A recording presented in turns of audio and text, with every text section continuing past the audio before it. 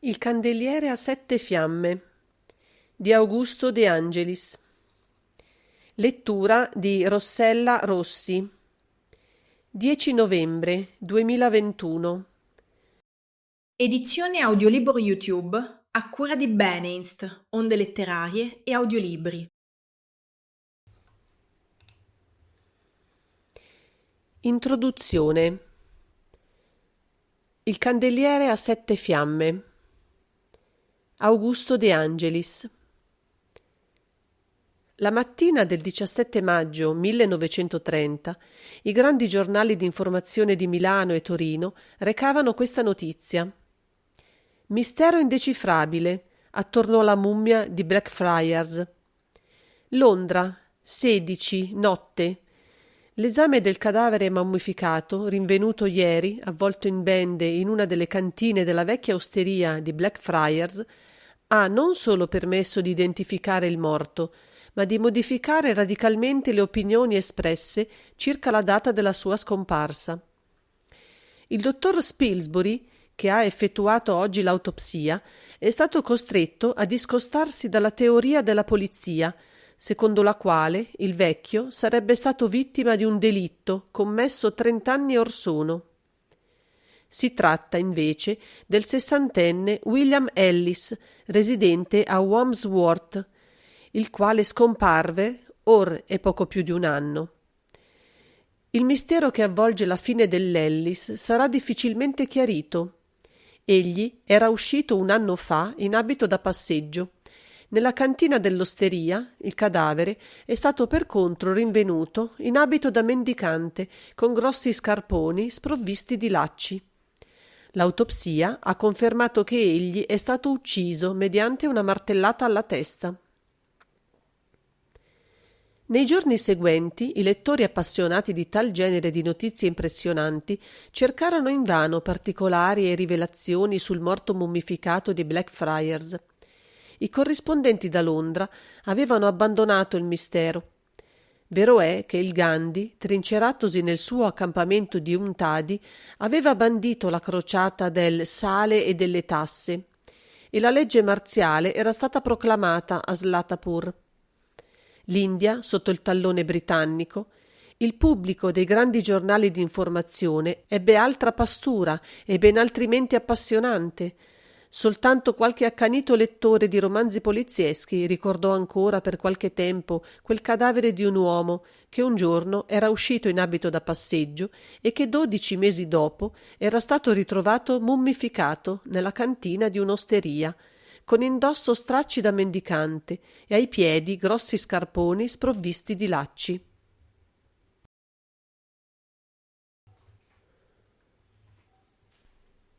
Capitolo 2. Lo spettacolo di quel morto, steso sul piancito di mattoni porosi e sgretolati in quella stanza buia che la lampadina accesa al soffitto illuminava d'una luce smorta e polverosa, non era davvero bello. De Vincenzi, spalancata la porta e girato l'interruttore, diede addietro di un passo. Sani e Cruni che lo seguivano, urtati da lui, indietreggiarono alla loro volta e dovettero scendere d'un gradino per non cadere, tanto il ballatoio era stretto.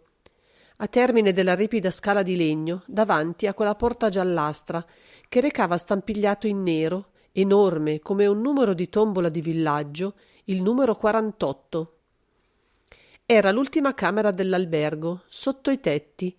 Dietro di essi, e per la scala male illuminata, si teneva il gruppo dell'albergatore, del cameriere Lercio, di qualche ospite. Dietro ancora, a sbarrare il passo, gli agenti del pattuglione e quelli venuti col commissario capo della squadra mobile di San Fedele. Nello sgabuzzino del portiere, che era poi anche ufficio e cassa, sul tavolo, tra i registri e le chiavi delle camere, era seduto il commissario Bianchi. E poiché lo sgabuzzino era stato costruito in un angolo dell'atrio, là dove la volta s'abbassava, lui, con quella sua persona gigantesca, toccava quasi col capo una delle travi. Aspettava. Tra poco se ne sarebbe andato. Avevano chiamato lui, naturalmente, come reggente il commissario di Porta Garibaldi, perché quel malfamato albergo dello Specchio d'Oro stava in via Anfiteatro. Ma oramai era arrivato il commissario della squadra mobile e i fastidi per Bianchi erano finiti. Un assassinio volgare, in fondo, e in un luogo di teppa e di delinquenza, ma pur sempre noie. Raderle al suolo avrebbero dovuto tutte quelle casupole e casacce lebrose di via Anfiteatro, raduno di peripatetiche e di ladri, di ricettatori e di mezzane. In alto De Vincenzi aveva vinto la prima repugnanza. Quel cadavere era orribile, in pigiama da notte, coi piedi nudi all'aria, aveva il ventre aperto da un fianco all'altro e tutt'attorno il sangue aveva formato lago. Cominciava a coagularsi e ad annerirsi. La stanza, la solita stanzaccia squallida di quegli alberghi di infimo ordine, non presentava traccia di lotta. Il letto era disfatto e le lenzuola giacevano ripiegate, come se l'uomo ne fosse disceso tranquillamente. Certo non lo avevano aggredito mentre dormiva e non lo avevano strappato giù a forza. Gli abiti e la biancheria, che s'era tolti per coricarsi, giacevano piegati con cura sulla seggiola, accanto al letto. In mezzo alla stanza, presso al cadavere, un'altra seggiola. Vi si era seduto? Ma perché a piedi nudi? Il commissario si guardò attorno e vide le pantofole, una da una parte e una dall'altra, quasi sotto al cassettone. Gli erano state tolte dopo morto, o gli erano cadute e l'assassino le aveva fatte schizzar lontano. E non c'era altro. Il letto, due seggiole, il cassettone con lo specchio e di fianco alla finestra, mezzo nascosto dalla tenda di percalle a fiorami, lurida e a sbrindoli, il catino sul treppiedi di ferro e la brocca. Una valigia gialla aperta sul cassettone e si vedeva l'argento degli oggetti di toeletta messi in fila. Una valigia di lusso. Anche la biancheria dello scannato era di lusso. La faccia del morto però appariva volgare, volto pieno, naso potente, diritto, carnoso, due baffettini castani, come i capelli, che avevano la riga da un lato e si ripiegavano in un ciuffettino pretenzioso. Gli occhi spalancati non dicevano nulla, terrorizzanti, sicuro, come tutti gli occhi spalancati di un cadavere, ma non esprimevano sorpresa, meraviglia, paura, nulla. Traslucidi, opachi, sembravano quelli di un pesce morto ed erano semmai impressionanti appunto per quella loro atonia senza luce. Chiamami l'albergatore. Cruni s'avviò. Manda un agente a cercare il medico e telefona tu stesso per sentire se dal gabinetto di polizia scientifica possono far venire subito il fotografo e gli esperti. A quest'ora? Fece Sani. È quasi mezzanotte. Prova lo stesso. Cruni, di che si tratta di un caso grave. Sani guardò il suo capo con meraviglia contenuta. Un caso grave quello? Grave, certo, per quel disgraziato che avevano conciato a quel modo, ma non si trattava poi di un qualsiasi delitto di teppa. Cruni era uscito. Si sentirono voci per le scale, poi un passo che saliva, facendo scricchiolare i gradini di legno. L'albergatore comparve nel riquadro della porta. Il registro, ordinò il commissario con voce fredda. L'uomo alzò le spalle. Il suo collega giù lo ha già consultato. È in regola, sa? Non sono mica così bestia da non prendere il nome di chi entra. Portami il registro. L'uomo ingozzò una maledizione e scomparve. Nella stanza, davanti a quel cadavere dissanguato, i due rimasti tacevano. Sani pensava che il commissario, certo impressionato dall'atrocità del delitto, doveva aver perduto un po' della sua freddezza abituale. Quale mistero voleva che ci fosse lì dentro? Tutt'al più qualche donna di mezzo o un regolamento di conti per la divisione del bottino.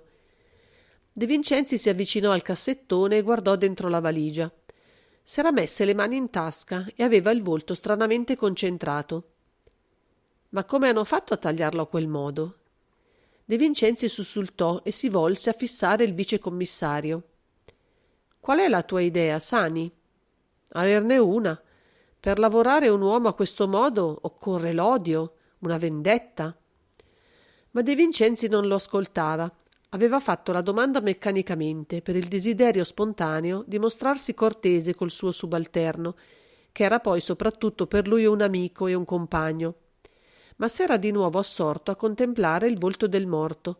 La fronte altissima perdeva ogni luce per l'immobilità vitrea e appannata degli occhi. Gli zigomi sporgevano, le gote, irrigidendosi, apparivano gonfie, i baffetti corti, l'arco delle sopracciglia prominente, la linea della mascella che appariva esile per la durezza sporgente degli zigomi indicavano lo straniero. Anche il pigiama di seta, verde e rosso, di taglio e foggio insolito, confermava a prima vista l'ipotesi. Il commissario si avvicinò alla seggiola sulla quale giacevano gli indumenti dell'ucciso e li osservò. Non recavano nome di sarto, cifre, indicazione alcuna.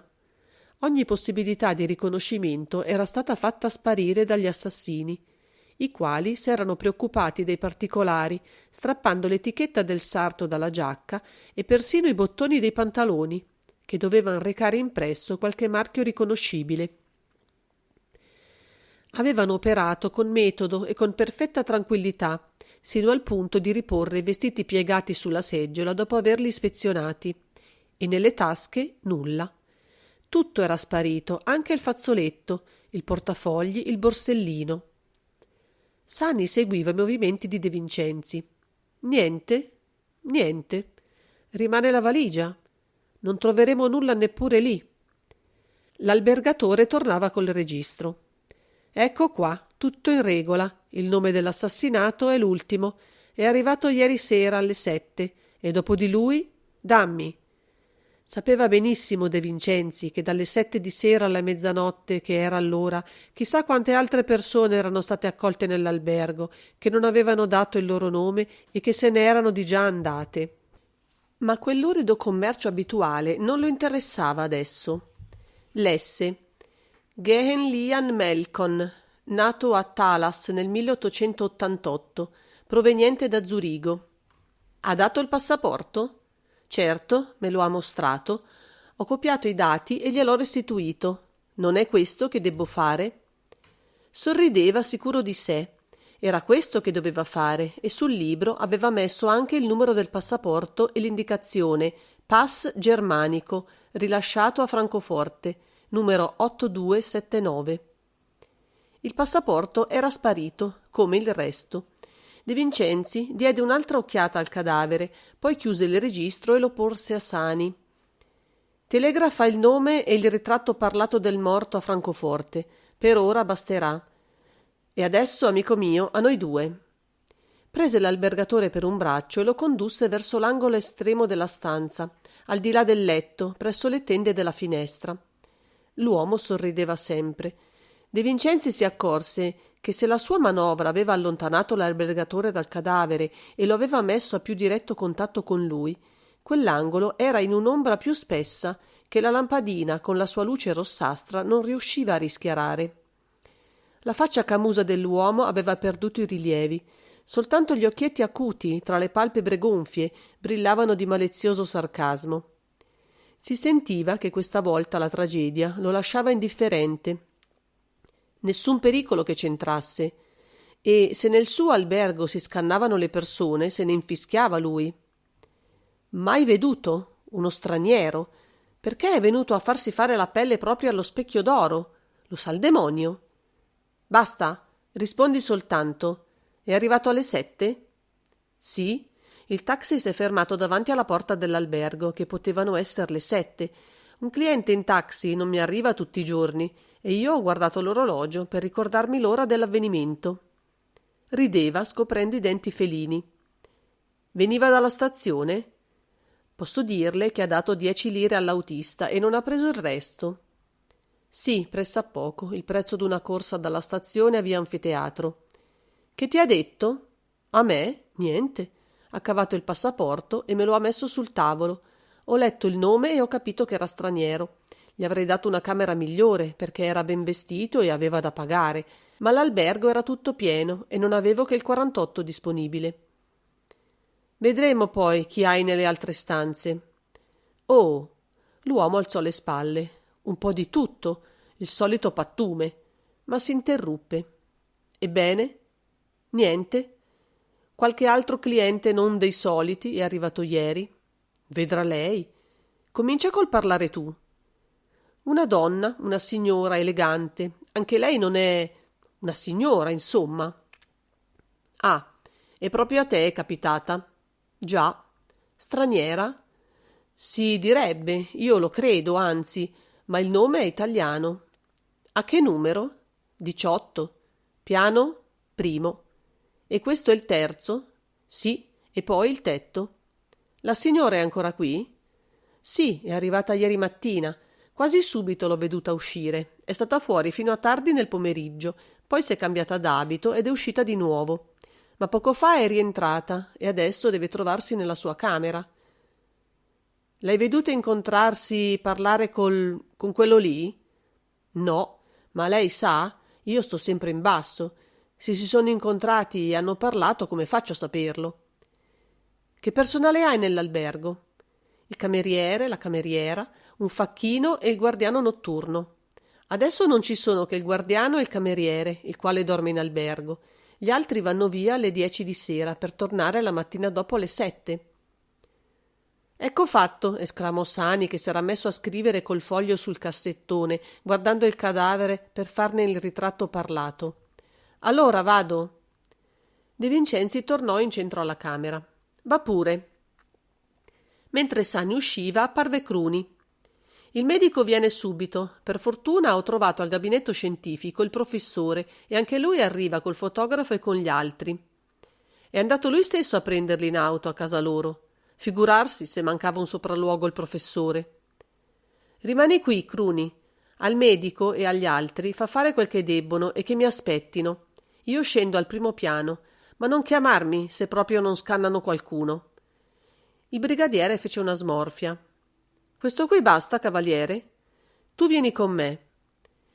L'albergatore guardava il cadavere, si scosse.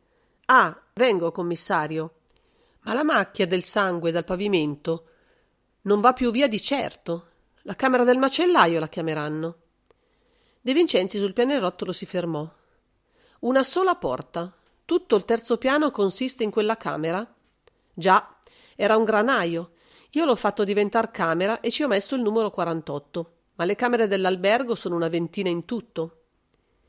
Il gruppo delle persone sul pianerottolo vasto del secondo piano si aprì per far passare il commissario. C'era qualche brutto ceffo, un paio di donne imbellettate e il cameriere, che pareva un cadavere anche lui, così pallido da sembrar tinto al bianco di zinco, dentro il suo frac verdastro e bisunto. Quando s'accorse che De Vincenzi lo fissava, si mise a tremare. «È stato lui che ha scoperto il morto», disse il padrone. «Lui o il guardiano notturno?» «Lui. Il guardiano era da basso con me. Io stavo per andarmene a letto, quando abbiamo sentito un grido disperato, e poco dopo Casimiro è lui».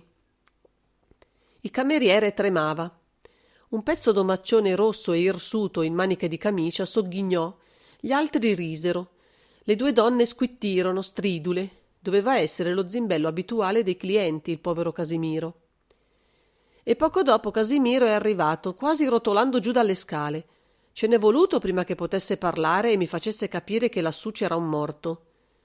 Io l'ho preso per ammattito, sulle prime. Non volevo crederci.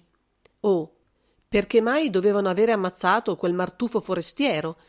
E poi non avevo sentito colpi di rivoltella, rumore di lotta, niente. De Vincenzi ascoltava, fissando sempre Casimiro.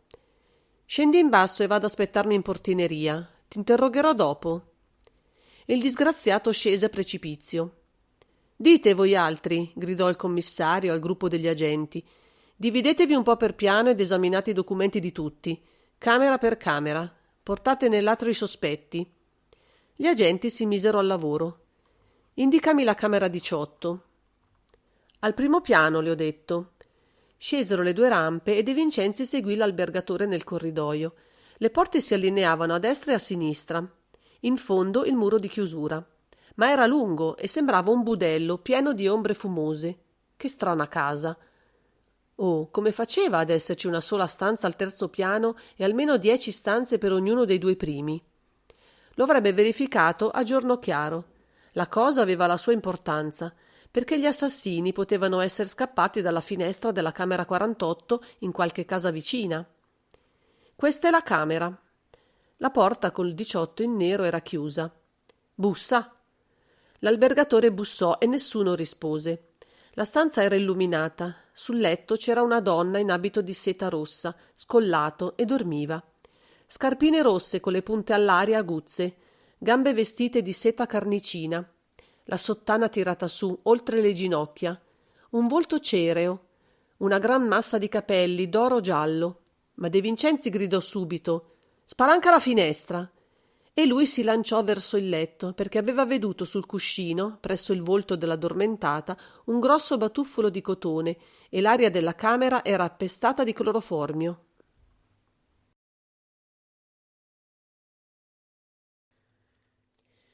Capitolo 3.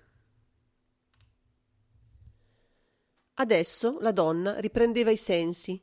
L'avevano portata in due, il commissario e l'albergatore, sul pianerottolo, e l'avevano fatta sedere in una seggiola.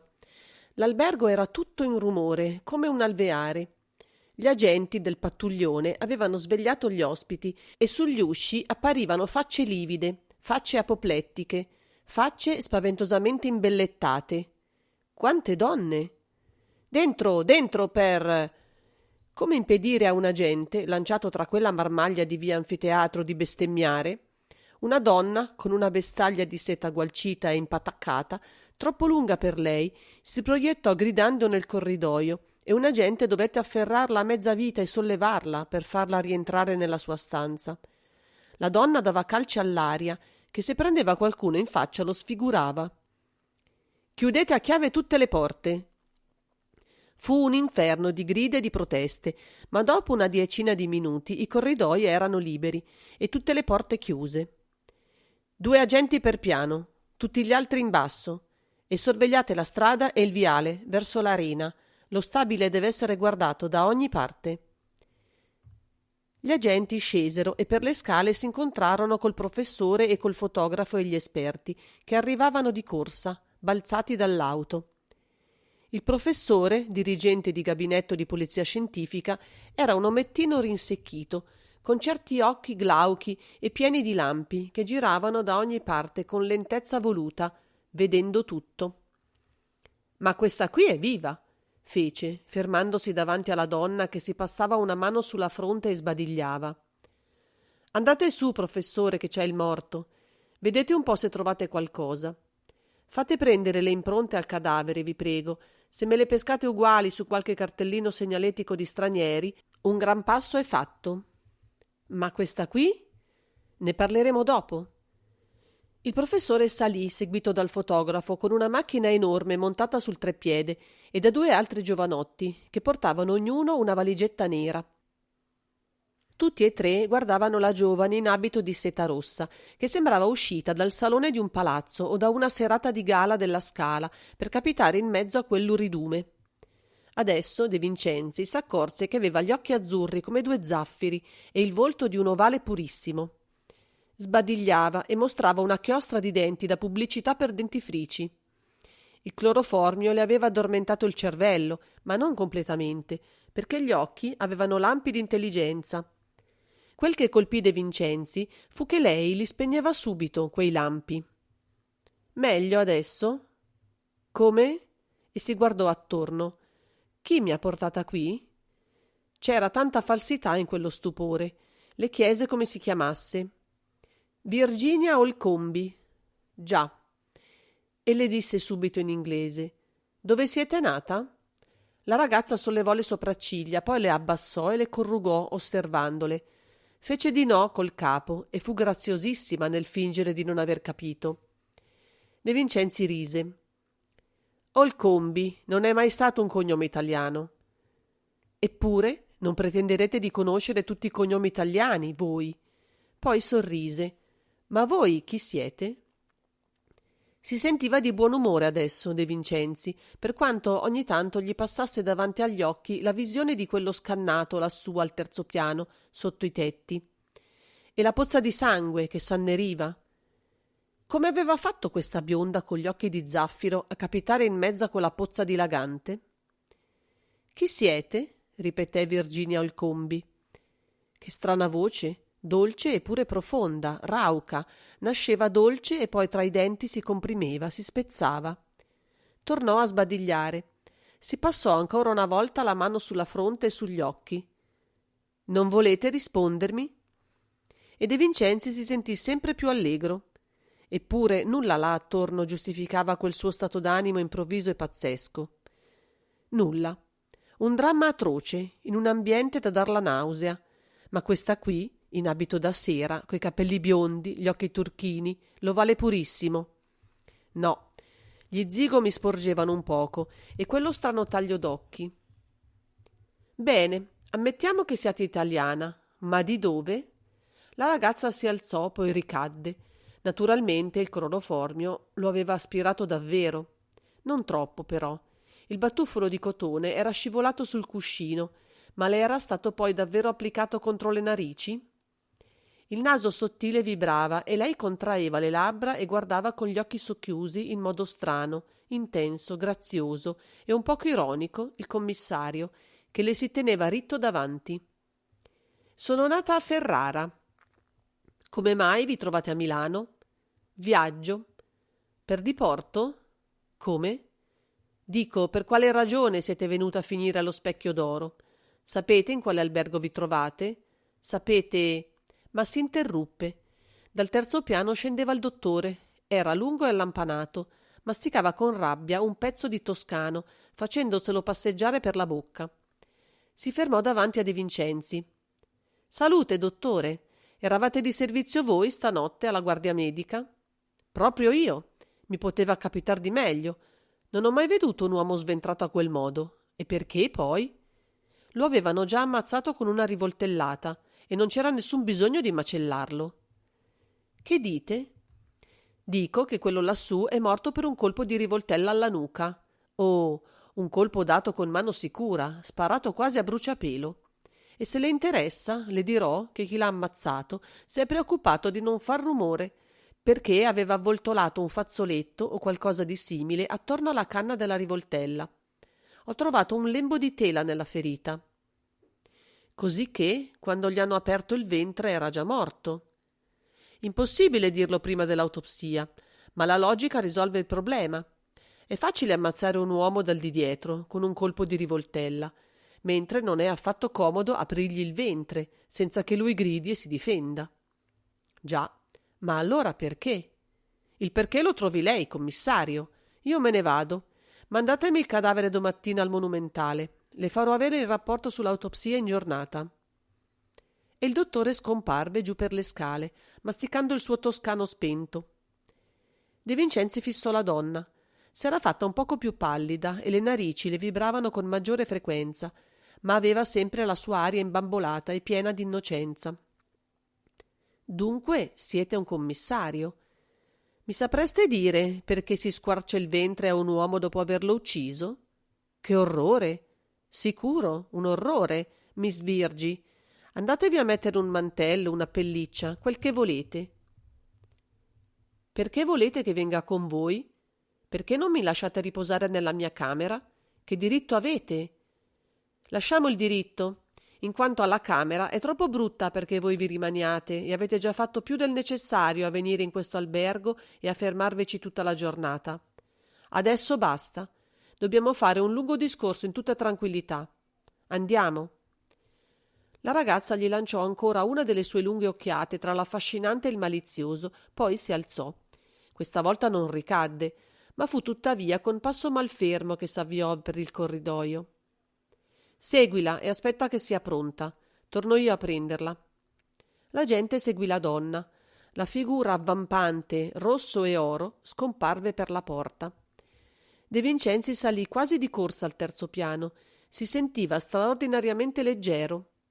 Virginia Olcombi doveva essere la regina in quella strana e tragica partita a scacchi che lui aveva preso a combattere per dare il matto agli assassini del tedesco. Sorrise. Tedesco? E chi lo diceva?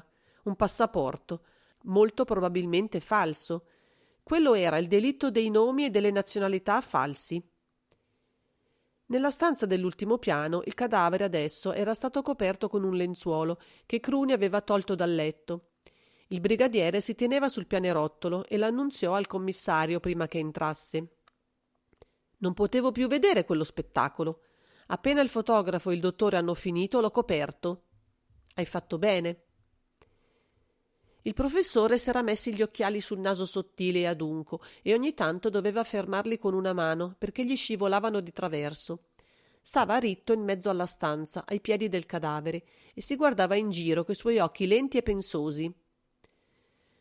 Kruger, impronte?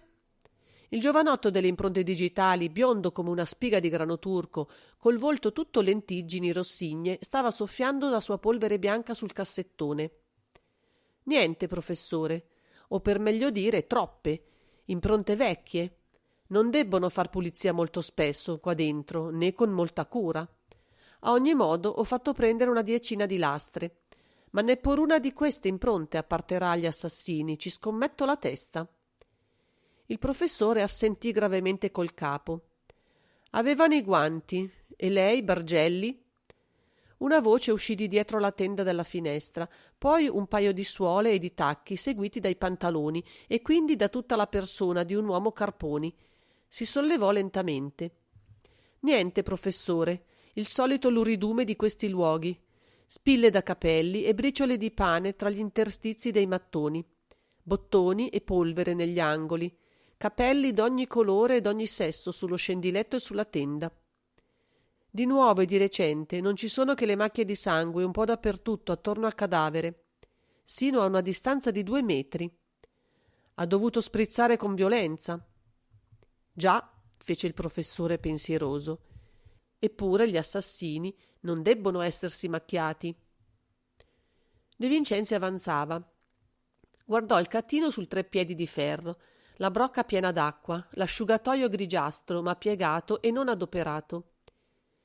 Lo dite perché non hanno creduto necessario lavarsi le mani?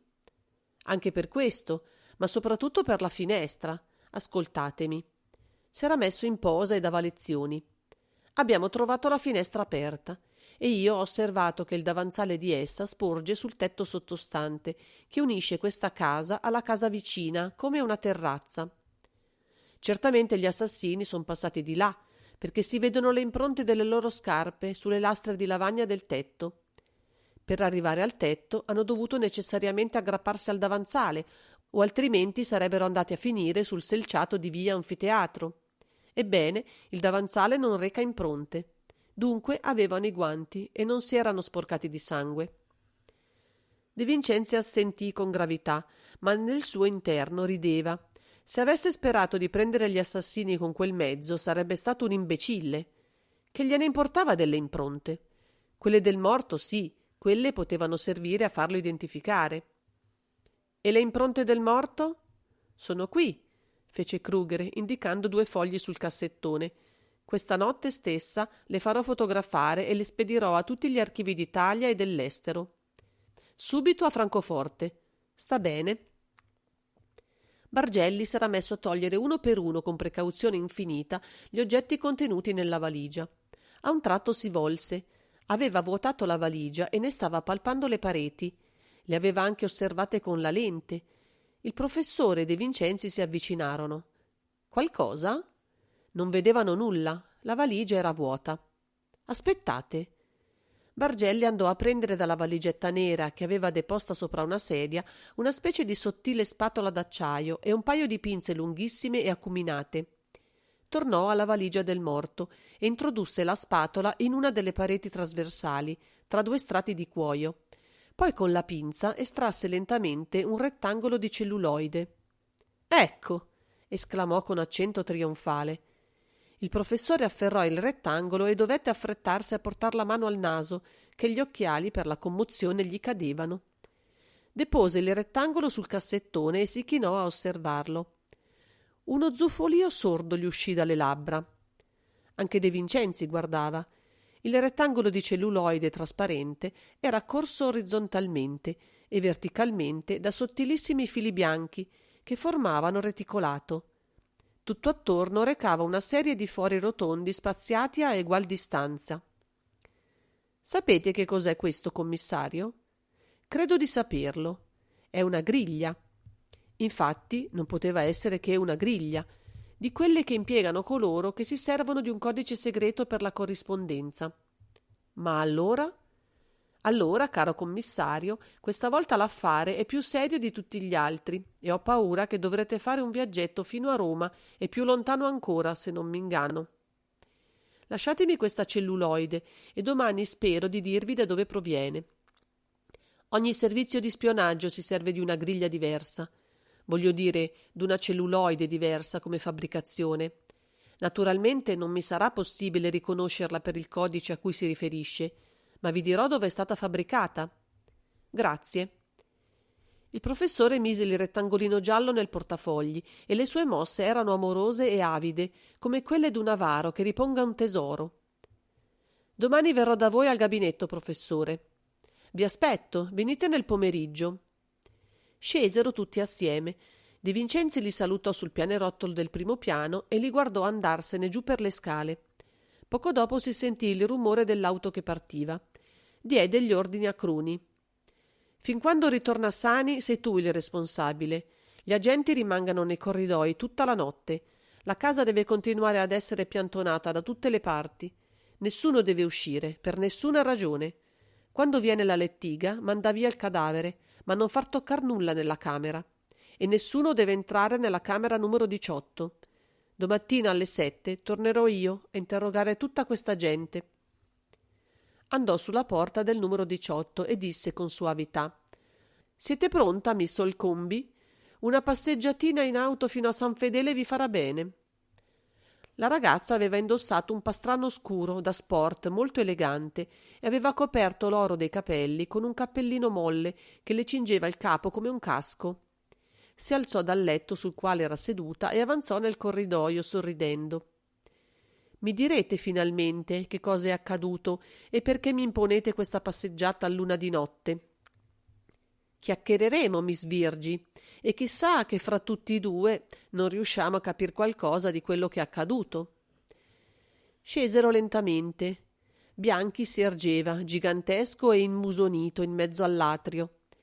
Posso andarmene io? Aspetta, per favore, che sia tornato Sani, e poi vattene pure. Di fuori, per trovare un taxi, De Vincenzi e la ragazza dovettero camminare fino al largo di via Mercato.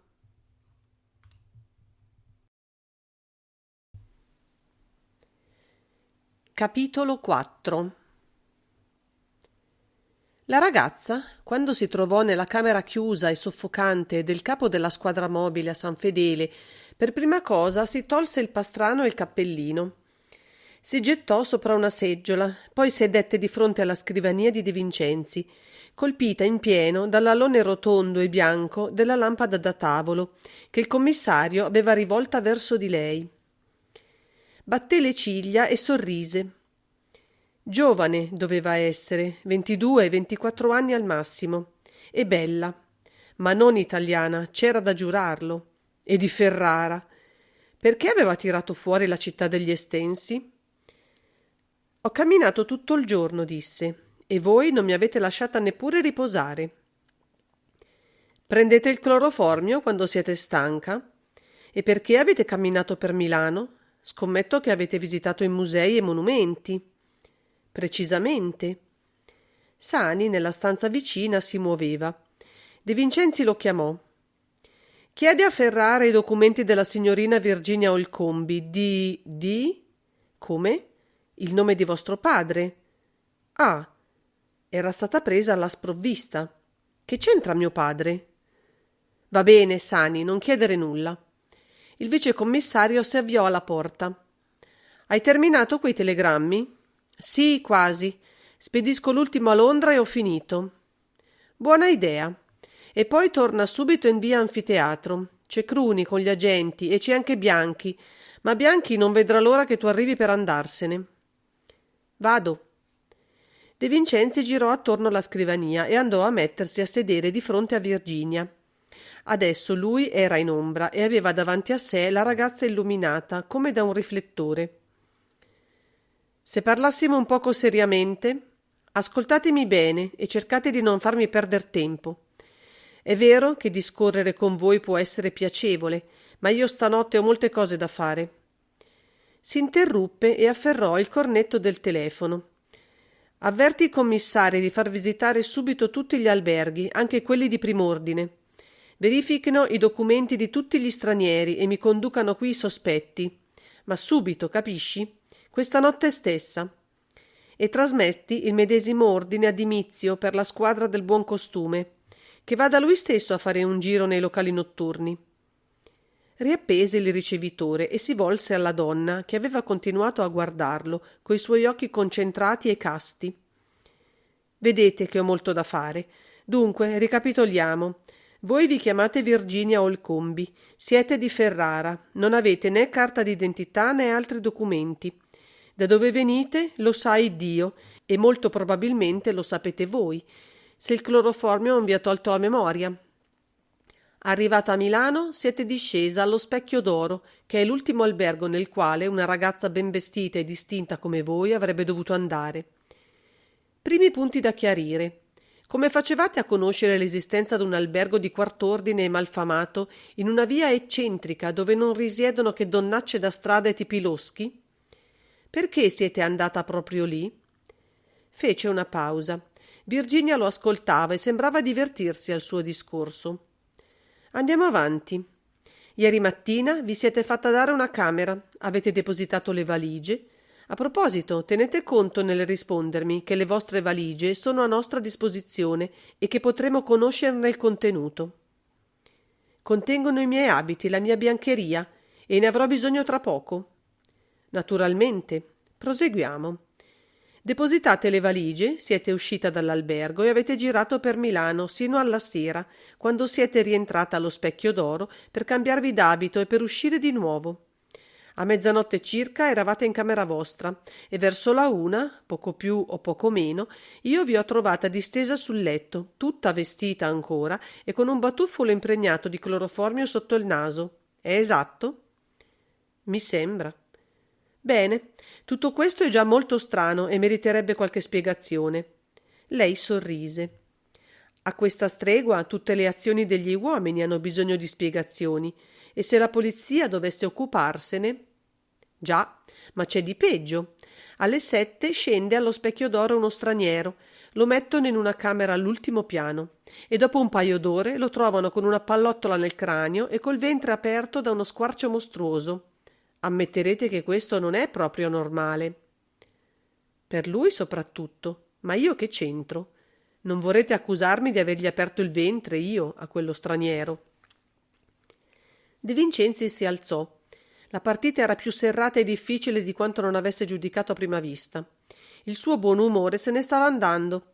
Questa qui gliene avrebbe dato di filo da torcere. Tentò di spaventarla, premette il bottone del campanello e andò a dare un'occhiata alla porta. Sani se n'era andato. La stanza del vicecommissario era vuota. Girò l'interruttore e la lampada del soffitto s'accese. Virginia lo guardava fare. Lui le si piantò davanti. Dunque, non volete parlare? Credete ch'io beva la vostra storia del nome e di Ferrara e di tutto il resto? Sapete che cosa faccio adesso? Vi mando a passar la notte in guardina sul tavolaccio, assieme alle prostitute che ha raccolto il pattuglione, e domattina passerete all'antropometria e poi alle carceri. La ragazza era impallidita e un lampo di terrore le era passato negli occhi. Si morse le labbra. Sulla soglia comparve il piantone. Avete suonato, cavaliere? Sì, mettete questa donna in guardina. L'uomo sgranò gli occhi. Anche per lui Virginia Olcombi non era una di quelle, ma fece un passo avanti. La ragazza balzò in piedi, gli occhi le fiammeggiavano. Non fatemi toccare o ve ne pentirete. Domani stesso interverrà il mio console. Ma si pentì subito di aver detto quelle parole e si morse di nuovo le labbra. De Vincenzi fece un segno al piantone che scomparve. Non avevo mai saputo che per un'italiana potesse intervenire il console inglese. Chi vi ha detto che si tratti del console inglese? Sedete, Miss Virgi, e cercate d'esser ragionevole. La ragazza sedette. Aveva il volto concentrato.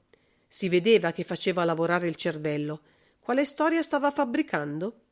Ma non ebbe bisogno di smerciarla, la sua storia. Il telefono squillò a trilli affrettati come un allarme. De Vincenzi ebbe subito l'intuizione di qualcosa che avrebbe sconvolto tutto il corso normale di quell'avventura. E rivide di colpo il ventre squarciato dell'uomo, disteso sul pavimento di mattoni sgretolati tra il sangue.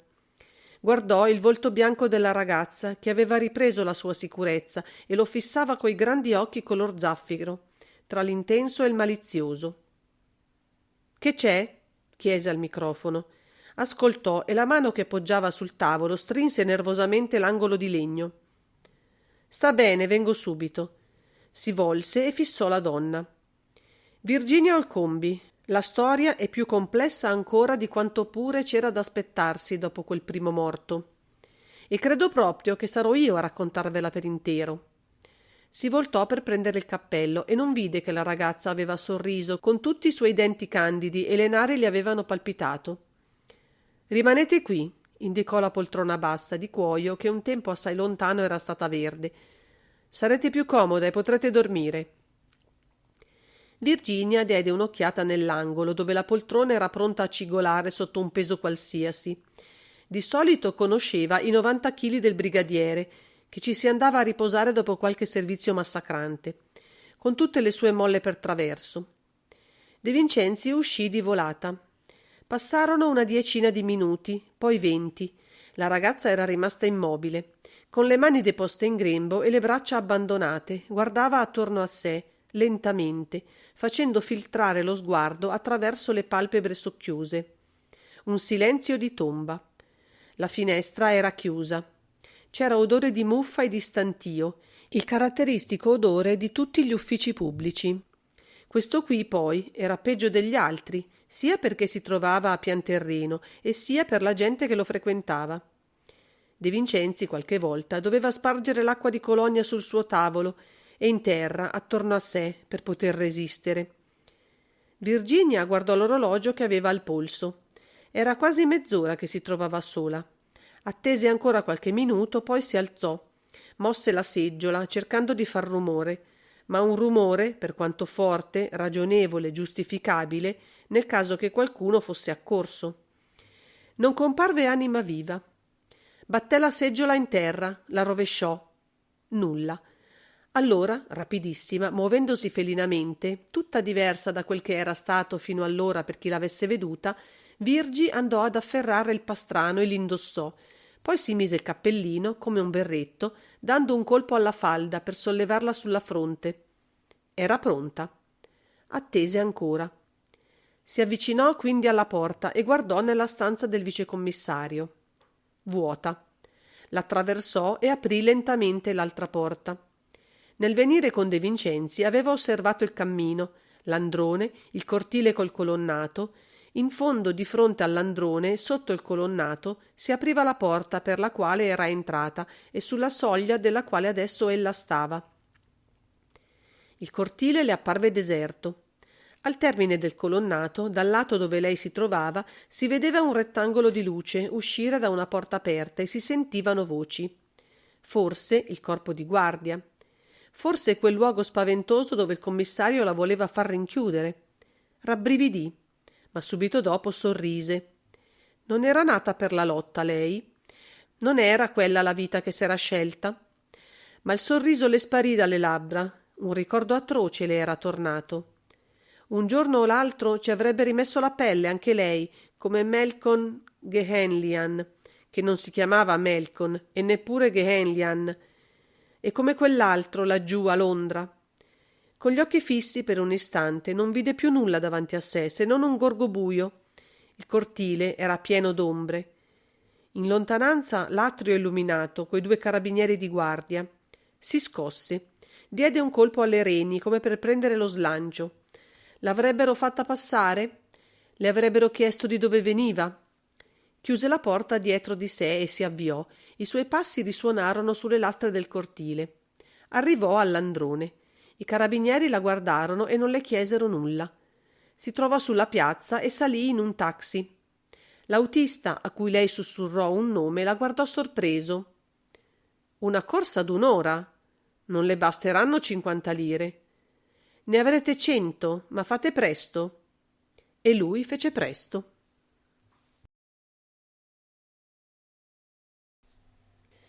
Capitolo 5. De Vincenzi saltò in un taxi e gridò all'autista di andare a tutta velocità in via Anfiteatro. Al largo di via Mercato il guidatore dovette sterzare di gran fretta, sacramentando, perché un ubriaco voleva a ogni costo dare un abbraccio, che sarebbe stato l'ultimo per lui, al motore della macchina in corsa. Questa investì il marciapiede, s'ammaccò un parafango contro il muro, riprese la strada, mentre l'ubriaco s'era seduto sul selciato e la guardava allontanarsi, lacrimando di tenero sconforto. La scossa aveva proiettato il commissario contro il vetro anteriore, facendogli interrompere alquanto bruscamente il corso dei suoi pensieri, che erano torbidi e piuttosto tumultuosi. Il colloquio con Virginia Olcombi era servito soltanto a convincerlo che la ragazza non era italiana, inglese forse, o afghana o australiana, ma non di Ferrara, come aveva spiritosamente inventato. E anche lo aveva convinto che Virgi doveva essere comunque legata allo sventramento del tedesco e a tutta quella storia. Cominciava a serrare i tempi con la ragazza in abito fiammeggiante, quando Sani aveva telefonato che gli agenti si erano messi a dar la caccia su per i tetti a una specie di acrobata fantomatico e scheletrico, il quale aveva tentato di abbandonare l'albergo senza stringere la mano a nessuno. Lui allora, rimandando a dopo il colloquio con Virginia, s'era precipitato per assistere alla caccia e anche perché aveva riflettuto che sarebbe stato forse opportuno guardare un po' negli occhi tutti gli ospiti dello Specchio d'Oro prima dell'alba. Ed ecco che adesso l'autista cercava il modo di condurlo all'ospedale piuttosto che sul luogo del delitto. Il taxi bloccò i freni davanti alla porta dell'albergo, sotto l'insegna di bandone dorato, nel cerchio di luce bianca del lampione. Per la via gli agenti correvano, si agitavano, gesticolando e gridando richiami. Cruni andò ad aprire lo sportello. «Lo hanno preso! Stanno scendendo dalla parte di via Legnano, ma ce n'è voluto!» Nell'atrio vide Sani e l'albergatore. La scala era piena di agenti. Dai piani superiori veniva un brusio confuso, rotto di quando in quando da qualche voce più forte e da grida. De Vincenzi era appena entrato che si sentì in alto uno scoppio di pianto acuto, isterico. «È la Rosetta. Adesso che si è scatenata stiamo freschi». E l'albergatore spiegò che Rosetta era una buona figliuola che abitava allo Specchio da più di 3 anni, faceva i suoi affari e non dava fastidio a nessuno, ma era pazza. Una volta De Vincenzi lo interruppe. «Lasciar pianger la Rosetta», si rivolse a Sani. «Chi è l'uomo che è scappato?» «Un altro straniero. Si erano dati tutti convegno in questo scannatoio». «Ma quello lì è un artista», gridò l'albergatore. «E in quanto a chiamar scannatoio il mio albergo?» «Dimmi chi è». De Vincenzi cominciava ad avere i nervi a fior di pelle e quel pianto stridente che gli traforava il cervello non era fatto per metterglieli a posto. «Tra qualche ora te lo farò chiudere, il tuo albergo, e non avrai più da lagnarti. Adesso rispondi». L'uomo mugolò, spezzò fra i denti una bestemmia e si diresse, stringendo i pugni verso lo sgabuzzino che gli serviva da ufficio. Tornò con quel registro unto e squinternato che era il suo Sancta Sanctorum. «Ecco qua». Lo aprì, vi cercò un nome e lo tese spalancato al commissario con l'indice puntato sopra una riga. «È questo qui. È arrivato da 7 giorni. È il numero di centro del Fossati». Cruni, che s'era avvicinato, si diede un colpo sulla fronte.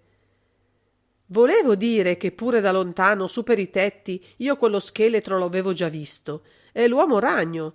Si raggomitola come una palla e striscia in alto fino al soffitto del teatro che sembra un ragno». De Vincenzi lesse il nome. John Vehrehan, 30 anni, nato a Flessinga, proveniente da Zurigo, acrobata. L'uomo ragno faceva la sua apparizione in quel momento, portato quasi di peso, un peso leggero del resto, da 2 agenti che lo tenevano per le braccia. Per qualche istante il commissario lo fissò senza parlare. A non mandare un grido di meraviglia c'era riuscito, ma per ritrovar la parola gli occorse tempo. Era impressionante. Uno scheletro dipinto di giallo gli parve a prima vista. Giallo croco, giallo con riflessi rossi, il più assurdo dei gialli che esistano da quando sono nati i girasoli. Poi capì che l'uomo portava una maglia aderente che gli fasciava tutto il corpo, formando un'altra pelle sulle ossa, e che quella maglia era gialla. Aveva la faccia bianca, coperta da uno strato di cipria spessa, e gli occhi bistrati di violaceo si scavavano, neri e brillanti, in mezzo a quel biancore di tomba. Il cranio, raso, appariva anch'esso giallastro, ma era di cartapecora, una specie di calotta aderente, fermata alla fronte col mastice e poi coperta di cerone. L'ultimo tocco d'orrore a quel cristiano, resosi bestia da notte di tregenda apocalittica, lo dava il carminio acceso delle labbra, distese in una specie di ghigno pauroso sopra una dentatura bianca e brillante, aguzza come quella d'un caimano. Anche Sani, anche l'albergatore, che non aveva mai dovuto vedere il suo inquilino ridotto a quel modo, erano rimasti senza parole, fulminati da quell'apparizione di incubo. «Proprio come al teatro!» esclamò Cruni. «Ma che diavolo faceva?» De Vincenzi riuscì a ritrovargli il raziocinio. «Mettetelo a sedere e lasciatelo». Un agente prese una seggiola dallo sgabuzzino e l'uomo sedette. Sembrava disarticolato e ghignava sempre. Gli occhi gli splendevano, però, mobili e astuti, pieni di intelligenza. Gli altri agenti eran scesi di qualche gradino e guardavano trasecolati. Dall'alto veniva sempre il pianto di Rosetta. «Fatela tacere, per Dio!» Cruni si lanciò su per le scale, sbuffando un poco, così massiccio e corto di gambe com'era. «E voi altri, via! Fermatevi ai piani superiori!» A malincuore gli agenti risalirono nel buio. «Va su, Sani, e comincia a far vestire e a raccogliere nei corridoi tutti coloro che trovi nelle camere. Li porteremo, quanti sono, a San Fedele. Fino all'ultimo, perché voglio avere l'albergo completamente vuoto per poterlo visitare da cima a fondo». Mentre Sani saliva, De Vincenzi andò al telefono, dentro allo sgabuzzino, e pregò il commissario di notturna di mandargli 2 camion. «Hai fatto una retata, eh?» Si sentì per la strada il grido acuto d'una sirena e l'autolettiga apparve davanti alla porta dell'albergo. «Dov'è il defunto?» I 2 beccamorti del Monumentale entravano giulivi dopo essersi fermati al bar dei Portici Occidentali a bere un grappino. De Vincenzi si appoggiò al muro e aspettò che il cadavere fosse disceso. Al primo piano si sentiva la voce di Sani che tribolava con quelli lassù, camera dopo camera. L'uomo ragno ghignava. Passò il cadavere avvolto nel lenzuolo, portato ai 2 capi dai beccamorti. «Buonanotte, commissario. Non abbiamo toccato nulla nella stanza». Gli occhi dell'uomo ragno seguirono il funebre corteo, sin quando non scomparve nella lettiga. «Come vi chiamate?» «John Vehrehan». Che strano effetto produceva quella voce umana, calda, piena di vibrazioni, a uscire da quel corpo e da quella bocca. «Olandese?» «Yes, mister». «Quali lingue parlate?» chiese anche lui in inglese il commissario, ma perché poi quello lì, che era olandese, gli aveva risposto in inglese? «Tutte». Questa volta aveva parlato in italiano. Gli occhi gli si erano accesi d'un bagliore malizioso che subito s'era spento. «Quasi tutte, naturalmente. Ho girato il mondo». «Sempre a quel modo? Facendo il ragno?» «Già. Il ragno tesse la tela per prender le mosche che sono il suo cibo. Anch'io faccio il ragno per mangiare». Si agitò sulla seggiola, ritirando le gambe e afferrandosi una mano contro l'altra, dietro alla spalliera. Il corpo adesso sembrava avvitato alla seggiola. «Volete spiegarmi prima di tutto perché a quest'ora e nella vostra camera d'albergo vi trovate ancora conciato a questo modo?» «È semplice. Il teatro dove mi produco si trova a 2 passi dall'albergo. Il mio numero è l'ultimo del programma. Il camerino che mi hanno dato per vestirmi e truccarmi è una cloaca. Capite quel che voglio dire? È lurido. Allora io mi trucco sempre in albergo, indosso un pastrano e vado al teatro già pronto per lo spettacolo. Quando esco, vengo via allo stesso modo, naturalmente». «Volete dire che vi truccate anche il volto e che andate in giro con quella faccia da fantasma perché le donne cadano in deliquio e i ragazzi vi inseguano a sassate?» «Oh!» Fu con modestia che rispose, come se De Vincenzi gli avesse fatto un elogio. «Con un berretto? e col bavero del pastrano rialzato.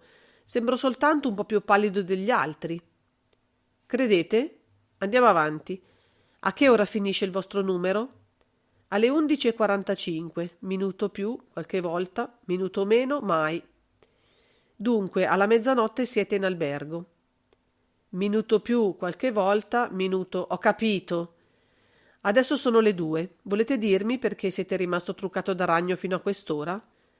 Oh, senza uno scopo. Questa maglia è diventata un po' con la mia pelle. Talvolta mi dimentico di togliermela. Se con essa vivo e mi muovo, perché non dovrei anche dormire con essa? Gli occhi gli brillavano sempre più. John Vehrehan si divertiva. La storia, se era ben trovata, non stava in piedi. C'era da pensare che l'acrobata si facesse giuoco di lui, oppure diceva la verità, che talvolta è proprio l'unica cosa non credibile. In questura con me, però, tra poco, verrete senza la maglia e senza il trucco.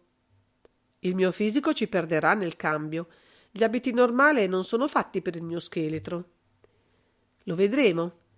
Perché avete tentato di fuggire dalla finestra? Io? Fuggire? Perché mai avrei dovuto fuggire? A quale piano si trova la camera di costui? Interruppe De Vincenzi rivolto all'albergatore che s'era cacciato in un angolo e ascoltava. Al secondo, dalla parte dell'arena, il numero 26. Dunque? Siete uscito o no dalla finestra? Vi hanno veduto gli agenti, vi hanno dovuto dar la caccia su per i tetti. Ah, è soltanto per questo che credete che io abbia voluto fuggire? Oh. Fu preso da un accesso di ilarità e tutto il suo corpo apparve agitato da un fremito convulso. Sembrava che le ossa delle gambe e delle braccia, battute assieme, dovessero suonare. De Vincenzi lo lasciò sfogare e attese che si fosse calmato. L'uomo era interessante, rientrava perfettamente nel quadro morbosamente eccezionale di quell'avventura tragica e grottesca allo stesso tempo. Come Virginia Olcombi, come lo sventrato del terzo piano, come gli assassini che si erano presi la cura di ripiegare gli abiti del morto sulla seggiola dopo averli frugati e dopo averne strappata l'etichetta del sarto. Soltanto la scena di quell'albergo era volgarmente consueta e quei personaggi vi si muovevano tanto più stridenti e fantomatici quanto più erano irreali. Questa era appunto la difficoltà maggiore contro cui stava combattendo da un paio d'ore il cervello del commissario. Lui che sempre aveva bisogno di assorbire l'atmosfera di un delitto, di vivere la vita delle persone coinvolte nel dramma. Questa volta non riusciva a rendersi padrone dell'ambiente. Non poteva sentire il dramma, afferrarne il significato, dominarlo. Così si accontentava di osservare, di ascoltare. Adesso l'uomo ragno non rideva più. No, io non avevo affatto intenzione di fuggire, e perché mai avrei dovuto farlo, se il mio impegno col teatro durerà ancora altri 7 giorni. Mi hanno confermato, sembra che le mie ossa facciano successo, e mi hanno aumentato la paga. Parlava l'italiano senza accento, eppure italiano non era. A capirci qualcosa sotto quel trucco. Che volto aveva realmente? Ma insomma, siete o non siete uscito dalla finestra? Sicuro che sono uscito dalla finestra e vorrei vedere che un altro l'avesse fatto al mio posto. Ma dell'allenamento? Che cosa fate voi, Mr. Detective, dell'allenamento? Aveva trovato. De Vincenzi sentì che aveva trovato soltanto allora e capì finalmente a che cosa gli era servita la sua lunga risata convulsamente artificiosa.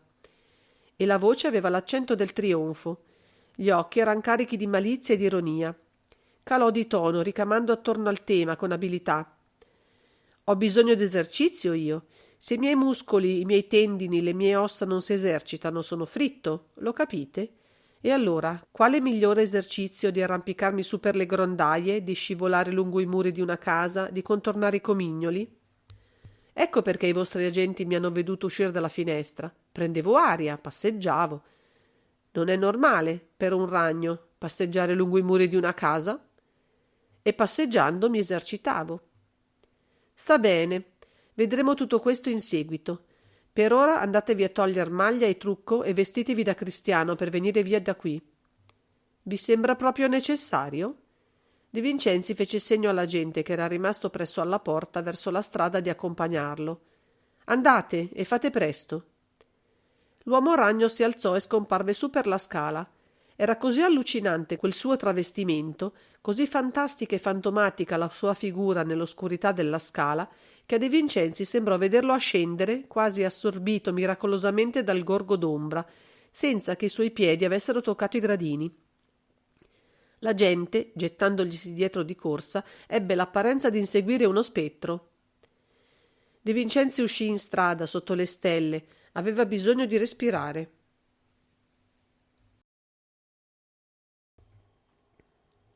Capitolo 6. Capelli biondo acceso, arco delle sopracciglia depilate, lungamente disegnate, con bozze sporgenti, arcate zigomatiche divaricate, naso sottile, con narici rialzate mobili, bocca lunga, con angoli rialzati, mento appuntito, occhi grandi, iridi turchine. Indossava, al momento della fuga, abito da sera di seta rossa, largamente scollato, paltò sportivo con cintura e chiusura al collo, cappellino molle, di colore scuro. Beh, hai scritto? Va bene, addio. E 7. Andiamo avanti. 2448. Sì, questura centrale. Sei il commissario di Via Poma? Beh, scrivi, è urgente. Si tratta di una pollanchella che s'è involata. Ma che, proprio da San Fedele, invece. È scappata proprio da qui. Sei pronto? Beh, sta attento che comincio. Questa notte, alla 1, è fuggita. De Vincenzi non si perdonava di non aver avvertito il brigadiere di guardia. Virginia Olcombi aveva fatto bene ad approfittare della sua negligenza e della sua buona fede. Sani, ritto davanti alla scrivania, teneva gli occhi abbassati, evitando di guardare il commissario.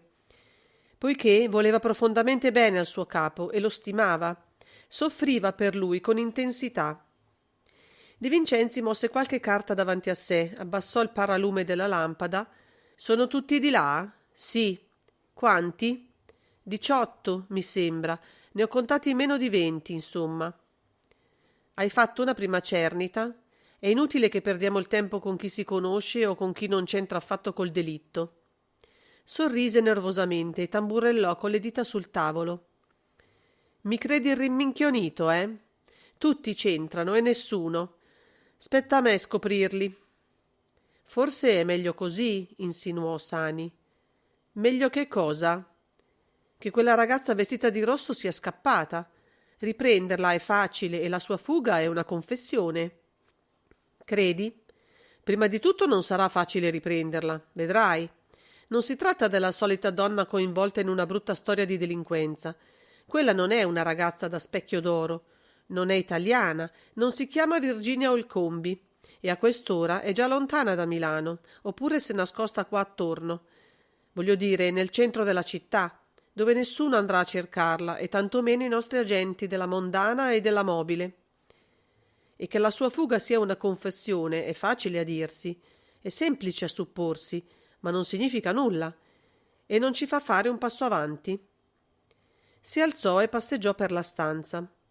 In fondo è inutile che ti amareggi, non è mica colpa tua se è fuggita.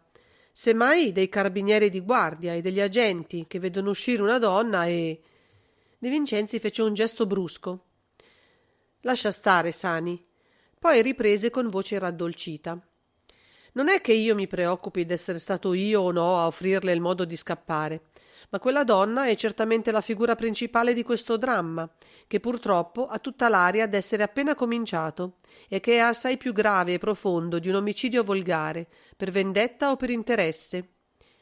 Ci troviamo di fronte... S'interruppe e alzò le spalle. Non è momento questo da perdersi dietro alle teorie e alle ipotesi. Per adesso ci troviamo di fronte a un mistero. Guardò l'orologio. Sono le 3. Tu hai diritto di andare a riposarti qualche ora se devi essere qui alle 10. Va pure e mandami Cruni. Cruni è rimasto allo Specchio d'Oro, lo sai. Lui e 4 agenti. Rimarranno lì ad aspettarti. Non ci sono che loro nell'albergo e puoi essere sicuro di trovar nelle camere tutto quello che c'era, voglio dire, tutto quello che i viaggiatori avevano con loro. Sì, era l'unico modo perché la perquisizione desse qualche frutto, seppure lo darà. Ebbene, mandami il brigadiere di guardia. Interrogherò questa notte stessa tutti i fermati. Ci vollero 2 ore di interrogatori. La sfilata cominciò con la Rosetta, che sembrava un'ossessa e che De Vincenzi inviò alla stanteria. La ragazza s'era rimpinzata di cocaina. Seguirono le consuete figure losche e inquietanti, proprie degli ambienti quali lo Specchio d'Oro. Fedine criminali sporche, coscienze e cervelli inquinati. Le solite misure da prendere qualche giorno di San Vittore, qualche ammonizione. Nessuno che avesse neppure la più lontana apparenza di conoscere Malcolm Galian e di avergli aperto il ventre. Di 18 fermati non rimasero tra le mani del commissario che il cameriere, il guardiano notturno dell'albergo e l'uomo ragno. In quanto all'albergatore, quello lì non sapeva nulla, non aveva veduto nulla, e i suoi rapporti col morto si erano limitati a riceverlo quando era arrivato e a dargli la camera numero 48. Diceva la verità? Mentiva? Problema di secondaria importanza per il momento. Quando il cameriere, dopo essere rimasto quasi 3 ore in guardina sul tavolaccio, comparve davanti al commissario, era più straccio umano che mai. Il tipo perfetto del servo d'albergo d'infimo ordine, un paria che ha perduto ogni speranza d'essere uomo. Atterrito e pavido per abitudine, quella notte era messo di fronte prima allo spettacolo orrendo dello scannato e poi al terrore della polizia, assolutamente incapace di una reazione assennata. De Vincenzi riuscì a fatica a fargli dire come avesse scoperto il cadavere. Erano le 10:30 di sera, l'albergo era quasi vuoto, tutti gli ospiti si trovavano fuori. Lui era salito all'ultimo piano. Nelle camere nessuno? No. Proprio nessuno? Cerca di ricordarti. L'attaccatura dei capelli raggiunse quasi l'arco delle sopracciglia per lo sforzo che faceva corrugando la fronte bassa. Il volto esangue e maciato, d'un pallore grigiastro, si contrasse.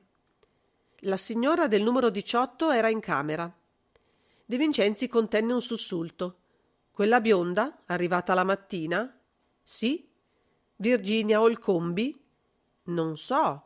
Deglutì con sforzo e sbarrò le pupille. Non so come si chiami. Dunque l'albergatore aveva mentito o si era ingannato, dicendogli che la signorina era uscita prima delle 9 dopo essersi cambiata d'abito. L'hai veduta? Ho fatto per aprire la porta. Volevo entrare come entro in tutte le camere alla sera e la porta era chiusa dall'interno. Ho bussato e lei mi ha risposto dicendomi che non aveva bisogno di nulla. Come fai a sapere che fosse proprio la signorina Holcombe a risponderti? E chi vuole che fosse? La camera era il 18. Quale altra camera hai trovato occupata? Quella dell'artista. Lui alla sera non esce mai prima delle 11. Poco dopo deve fare il suo numero al Fossati. Lo hai veduto uscire ieri sera? Non so. Alle 11 avevo già scoperto il... Deglutì un'altra volta con sforzo e il pomo d'Adamo gli balzò su e giù sotto la pelle rugosa. Tutto quel sangue, Dio mio, e il ventre aperto, quel coltello lì in terra, lucido, rosso. Che dici? Questa volta il commissario aveva fatto un vero salto sulla seggiola, picchiando il pugno sul tavolo. Che dici? L'uomo arretrò atterrito, mettendosi le mani davanti al volto per proteggerselo. Non spaventarti, ripeti e rifletti bene, non sbagliarti.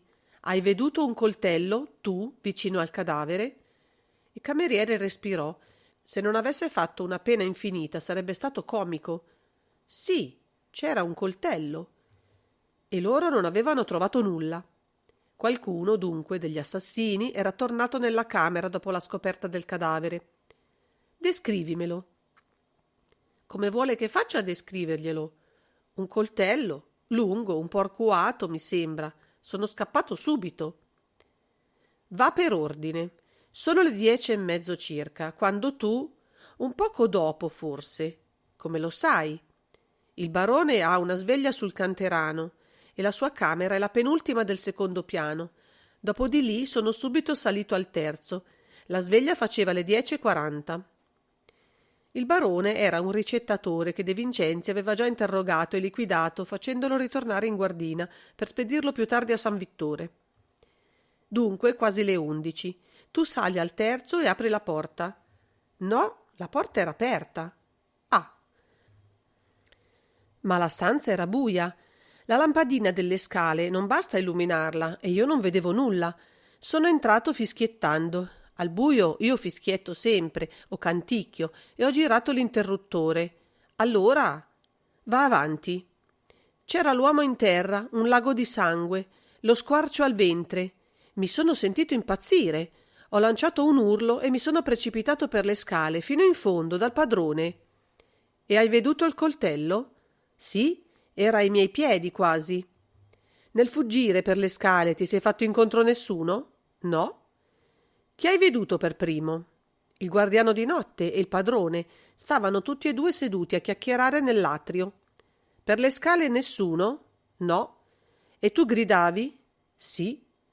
Lo credo. E né il numero 18 né l'artista, che pure dovevano trovarsi ancora nelle loro camere, sono accorsi? No. Ti ricordi altro? Il padrone non voleva credermi. Mi ha dato uno scappellotto ed è salito, dicendo che ero un cretino. Quando è stato a metà della prima scala, è disceso di nuovo. Voleva che lo accompagnassi, ma io sono scappato per la strada. Lui allora è salito col guardiano di notte. De Vincenzi tacque qualche minuto. Vattene di là con gli altri. Domattina ti lascerò in libertà. L'uomo andò via, più presto che poté, con le ginocchia molli sui piedi piatti. Il guardiano di notte confermò il racconto del cameriere. Era un omaccione acceso in volto e baffuto, che sembrava un Ercole da fiera. Sporgeva il petto, ingrossava i bicipiti, stringeva certe mani fracassone da sembrar quelle del Nettuno di Bologna. Ma quando cacciò il fiato per rispondere alla prima domanda, gli uscì fuori di tra le labbra carnose una voce sottilina sottilina, fessa fessa, che De Vincenzi, pur senza averne voglia, quasi sbottò in una risata.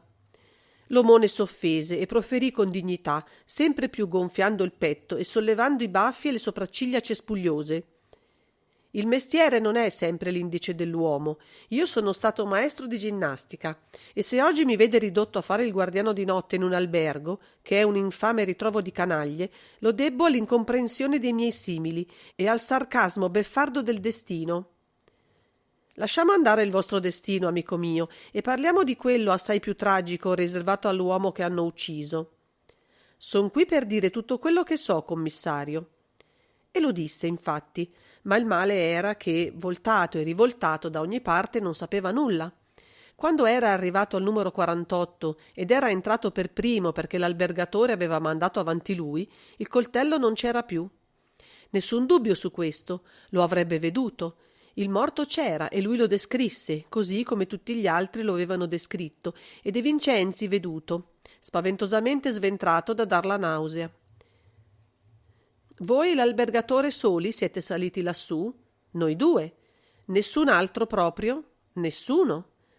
Avete veduto qualcuno per le scale? Nel salire no. Nel discendere, quando sono andato a telefonare al commissariato, è uscito dalla sua camera l'artista.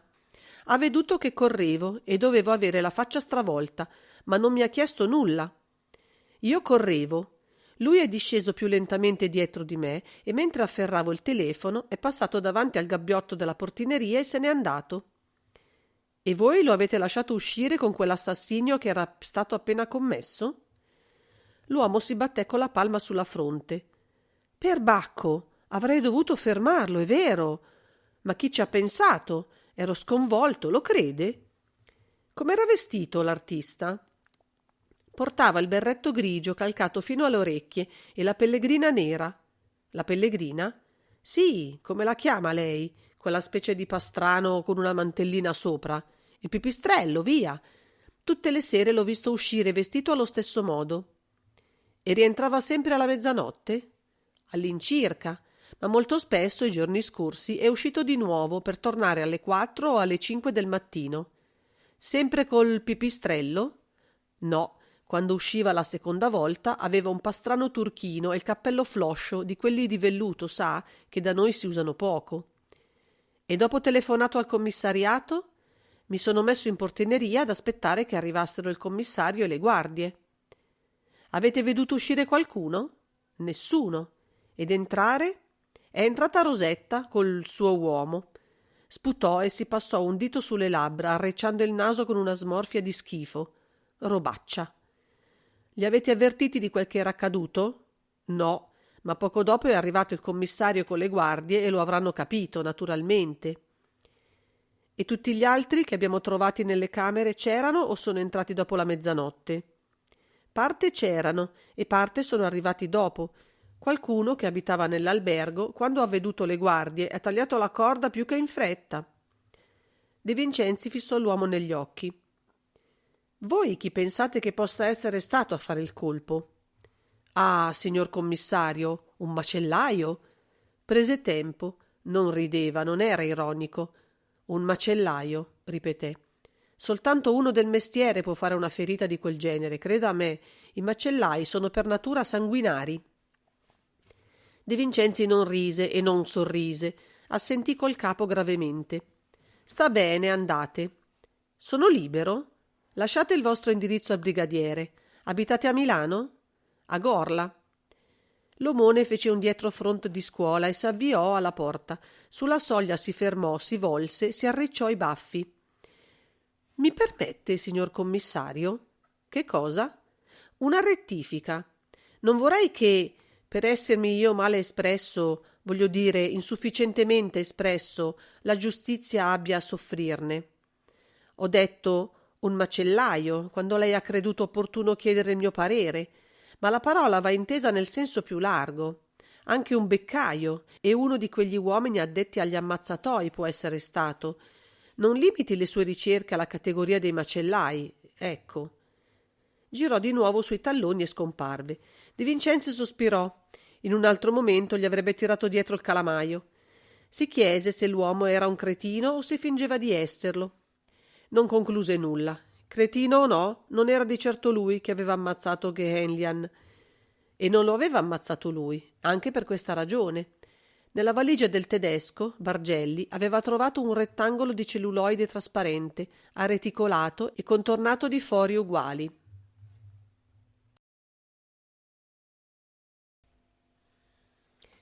Capitolo 7. L'interrogatorio era durato oltre 2 ore, fino alle 7:30 del mattino, e De Vincenzi non ne aveva cavato nulla. Si era bensì sempre più convinto che l'uomo ragno, come Virginia o il Combi, erano coinvolti nel dramma sino al collo, ma di confessioni, di indizi sicuri e tantomeno di prove nemmeno uno. Chi era l'uomo ragno? Intanto, appena se lo era visto entrare nella stanza senza trucco e con gli abiti da cristiano, era rimasto colpito dalla nobiltà, quasi spiritualizzata del suo volto. Un altro uomo, e, se non fosse stata la magrezza impressionante delle gambe che gli ballavano dentro i pantaloni e quelle sue mani senza carne, avrebbe detto che non era lui, che non poteva esser lui. Ma la voce la riconobbe subito, calda, musicale, piena di passione contenuta e sempre bassa, sorda e tanto più penetrante per questo. Gli aveva parlato dell'ucciso, non aveva dato segno alcuno di turbamento. Ma quando siete uscito dalla finestra, sapevate pure che l'albergo era stato invaso dalla polizia e che c'era un cadavere nella camera sopra la vostra? Può darsi che sapessi che era accaduto qualcosa. Mi avevano chiesto chi fossi a rientrare dal teatro, ma che cosa volete che mi importasse? Conoscete Virginia Olcombi? Non vi hanno detto che io non frequentavo nessuno? Mi hanno mai veduto parlare con anima vivente, fosse o non fosse cliente dell'albergo in questi 7 giorni? Gli uomini e le donne che camminano senza sapersi arrampicare su per le pareti non mi interessano. Era sarcastico, ma c'era una punta di amarezza in lui. Doveva aver sofferto, soffriva ancora. Sempre i suoi occhi continuavano a rimaner tristi, velati, anche quando le frasi che diceva eran taglienti o beffarde, e così noncuranti da dar l'impressione che non si sarebbe riusciti mai a interessarlo a nulla. S'era fatto giorno alto. C'era il sole nel cortiletto davanti alla finestra dell'ufficio di De Vincenzi e l'alberello gramo sembrava aver trovato finalmente espressione e rinascere coi suoi rami tutti in germoglio. Finita la scrittura al Fossati, dove andrete? Ah, La domanda lo aveva preso alla sprovvista, gli era caduta addosso per traverso. Tacque, per quanto gli sarebbe stato così facile dare una qualsiasi risposta mentendo. Dunque? Ci vogliono ancora 7 giorni. Accetterò una delle proposte che ho ricevute. In Italia o all'estero? In Italia che ci sto a fare ancora. Quella fu l'unica frase che avesse un senso per lui e che rivelasse involontariamente il suo pensiero. Volete dire che ormai quel che dovevate fare lo avete fatto? Che ne sapete voi di quel che io dovessi fare? Rise un poco, silenziosamente, scoprendo i denti uguali, allineati, bianchi e luminosi da sembrar falsi. De Vincenzi ebbe la sensazione che qualcosa si fosse rotto in quell'uomo, nel più profondo del suo interno, con un colpo secco. Rideva e lampi strani, freddi, gli passavano nelle pupille. Lo sguardo gli si era fatto dolorosissimo.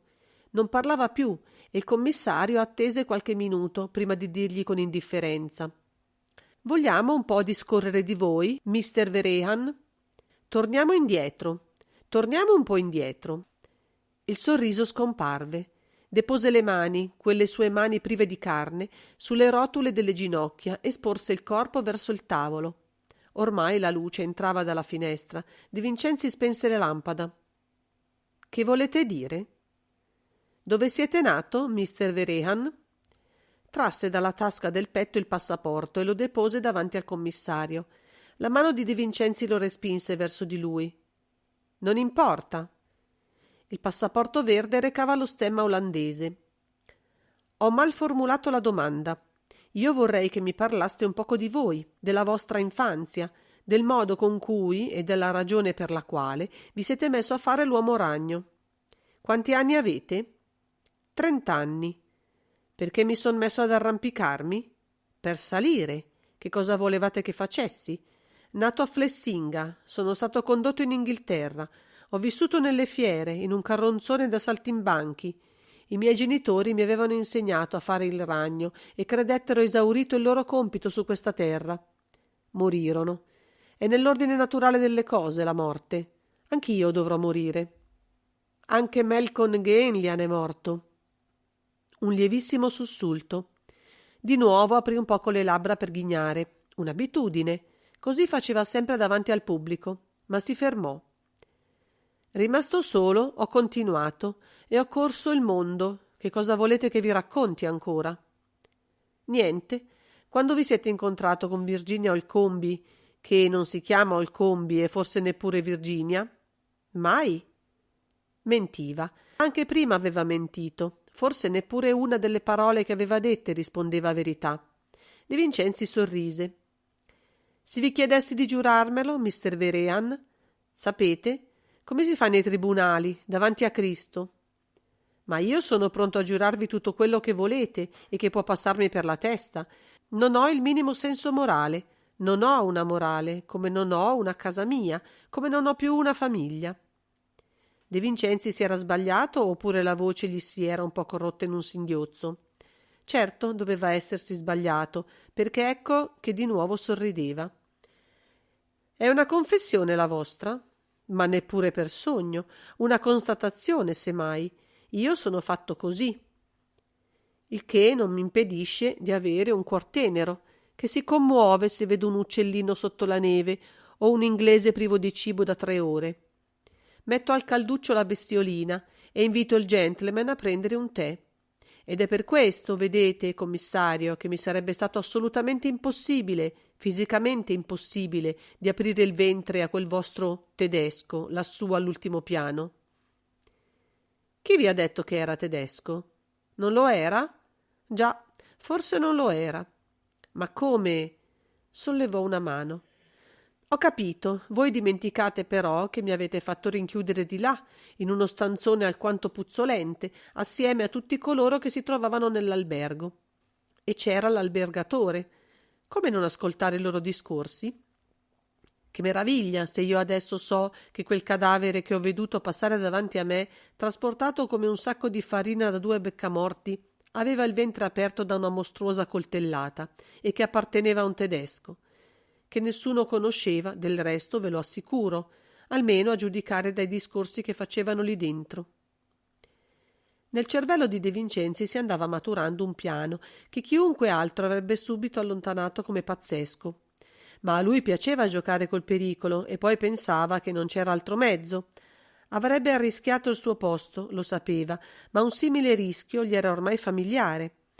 Quante volte il questore, che gli voleva bene, non aveva tremato per lui? Ma il commissario aveva vinto e tutto era andato liscio come l'olio e nessuno aveva protestato per i molti strappi fatti al regolamento di polizia. Questa volta il rischio, forse, era un po' più forte del solito, ma lui non era già compromesso ormai per quella fuga della ragazza vestita di rosso di cui la responsabilità innegabilmente era sua? Responsabilità più, responsabilità meno, se fosse riuscito a dipanare anche quella matassa aggrovigliata, tutto sarebbe andato a posto, e che lo lasciassero agire a suo modo non c'era dubbio, salvo a sconfessarlo in caso di sconfitta. Mister Vehrehan, ormai è giorno, vi lascio libero. Naturalmente. Già, ma mi è impossibile consentirvi di tornare allo Specchio d'Oro. Quell'albergo rimarrà chiuso. Ditemi in quale altro albergo andrete e provvederò a farvi portare i vostri bagagli. Oh, un altro albergo qualsiasi. Con una camera per voi che abbia la finestra sui tetti? Se sarà possibile. Stava allo scherzo, ma sempre aveva una grande tristezza nello sguardo. Allora? Non potrei andare io a prendermi i bagagli? Non ho che 2 valigie. No. Si alzò, si mosse un poco per sgranchirsi. Ho veduto, uscendo dalla stazione, un albergo vasto, bianco, un palace. Andrò lì. È un albergo di lusso quello, mister Vehrehan. Ebbene, sono stanco di abitare alberghi di quart'ordine. Ci scannano la gente, a quel che mi hanno detto. Voglio cambiare aria. Andrò proprio in un albergo di lusso. Posso contare che mi manderete le valigie? E attraverserete alla sera tutta la città per recarvi al teatro in maglia gialla? Non andrò più al teatro, straccerò il contratto. Ho voglia di riposarmi per qualche giorno. De Vincenzi lo fissava. Lui si avviò alla porta. Tornò indietro. Si appoggiò con le mani sul tavolo del commissario. Si chinò verso di lui. Parliamoci chiaro. O voi mi lasciate libero o mi arrestate. Perché dovrei arrestarvi? Dunque mi lascerete libero, come avete lasciata libera quella signora. Che ne sapete voi di quella signora? Già. Constato soltanto che nessuno di coloro che erano nell'albergo ha fatto il colpo, e in quanto a quella signora, poiché non era di là con noi, penso che sia libera. Tacquero e continuarono a guardarsi negli occhi. De Vincenzi aveva raramente veduto occhi tanto pieni di umanità, di bontà quasi, e poi di colpo si intorbidarono, divennero sfuggenti, smarriti. Se mi lasciate libero, poiché i miei documenti sono in regola, riprese il passaporto che era rimasto sul tavolo e lo tenne fra le mani. Io posso fare quel che voglio. E allora? Mi premeva soltanto di precisare questo punto. Grazie, buongiorno. Uscì lentamente, ma quando il commissario, che si era alzato appena, lo aveva veduto scomparire, si affacciò alla porta di Sani e guardò nel cortile. Non lo scorse più. Doveva aver attraversato il cortile Androne come una freccia, a quel suo modo fluido che sembrava irreale. Il brigadiere di servizio passeggiava sotto il porticato. «C'è Padovani alla squadra del buon costume?» «Sì, cavaliere». «Mandamelo». L'agente arrivò tutto profumato, stretto alla vita dalla giacca attillata, camminando col passo di un danseur da sobborgo. «Padovani, se mi massacri il servizio che sto per affidarti, ti faccio mandare difilato in Sardegna». L'uomo arrossì. «Ma, cavaliere, ci siamo intesi? Nessuna distrazione e dimenticati per qualche ora che sulla terra esistono le donne». Lo mandò al Plaza. Doveva accertarsi che l'uomo ragno vi era disceso e non doveva muoversi più da lì, sorvegliandone ogni mossa. Facesse in modo di mettersi d'accordo coi camerieri, con le cameriere, con chi diavolo voleva. Se Vehrehan usciva, lo filasse, ma con discrezione. Ogni ora telefonasse a San Fedele, a lui o a Sani, per informarlo. Padovani, sorridendo fatuamente, affermò con sicurezza che per lui il compito affidato gli era facile e De Vincenzi, appena la gente fu fuori dalla stanza, se ne fece venire un altro e gli diede il medesimo incarico con le medesime istruzioni. Poi lasciò un biglietto sul tavolo del vicecommissario per ordinargli di non muoversi da San Fedele e lui tornò per la terza volta allo Specchio d'Oro. Cruni mandò un sospiro di sollievo quando lo vide. Aveva dormito sopra una seggiola nell'atrio. Gli agenti erano di guardia a ogni piano per i corridoi. Nulla di nuovo? Che fosse ben sveglio non sembrava, ma che ci fosse stato del nuovo era poco probabile. Vieni con me. Cominciò dalla camera numero 18, che si trovava al primo piano. La finestra era sempre aperta, come l'aveva lasciata lui, quando s'era slanciato a spalancarla per disperdere l'odore del cloroformio. Non c'entrava il sole, perché era impossibile che il sole entrasse in una casa di via Anfiteatro, ma la luce della lampadina elettrica rimasta accesa e pendente dal soffitto non aveva più scopo e dava anzi fastidio. Cruni, a un cenno del commissario, la spense. Il letto recava ancora la traccia del corpo di Virgi e il batuffolo di cloroformio faceva macchia gialla sul guanciale. Sul tavolinetto di fianco alla finestra si vedeva chiusa una valigia di cuoio rosso e una più grande era in terra, aperta. Da questa la ragazza aveva preso l'abito da sera quando s'era tolto quello grigio che pendeva dall'attaccapanni. Dalla valigia uscivano abiti e biancheria. Doveva essersi cambiata in fretta, senza preoccuparsi di mandare all'aria gli altri vestiti e le camicette di seta e tutto il resto, merletti e pizzi, che sbucavano dagli angoli. De Vincenzi si avvicinò alla valigetta piccola. Era chiusa a chiave. Una serraturina da far ridere. D'oro sembrava. Con un temperino l'avrebbe fatta saltare. Rimase indeciso. Prendi quella valigia, la porteremo con noi. E l'altra? Chiudila e dalla a un agente, ma quella rossa portala tu e non lasciarla fino nel mio ufficio. Perché? Che cosa credeva di trovarvi? Eppure aveva la sensazione che quella valigetta non lo avrebbe deluso. Per quanto si dicesse che Virginia Olcombi aveva dato troppe prove di freddezza e di padronanza di sé e degli avvenimenti per poter gratuitamente supporre che avesse lasciato qualche indizio importante. Si guardò attorno. Aprì i tiretti del cassettone. Erano vuoti. Guardò in quello del comodino e trovò una piccola boccetta di vetro scuro, chiusa da un tappo smerigliato. Gli bastò accostarsela alle narici, pur senza aprirla, per sapere quel che conteneva. La boccetta era per metà piena di liquido. Quel che mancava era stato versato sul batuffolo giallo, per addormentare la ragazza. Era supponibile che colui che aveva voluto immobilizzarla con quel mezzo avesse avuto poi il tempo e la voglia di mettere la boccetta nel tiretto del comodino? Ma lui non aveva dubitato neppure un istante che Virgi si fosse addormentata da sola, adoperando il cloroformio con prudenza, e quella scoperta non gli servì granché. Non c'è altro, mi sembra, mormorò più a se stesso che a Cruni, che l'osservava fare, tenendo la valigetta rossa per la maniglia. Il brigadiere istintivamente agitò la valigetta e lui annuì. Già, è tutto lì quel che abbiamo trovato. La camera numero 26 era piantonata. Cruni temeva che l'uomo ragno potesse penetrarvi a suo piacere, passando dai tetti per la finestra, così come ne era uscito. Tutto il bagaglio di John Vehrehan consisteva, come lui stesso aveva detto, in 2 valigie, se valigie si potevano chiamare quelle 2 specie di cassette rettangolari nere e rigide di cuoio duro. Anche queste le visiteremo in questura. Falle portare nel mio ufficio. La sua attenzione fu subito attratta dal cassettone. Sul piano di esso, di legno duro, tutto macchie e bruciacchiature, di sigaro e di sigarette, si vedevano nettamente 7 colature giallastre di cera.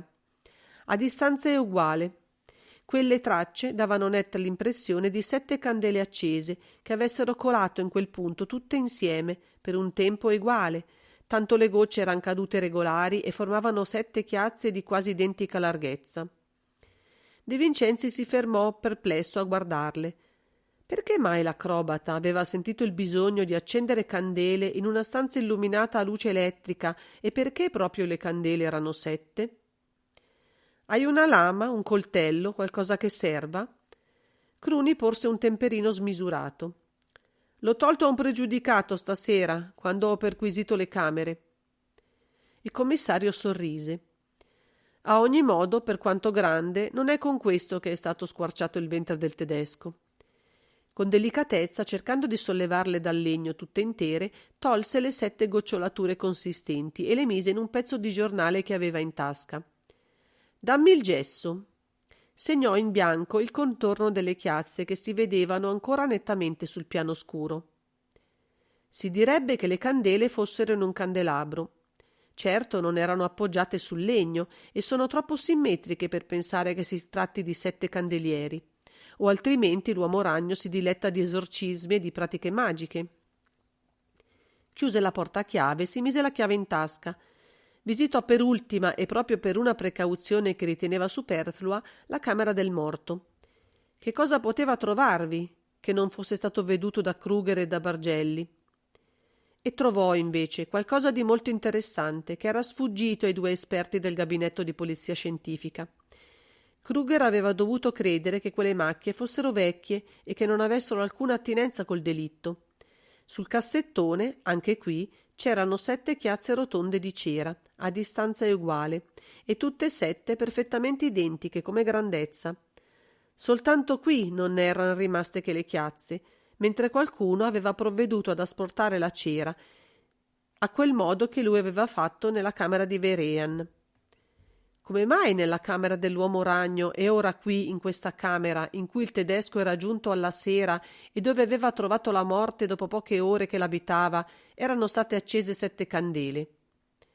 Rispondere alla domanda in quel momento e senza alcun altro indizio che illuminasse il mistero voleva dire essere dotato di divinazione, e De Vincenzi non si era mai creduto un indovino.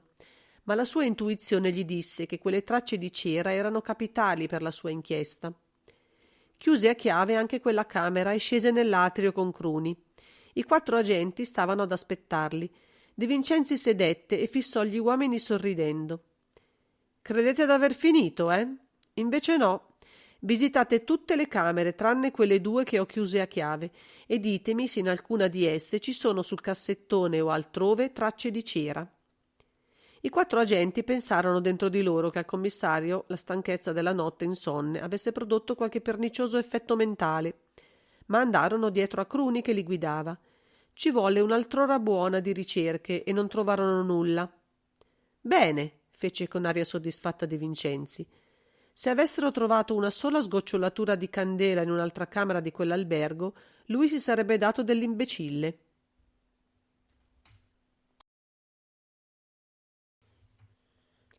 Capitolo 8.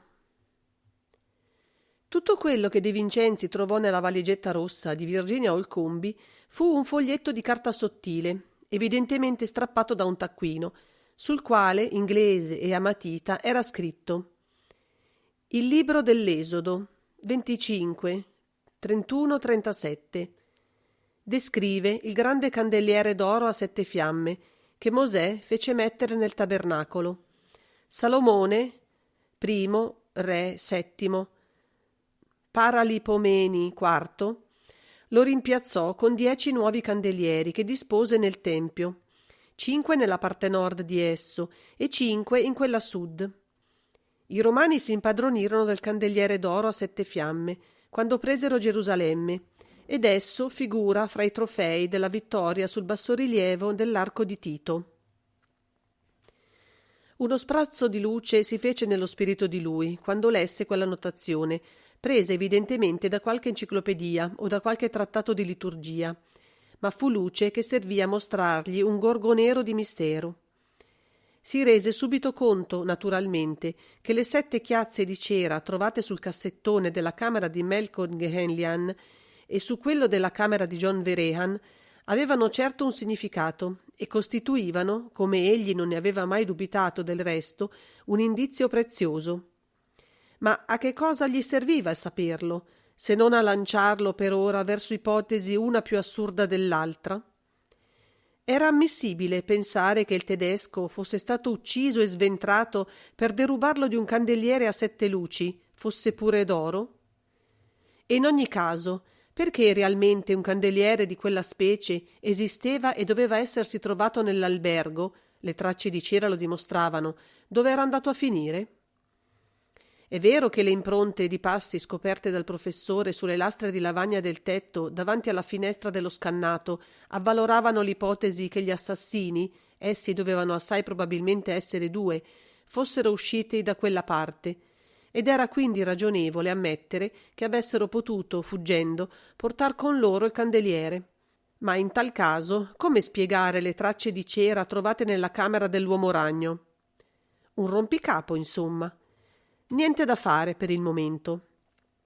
La valigetta rossa non conteneva che oggetti di toeletta, fiale di profumi, che il commissario mandò per ogni buon conto all'analisi.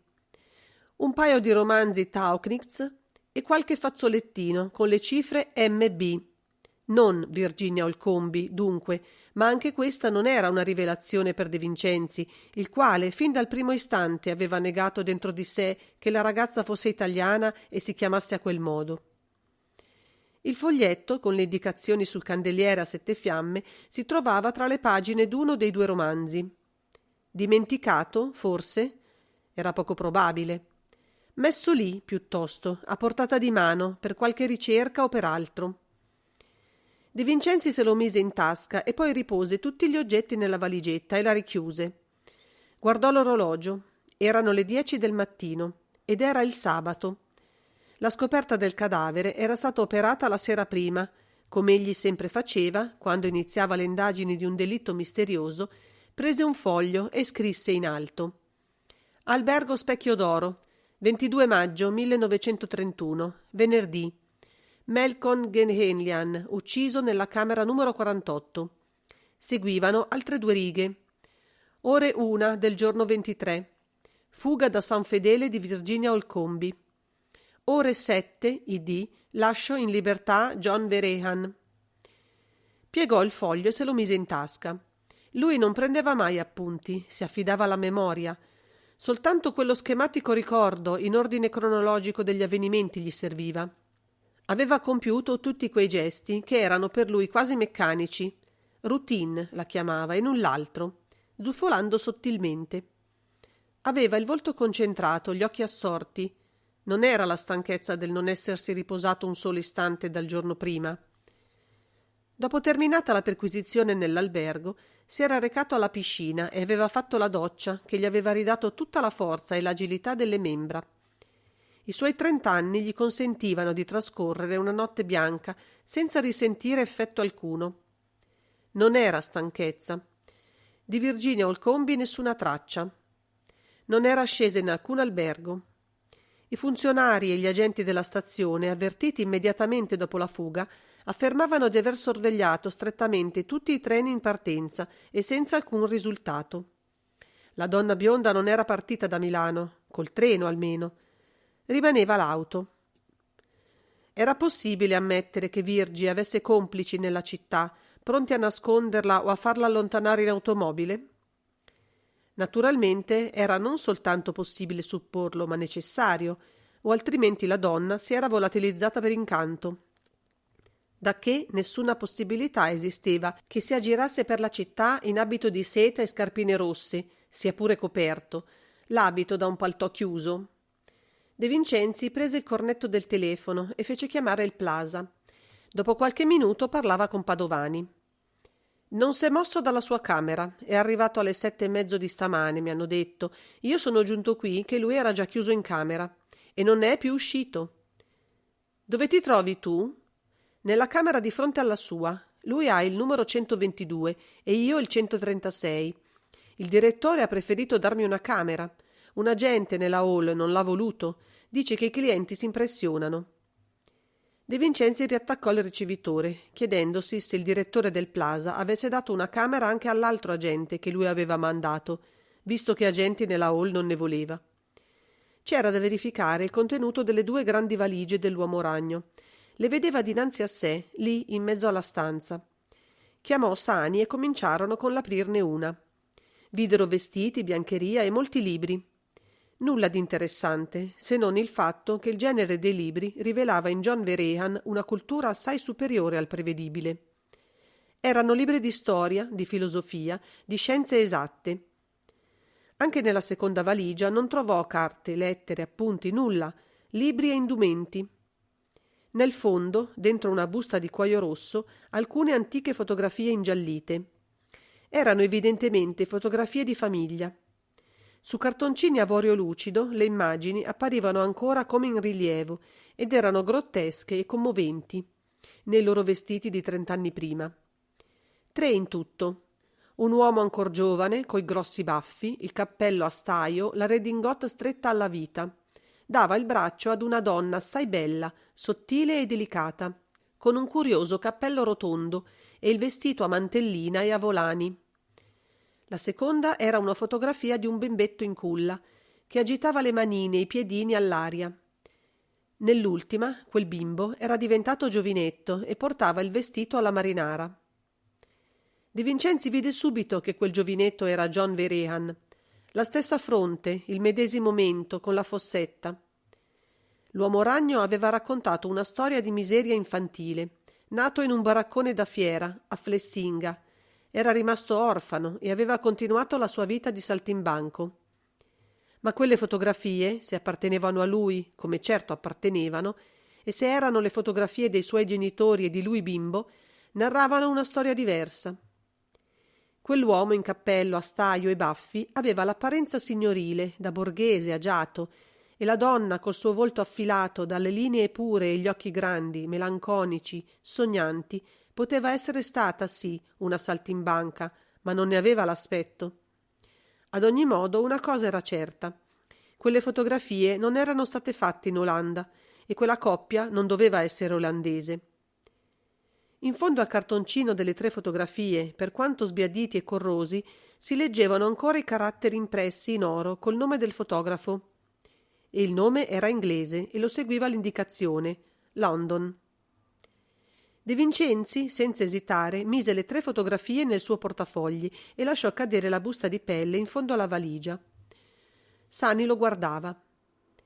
Rimetti tutto in ordine, possibilmente com'era.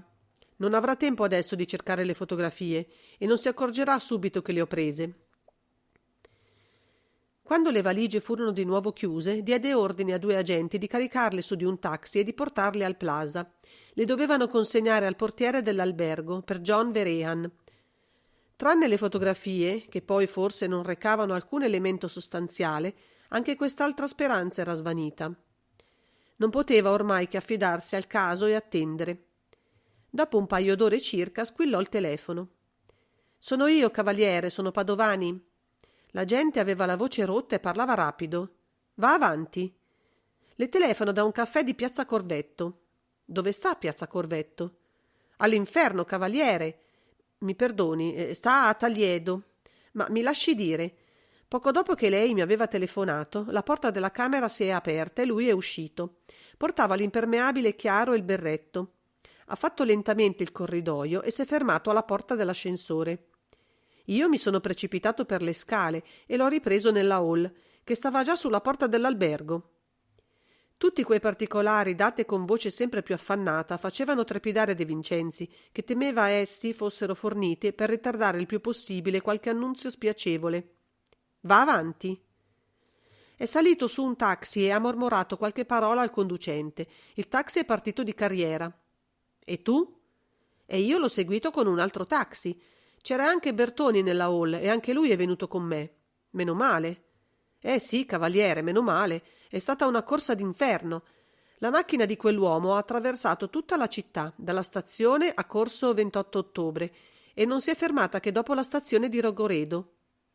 «A Taliedo?» Sì, in aperta campagna». «E voi altri?» «Noi altri, quando abbiamo veduto che il taxi si metteva per i campi, abbiamo fatto fermare il nostro davanti alla stazione. Seguirlo con la macchina voleva dire farsi bruciare. E così abbiamo proseguito a piedi. Per un po' lo abbiamo potuto vedere, poi è sparito a una curva. Temevamo di averlo perduto per sempre. E Bertoni voleva già telefonarle perché avvertisse i carabinieri dei paesi vicini. Quando abbiamo veduto il taxi tornare indietro, ci è passato davanti. Era vuoto». «Avete interrogato l'autista?» «Sì, cavaliere. Ci ha detto che l'uomo lo aveva fatto fermare poco prima dell'aerodromo. Aveva pagato l'importo del tassametro e si era allontanato in direzione di via Bonfadini». «Insomma, lo avete perduto?» «Che potevamo fare? Lei ci aveva raccomandato di non farci vedere». «E adesso?» «Adesso Bertoni è andato col taxi all'aerodromo. Non si sa mai. A Luna c'è l'aeroplano che parte per Roma. Prima di mezzogiorno c'è quello per Torino e io sono venuto qui, in piazza Corvetto, a telefonarle. Aspettami sulla piazza, vengo. Ma prima che uscisse trillò il telefono, rispose Sani e fece una gran faccia stupita. È il tuo uomo ragno, dall'albergo. De Vincenzi afferrò il cornetto. Commissario, debbo chiedervi perdono. I vostri uomini hanno avuto la cortesia di seguirmi e io ho il timore di non essere stato ugualmente cortese con loro. Dopo la mia breve passeggiata per la campagna mi sono accorto di non averli più dietro di me. Forse essi hanno pensato che il loro pedinamento mi desse noia. Forse voi avete creduto che io volessi fuggire. Nulla di meno esatto, invece. Io avevo bisogno di una boccata d'aria libera e mi sono recato laggiù a passeggiare. E adesso mi trovo di nuovo qui, nella mia camera, ai vostri ordini. Mister Vehrehan, nessuno ha pensato quel che voi dite, e voi siete libero di recarvi dove vi aggrada. Sono lieto di sentirvelo dire, commissario, ma per ora non ho alcun bisogno di libertà. Rimarrò tutto il giorno in albergo. E stasera? Non so, non faccio mai programmi troppo lunghi. Ma se dovessi uscire vi avvertirò. Grazie, ci conto. E riappese il ricevitore. Si era difeso meglio che aveva potuto. L'avversario era di tempra. Che dice? Nulla, ha ragione lui per ora. La prima mano nella partita è stata sua. Vedremo le altre. Andiamo dal questore. Quando si trovò davanti al suo capo, De Vincenzi vide subito che vento tirava. Il questore aveva il volto chiuso, lo sguardo diritto e penetrante. Era il volto degli avvenimenti gravi, e anche un po' con la cravatta gli stava di traverso, e alla bottoniera della giacca mancava il fiore, dimenticato sopra il tavolo. De Vincenzi, il morto dello specchio d'oro era una spia. Lo so, commendatore. Quello che non sapete, però, è che il... cercò un foglio davanti a sé e lesse il nome. Che il sedicente Melkon Gehenlyan, nato a Talas, era in realtà l'egiziano Osman Mascali di Oman, nato al Cairo. Non sapevo questo, commendatore, perché nulla ho trovato che me lo potesse rivelare, ma che non fosse tedesco lo dubitavo. E che avesse strette relazioni con gli inglesi. Molti indizi me lo lasciavano supporre. Il questore fece una pausa, poi, come prendendo una risoluzione, disse d'impeto: «Leggete, De Vincenzi». E gli tese uno dei fogli che aveva dinanzi a sé. È la traduzione in chiaro del telegramma cifrato che ho ricevuto da Roma questa notte. Intensificate sorveglianza alberghi.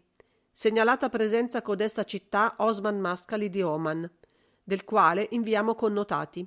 Seguiranno istruzioni verbali, recate da nostro fiduciario. L'opera del ricercato è estremamente pericolosa. De Vincenzi lesse, poi volse gli occhi verso il questore. I connotati? Corrispondono perfettamente a quelli dell'assassinato di ieri sera. L'ho saputo mezz'ora fa, nessun dubbio. Ho comunicato i dati forniti da Roma al medico che ha operato l'autopsia dell'ucciso e lo ha riconosciuto perfettamente per l'egiziano. De Vincenzi scosse il capo. Il saperlo ci aiuterà, forse, a capire il dramma, ma non ci farà avanzare molto nella ricerca dell'assassino. Il telegramma che avete letto viene dall'ufficio primo del Ministero della Guerra. Naturalmente. È certo, commendatore, che quell'uomo era una spia. Nascosto nella sua valigia, Bargelli del gabinetto scientifico ha scoperto un sottile rettangolo di celluloide che il professore ha riconosciuto subito per una griglia. Il questore si oscurò ancora di più in volto. Taceva. De Vincenzi capì che non gli aveva detto tutto. Attese. Avete qualche indizio? Nell'albergo avete trovato qualcuno che vi sia parso sospetto? Un paio di persone, commendatore, una delle quali, la donna, l'ho lasciata fuggire proprio io da San Fedele. Si trovava nel mio ufficio. La responsabilità di quella scomparsa è mia. Se credete che io debba... Il questore lo interruppe. Io credo soltanto che voi dobbiate a ogni costo scoprire e acciuffare gli assassini.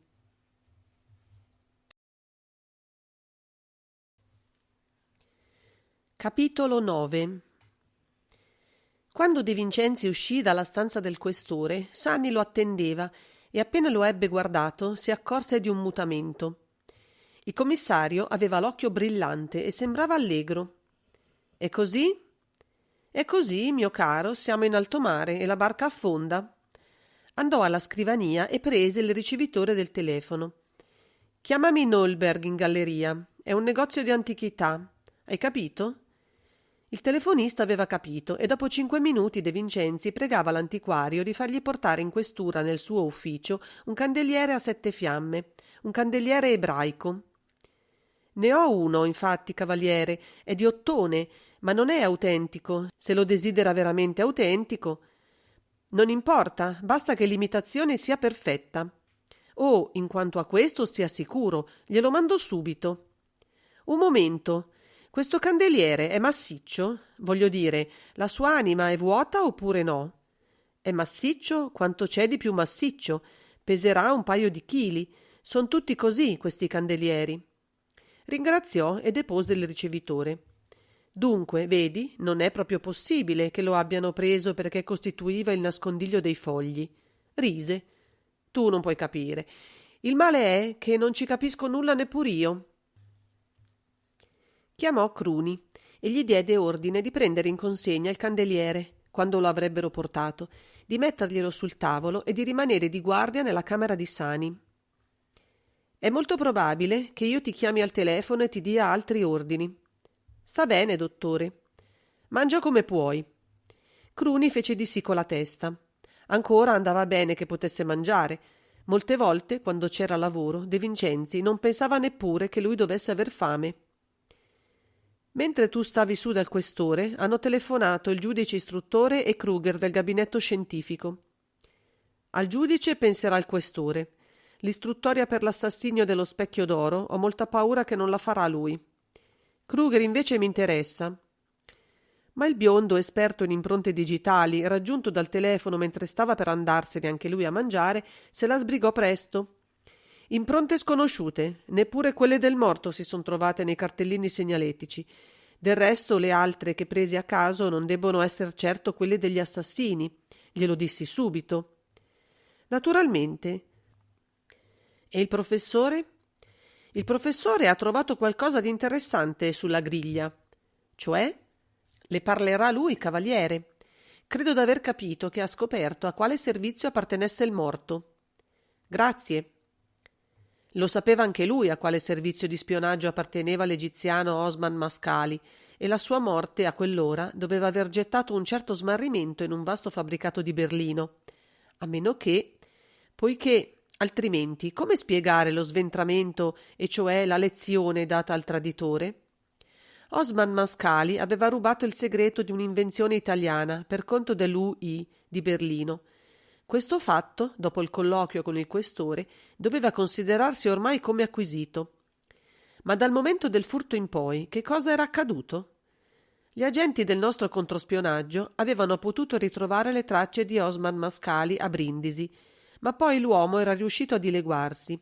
Di qui le ricerche ordinate in tutte le città e specialmente a Milano, dove era più probabile che si fosse recato.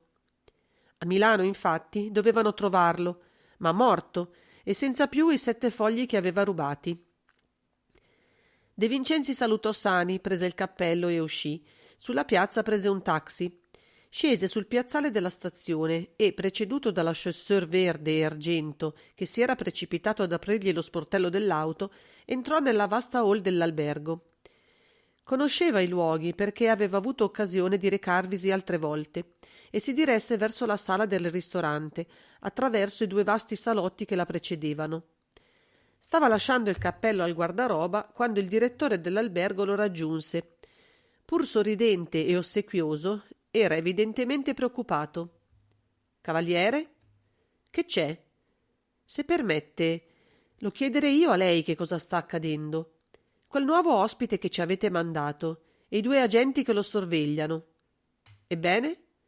Se si può evitare che accada uno scandalo, l'albergo non ne ha proprio bisogno in questo momento. Non accadrà nulla? Ma le dico che può stare tranquillo». L'altro se ne tornò indietro, punto tranquillo peraltro. De Vincenzi entrò nella sala del ristorante con la sicurezza di trovarvi John Vehrehan, e vi era, infatti, seduto ad una tavola d'angolo presso la grande vetrata che dava sulla piazza. Lo vide subito e andò a sedersi al tavolo di fronte al suo. L'uomo ragno mangiava lentamente, leggendo un libro che aveva messo dinanzi al piatto, poggiato col dorso a una bottiglia. Si era accorto dell'ingresso del commissario? Difficile a dirsi. A ogni modo non aveva alzato lo sguardo dal libro e non aveva dato alcun segno di sorpresa o di fastidio. Il commissario ordinò la colazione, approvando la lista pronta, senza neppur leggerla, e da quel momento non tolse più gli occhi di dosso a Vehrehan. Il suo sguardo era intenso, insistente, pesante, ma l'altro si ostinò a non sentirlo. Stava mangiando la frutta e leggeva. De Vincenzi assaggiò appena le vivande per far presto. Voleva raggiungerlo. Doveva potersene andare dalla sala assieme a lui, e lo raggiunse facilmente a quel modo, perché l'uomo ragno continuava a leggere e non dava alcun segno di volersi alzare dal tavolo. Ordinò il caffè. De Vincenzi fece altrettanto. Finalmente Vehrehan chiuse il libro e si alzò. Il commissario si sollevò di scatto e lo seguì. Nel primo salotto il direttore, che evidentemente aveva spiato la scena dalla porta, si inchinò a Vehrehan. Fece un gesto verso il commissario quando questi gli passò davanti, ma uno sguardo di De Vincenzi gli tolse ogni velleità di trattenerlo e lui si accontentò di rivolgergli un'occhiata supplice. L'uomo ragno entrò nell'ascensore e De Vincenzi lo seguì. Il lift davanti a loro s'accinse a manovrare la ruota d'ottone. Secondo piano? Vehrehan assentì col capo. Adesso aveva guardato il commissario che gli stava davanti, ma non un muscolo del suo volto ossuto, così profondamente segnato e pronto a vibrare, s'era mosso. Si sarebbe giurato che non lo conoscesse. Il ragazzo si volse verso De Vincenzi, interrogandolo con lo sguardo. Secondo anch'io, come il signore. Medesima immobilità, medesimo sguardo assente, di completa indifferenza. Arrivarono. Vehrehan uscì per primo. Il corridoio era deserto. Tappeti soffici, rossi, porte bianche, filettate d'oro. Sul battente di sinistra ogni porta aveva un numero d'oro. Al 122 l'uomo si fermò, girò il saliscendi, spalancò l'uscio, entrò, senza darsi la pena di richiuder la porta. De Vincenzi vide il 136, proprio di fronte alla camera in cui era entrato Vehrehan. Anche lui aprì, entrò, lasciò la porta aperta. Appena dentro, senza neppur togliersi il cappello, prese una seggiola, la mise davanti all'uscio e sedette. Nella sua camera Vehrehan aveva cominciato a spogliarsi. De Vincenzi si chiese che cosa meditasse di fare. Avrebbe indossato di nuovo la sua maglia allucinante? Perché aveva finto di non riconoscerlo? Perché s'era proposto di ignorare completamente la sua presenza? Vehrehan s'era tolto il colletto, si diresse al fondo e aprì una porta. Era il bagno. Vi entrò, richiuse la porta. De Vincenzi si alzò d'impulso. Fece un passo verso l'uscio. Se fosse fuggito? Sorrise a se stesso. Il plaza era completamente isolato, un blocco enorme, altissimo, 7 piani, circondato ai 4 lati da tappeti verdi, da aiuole e poi dal muro con l'inferriata a lance dorate. Uscire da una di quelle finestre era impossibile. Tornò a sedere. L'attesa fu lunga, forse mezz'ora, forse un'ora. Quando finalmente la porta del bagno si aprì, guardò l'orologio. Erano le 2. John Vehrehan s'era messo in pigiama da notte, tutto bianco.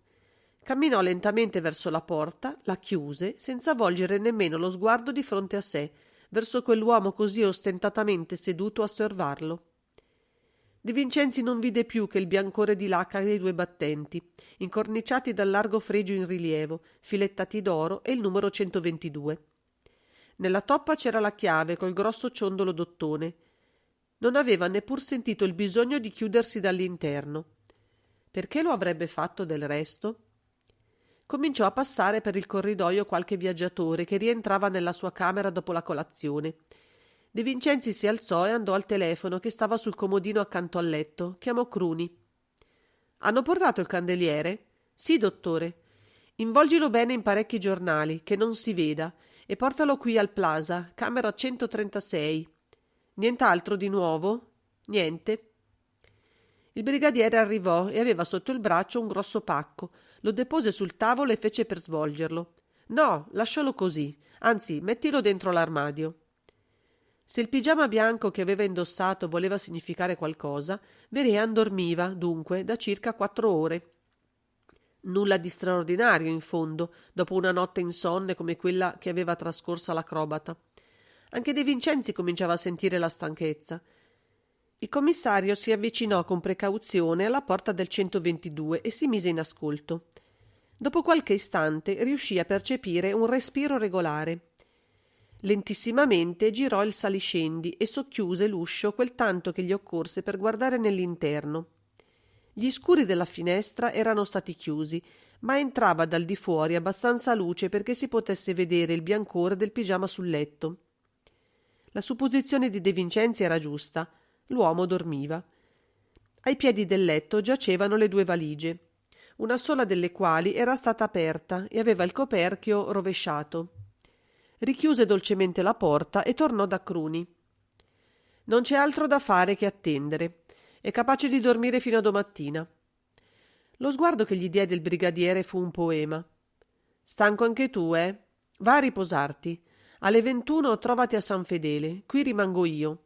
Ma se volete, vattene. Cruni uscì. De Vincenzi si gettò sul letto, ma subito si alzò. Se vi fosse rimasto si sarebbe addormentato. Staccò il telefono, si fece portare un caffè, chiese la comunicazione con la questura. Sani si trovava in ufficio. Sempre niente di nuovo? Di che genere? Notizie della donna nessuna. Che notizie ci potevano essere? Aveva pensato di mandare un pattuglione a Taliedo, di far visitare e frugare le case. Pena inutile. Vehrehan aveva avuto largamente il tempo di nascondersi e gli agenti non potevano obbligare tutti gli abitanti a sottoporsi a una perquisizione, che nulla giustificava e che quasi certamente sarebbe stata infruttuosa. Fa fare un altro giro negli alberghi. Cerchino di fermarmi più stranieri che possono. Si attacchino a tutti i pretesti per portarli a San Fedele.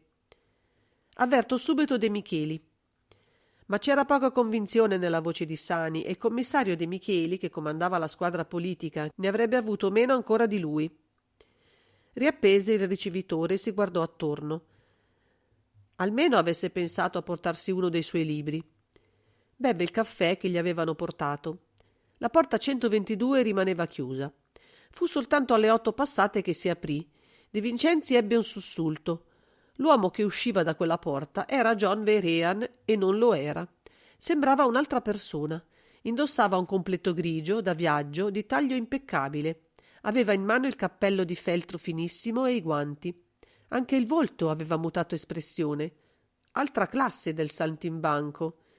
Il monocolo all'occhio sinistro gli dava un certo che di provocante e di severo nello stesso tempo.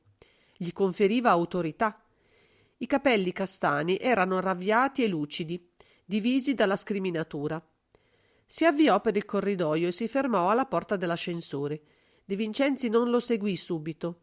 Attese che l'ascensore fosse sparito, poi alla sua volta si mosse e premette il bottone di chiamata. Quel signore che è disceso? È andato in direzione. Stava pagando il conto. Parlava col direttore in inglese. Poche frasi, ordini precisi.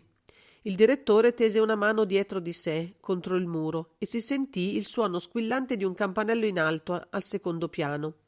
L'uomo si volse, vide De Vincenzi ritto in mezzo alla hall ed ebbe un breve gesto di fastidio, visibile, chiaro, ostentato.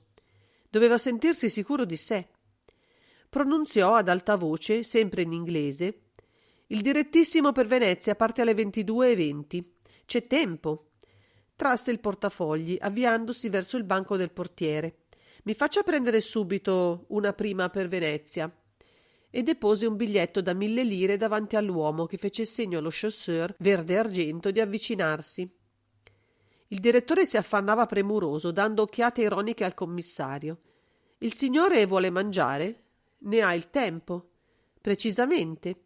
E si diresse verso la sala del ristorante. Si volse e disse con indifferenza: «Non faccia discendere i bagagli, desidero chiudere io stesso la valigia». Passò davanti al commissario, quasi lo sfiorò ed ebbe una brevissima esitazione, come se attendesse d'esser fermato. De Vincenzi non si mosse. Soltanto quando fu lontano lo seguì nel ristorante. Si fermò sulla soglia, lo guardò che andava a sedere allo stesso tavolo del mattino, quindi si ritrasse. Entrò nella cabina telefonica, parlò lungamente col questore, diede ordini a Sani. «Mandami la valigia che sai». Lui aveva sempre una piccola valigia pronta per ogni evenienza nell'armadio del suo ufficio. «Avverti a casa mia la buona Antonietta, preparala a un'assenza piuttosto lunga. Con la valigia mandami anche il soprabito e la busta col denaro che ti consegnerà il questore». Uscito dalla cabina, verificò nella tasca di avere il passaporto, i documenti. In fondo, sì, dal mattino, dopo il colloquio con il questore, sapeva pressappoco quel che gli si preparava. Soltanto la trasformazione dell'uomo ragno lo aveva sorpreso per qualche istante. Certo, lui non aveva nessun potere di trattenere a Milano John Vehrehan, o piuttosto avrebbe avuto sì la possibilità di incriminarlo come autore dell'assassinio del sedicente Malcolm Gehenlyan e di mandarlo a San Vittore, a disposizione del giudice, ma sarebbe stata una sciocchezza e null'altro. L'accusa non aveva prove e il mettere in carcere l'unico personaggio del dramma che avrebbe potuto guidarlo verso la soluzione di esso voleva dire perdere ogni speranza di ritrovare i documenti. Questa volta non era un'inchiesta delle solite. Qui occorreva anche calpestare la legge se fosse stato necessario. S'era seduto in poltrona della hall e attendeva, purché facessero presto a portargli la valigia e il resto. Vide un lift correre verso il ristorante. «Dove vai?» Il ragazzo lo guardò. «Non è per lei?» «Polizia, rispondi». «Chiamo il numero 122, lo vogliono al telefono». «Aspetta». S'era alzato e afferrò il lift per un braccio. «Dov'è il centralino telefonico?» «Lì, dietro il banco del portiere, in quella stanza». Lo lasciò. «Va pure». E lui corse al centralino. «Gli darete la comunicazione in cabina? C'è l'ascoltatore?» La signorina si tolse la cuffia e gliela porse. «Voce di uomo o di donna?» «Di uomo». Sentì la voce di Vehrehan dire in inglese nel microfono: «Pronto, sono io». Dall'altra parte non risposero nulla, soltanto gli pervenne il rumore regolare, spaziato, ritmico di alcuni colpi battuti sul microfono. Si morse le labbra. Corrispondevano per mezzo di segnali telegrafici, e lui era troppo poco pratico dell'alfabeto Morse, seppure si trattava di quello e non di altro codice, per comprendere le parole straniere. Poco dopo sentì che Vehrehan aveva riappeso il ricevitore. Restituì la cuffia alla signorina, che lo guardava con un sorrisetto ironico. «Nulla, eh?» «Come lo sapete?» «È stata la stessa cosa anche oggi, tanto che la prima volta io mi sono messa in mezzo a chiedere perché non parlassero. Credevo che il telefono della camera fosse guasto». «Quante volte è stato chiamato il numero 122?» «2 volte, oltre questa, alle 16 e alle 19:30. Così l'uomo aveva comunicato coi suoi complici e lui non se ne era accorto. Poco importava del resto ormai, aveva deciso di lasciargli corda. L'essenziale era di riprendergliela di colpo, al momento buono. Uscì dal centralino e fece in tempo a vedere Vehrehan tornare in sala da pranzo. In quel punto entrava nella hall Cruni con la valigia. «Consegnala al portiere, la prenderò più tardi». Cruni lasciò la valigia, poi tornò verso di lui. «Il questore mi ha dato questa per voi, dottore», e gli porse una busta chiusa. De Vincenzi, senza aprirla, se la mise nella tasca interna della giacca. «Allora partite, dottore?» Il commissario lo guardò. «Sembra. E il viaggio sarà lungo?» «Come lo sai?» «Perché non mi portate con voi?» Povero Cruni. Infatti, perché non l'avrebbe condotto con sé? Non c'era da contare sulla sua iniziativa, che l'intelligenza del brigadiere era limitata, ma in compenso quanto fedele e come pronto a farsi uccidere per lui e per il servizio. L'esitazione fu breve. «Avverti il vicecommissario che parti con me. Regolerò poi io il resto. Riprendi la valigia e trovati al treno delle 22:20 per Venezia. Prendi 2 biglietti, uno di prima per me e uno di seconda per te. Arrivederci». Gli diede il denaro e poi rapido salì lo scalone, mentre Cruni si lanciava verso il banco del portiere. Arrivato nella camera 136, De Vincenzi aprì l'armadio e ne trasse il candeliere. Lo liberò dai giornali. Era un candeliere a 7 fiamme, di ottone massiccio, liscio e splendente ai bracci, che aveva ottagonali a spigoli rigidi. Per base un disco larghissimo, a circoli concentrici. Lo prese e lo osservò attentamente. Certo non aveva nulla di comune col candeliere d'oro a 7 fiamme che Mosè fece mettere nel tabernacolo, ma poteva servire. Andò alla porta e si assicurò che il corridoio fosse deserto. Lo attraversò rapidamente e, aperto l'uscio della camera 122 senza accender la luce, che quella del corridoio bastava, lo andò a mettere sul cassettone davanti al grande specchio. Richiuse la porta e tornò nella sua camera. Lasciò la porta aperta e spense la luce. Vedeva e non poteva esser visto. Che cosa sperava da quel tentativo? John Vehrehan non era uomo da tradirsi facilmente. Ma poiché un candeliere a 7 fiamme aveva certamente la sua parte in quella storia, egli voleva osservare quali sarebbero state tra poco le reazioni dell'uomo. L'attesa questa volta non fu lunga. Mancavano pochi minuti alle 10.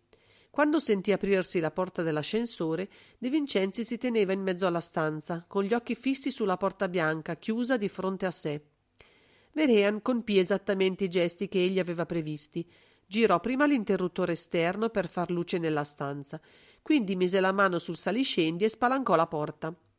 Lo vide fermarsi di colpo. Doveva essersi irrigidito. La destra gli scomparve nella tasca della giacca e ne uscì subito, armata di una piccola rivoltella. Con cautela l'uomo avanzò nella stanza. Evidentemente temeva un agguato. Scrutò negli angoli, si abbassò a guardare sotto il letto, quindi andò ad aprire la porta della stanza da bagno, ispezionò anche lì dentro. Quando fu sicuro che non v'era alcuno, si avvicinò al cassettone e si mise a osservare il candeliere. Lo sollevò con la sinistra che aveva libera e un sorriso di scherno gli illuminò il volto. Lo rimise sul marmo del cassettone e fece scomparire la rivoltella nella tasca. Si volse verso la porta. Era tornato perfettamente padrone di sé. Il suo volto aveva ripreso l'espressione altera e sprezzante. Si diresse verso la valigia ancora aperta e ne abbassò il coperchio, chiudendola quindi a chiave. Si avvicinò alla parete e premette 3 volte il campanello. Al facchino accorso indicò con la mano le valigie. Quell'oggetto non mi appartiene, e aveva un sorriso. Il facchino guardò l'uomo e poi il candeliere a 7 fiamme che lui gli indicava. Non capiva. Vehrehan era già nel corridoio e si dirigeva verso la porta dell'ascensore. De Vincenzi aveva veduto quel che gli occorreva. L'esperimento per lui era riuscito. Il candeliere a 7 fiamme che era costato la vita a Osman Mascali non doveva essere pesante e quindi non poteva essere massiccio.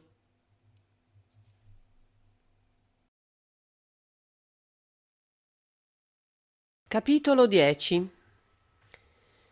Il direttissimo delle 22:20 per Venezia era affollato. De Vincenzi arrivò che mancavano 5 minuti alla partenza.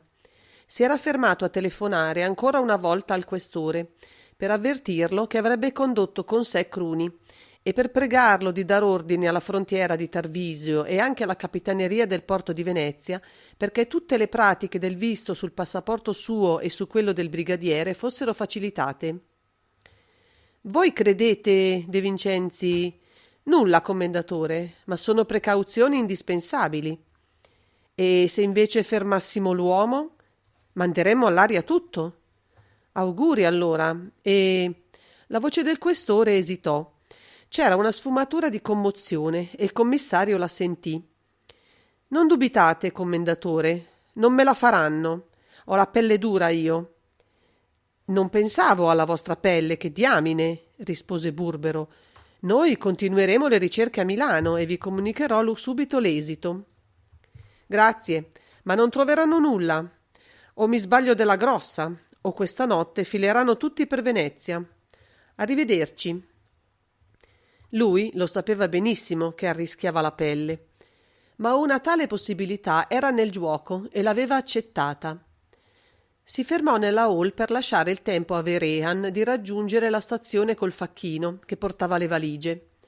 Adesso voleva dargli l'impressione di averlo abbandonato. Salì nella prima vettura che vide davanti a sé e si cacciò subito in uno scompartimento di prima classe, completamente vuoto. Nel passare aveva fatto segno di seguirlo a Cruni, che si era fermato sotto la tettoia alla coda del treno. Il brigadiere si affacciò alla porta dello scompartimento. Vattene in seconda con la mia valigia. Non cercarmi più. e fa mostra di non conoscermi se mi vedi. A Venezia vienimi dietro, quando vorrò ti chiamerò io e ti darò gli ordini. Cruni scomparve. Gli sportelli si chiudevano. Si sentì il fischio del capostazione. Il treno si mosse. De Vincenzi si adagiò, aprì un giornale, si immerse nella lettura. Per un'ora non vide che il controllore dei biglietti. Anche nel corridoio non era passato nessuno. Fu soltanto dopo Brescia che si mise a percorrere il convoglio lentamente, ispezionando gli scompartimenti. Non ne passò che 4 o 5. Nel secondo, della vettura seguente alla sua, vide in un angolo una signora, avvolta in un pastrano scuro, che leggeva. Era sola nello scompartimento. Per quanto non l'avesse osservata che un solo istante, De Vincenzi non ebbe esitazioni.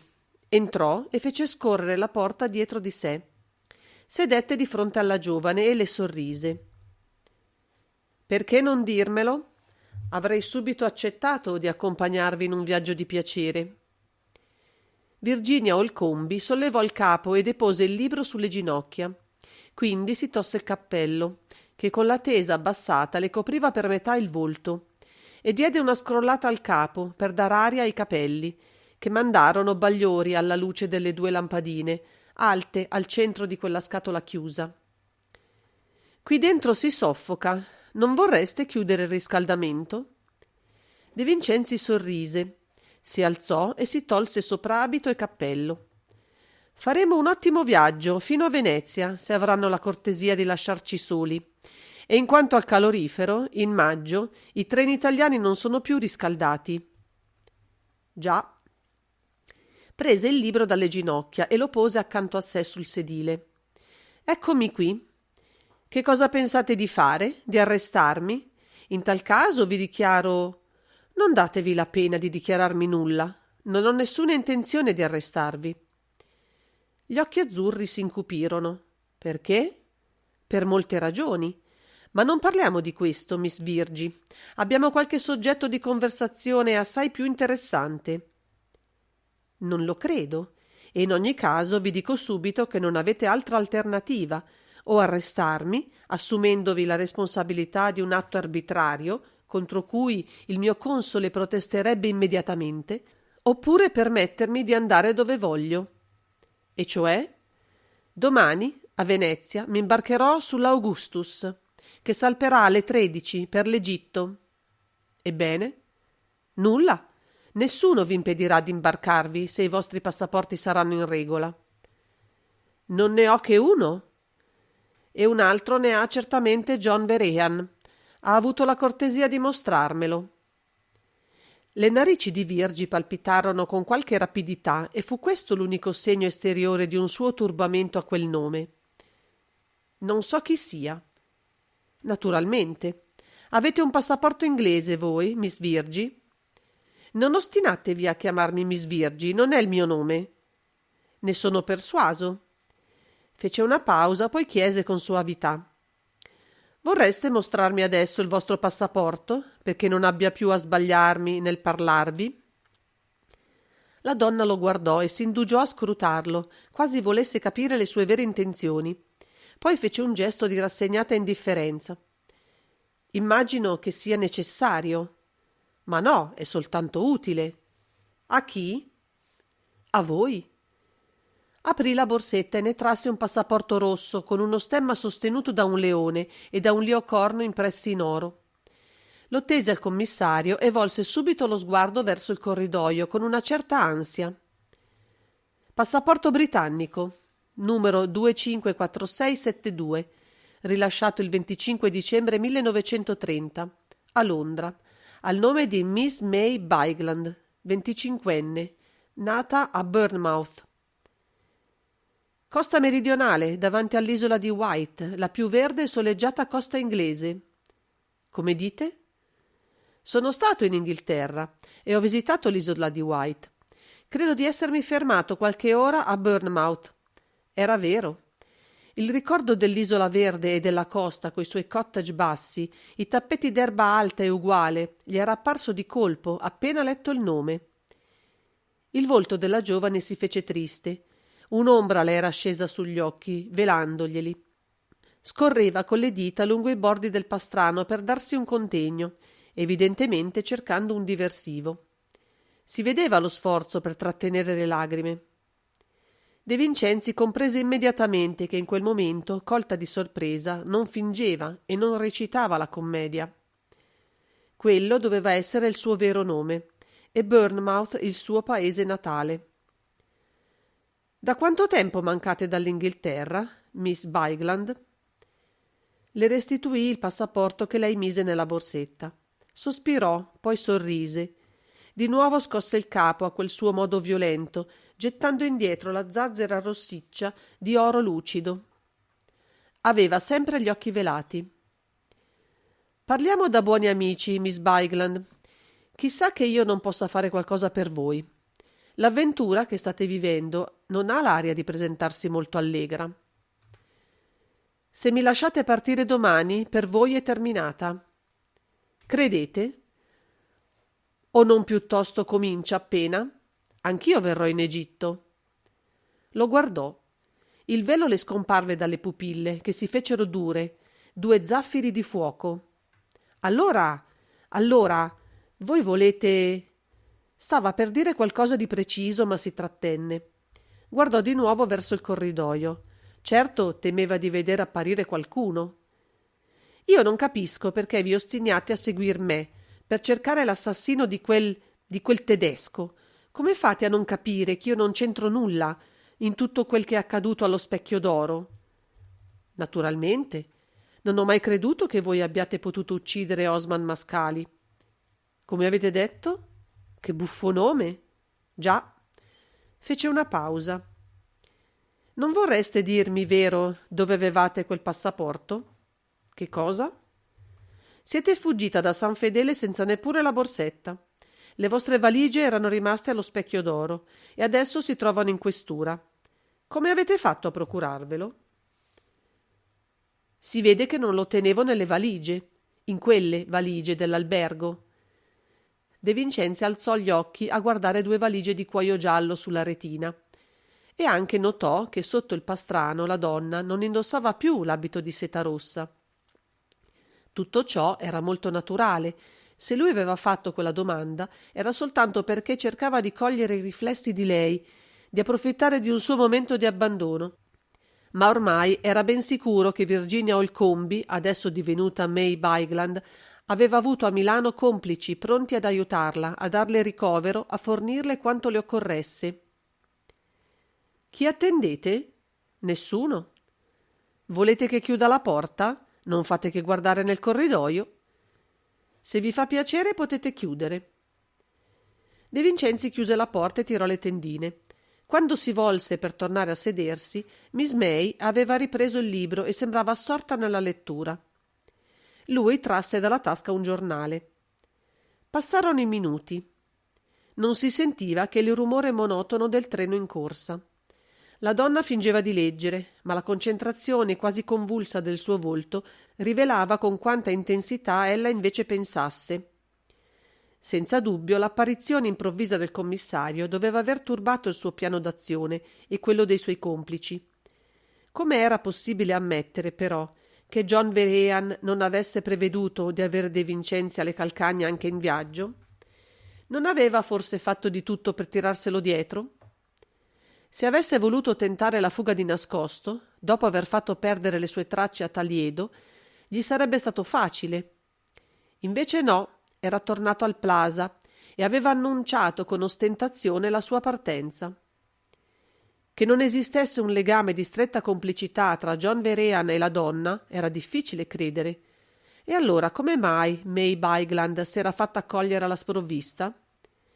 Come mai ora sembrava tutta tesa a risolvere una situazione che doveva essere tanto facile per lei e per gli altri prevedere e che tutte le apparenze facevano credere avessero voluto deliberatamente affrontare? C'era altro. Doveva esserci ben altro. De Vincenzi sentiva che il dramma e l'intrigo erano diversi.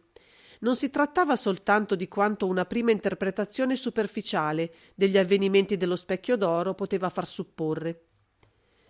Era possibile, naturalmente, che Vehrehan e May Bigland, agenti dell'Intelligence Service, quali indubbiamente erano, avessero inseguito Osman Mascali per togliergli i 7 fogli rubati. Era ancora possibile che essi, in ogni caso però con l'aiuto di complici capaci di uccidere nel modo in cui l'egiziano era stato ucciso, avessero anche soppresso l'uomo e si fossero impadroniti delle formule. Tutto questo si trovava nel campo delle ipotesi possibili e persino probabili, ma non era sufficiente a spiegare i movimenti dell'uomo ragno e quelli della ragazza, dal momento della scoperta del cadavere in poi. Che cosa c'entrava il candeliere ebraico? Come potevano spiegarsi le 7 tracce di cera trovate tanto nella camera di John Vehrehan quanto in quella dello scannato? E il foglietto scritto da May Bigland in cui si parlava di candelabro e di tabernacolo e del furto commesso dai romani? Il candeliere era stato portato allo Specchio d'Oro, forse da Osman Mascali, forse da altri, ma né May Bigland né l'uomo ragno se ne erano impadroniti. La donna perché non avrebbe materialmente potuto farlo, dato che era uscita dall'albergo scortata dagli agenti. L'uomo avrebbe potuto, sì, portarselo sotto il pipistrello quando era uscito dall'albergo subito dopo il delitto, ma in tal caso perché sarebbe tornato allo Specchio d'Oro e perché si sarebbe messo a correre per i tetti? E le orme di passi scoperte dal professore sul tetto di lavagna davanti alla finestra del morto? Né John Vehrehan né la donna erano usciti da quella finestra. Di chi erano allora? Quelle orme non fornivano forse proprio l'indizio capitale? Non erano le tracce degli assassini, i quali avevano portato con sé il candeliere e forse i 7 fogli rubati dall'egiziano all'inventore italiano? Con gli occhi fissi sul giornale, De Vincenzi cercava di riassumere gli avvenimenti, di coordinarli, di metterseli dinanzi alla mente, per poterne trarre una qualche luce. Naturalmente non poteva trovare una spiegazione logica. Meglio era affidarsi al caso e seguire dappresso lo svolgimento ulteriore della vicenda, attendendo il momento in cui, dai fatti stessi, sarebbe scaturita la luce. La donna fingeva sempre di leggere, ma ormai la sua agitazione si era fatta più percettibile per le contrazioni del volto, per movimenti improvvisi e infrenabili del corpo e delle mani. Quando il treno si fermò a una stazione e lei sentì il passaggio di gente nel corridoio, non si trattenne più. «Dove siamo?» «A Verona, credo», rispose De Vincenzi e continuò a tenere il giornale davanti al volto. May si alzò, fece per dirigersi alla porta, guardò il compagno che non si era mosso, mise la mano sulla maniglia. «È una libertà condizionata la mia?» chiese con sarcasmo. «Voi cercherete di seguirmi dovunque vada?» «Ma neppur per sogno. Potete anche discendere a Verona se volete. Fin quando non avrete messo i piedi sulla Augustus, l'interesse che ho per voi è molto blando». May abbandonò la maniglia e sedette di nuovo. «Parliamo, volete?» Si sentiva che aveva i nervi a fuor di pelle. «Parliamo pure». «Che cosa cercate di trovare voi, commissario, dietro a me?» Lo guardava fissamente, con gli occhi ardenti, la mascella convulsa. Lui rispose con innocenza, suavemente. «Molte cose, Miss Bigland». «L'assassino di Osman Mascali?» «Che memoria avete per i nomi?» «Lasciamo andare. Rispondetemi». «Naturalmente, vorrei trovare anche l'assassino». «Ah». Tacque, rifletteva. Trasse dalla borsetta un portasigarette d'oro e lo attese aperto. «Fumate?» De Vincenzi prese una sigaretta e si affrettò ad accendere l'altra che Miss May aveva fra le dita. La donna tirò qualche boccata e guardò la sigaretta che lui continuava a tener spenta. «Non fumo mai io, Miss Bigland», e con cura ripose la sigaretta offertagli nel taschino della giacca. Con un movimento nervoso May schiacciò la sua nel portacenere appeso all'intelaiatura della porta.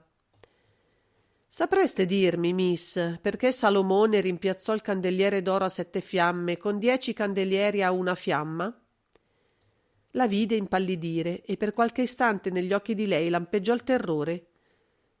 «Non immischiatevi in questa faccenda», Ve ne scongiuro. È terribile. Si torturava le mani, appariva in preda a un'agitazione spasmodica e la sua preghiera, come il suo terrore, era sincera. Se mi diceste tutto quello che sapete, Miss May. Non posso, ma non occupatevi di quanto non può avere alcun interesse per voi. Chi ha assassinato l'egiziano non si trova su questo treno e forse non si trova neppur più in Italia. Non è per questo appunto che domani ci imbarchiamo? Un vivo stupore apparve sul volto di Miss Bigland, ma fu rapido. Subito ella tornò indifferente. Sta bene, io ho voluto darvi un avvertimento. Ve l'ho dato. Adesso, qualunque cosa avvenga, non sarà a me che dovrete rimproverarla. Si alzò. Seguitemi pure, se volete. A che scopo? So benissimo che andate a trovare John Verayan. La donna scrollò le spalle, ma un fugace lampo di collera le aveva oscurato il volto.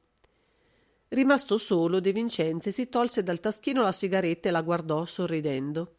L'annusò. Per quanto leggerissimo, percepì l'odore acre del cloroformio.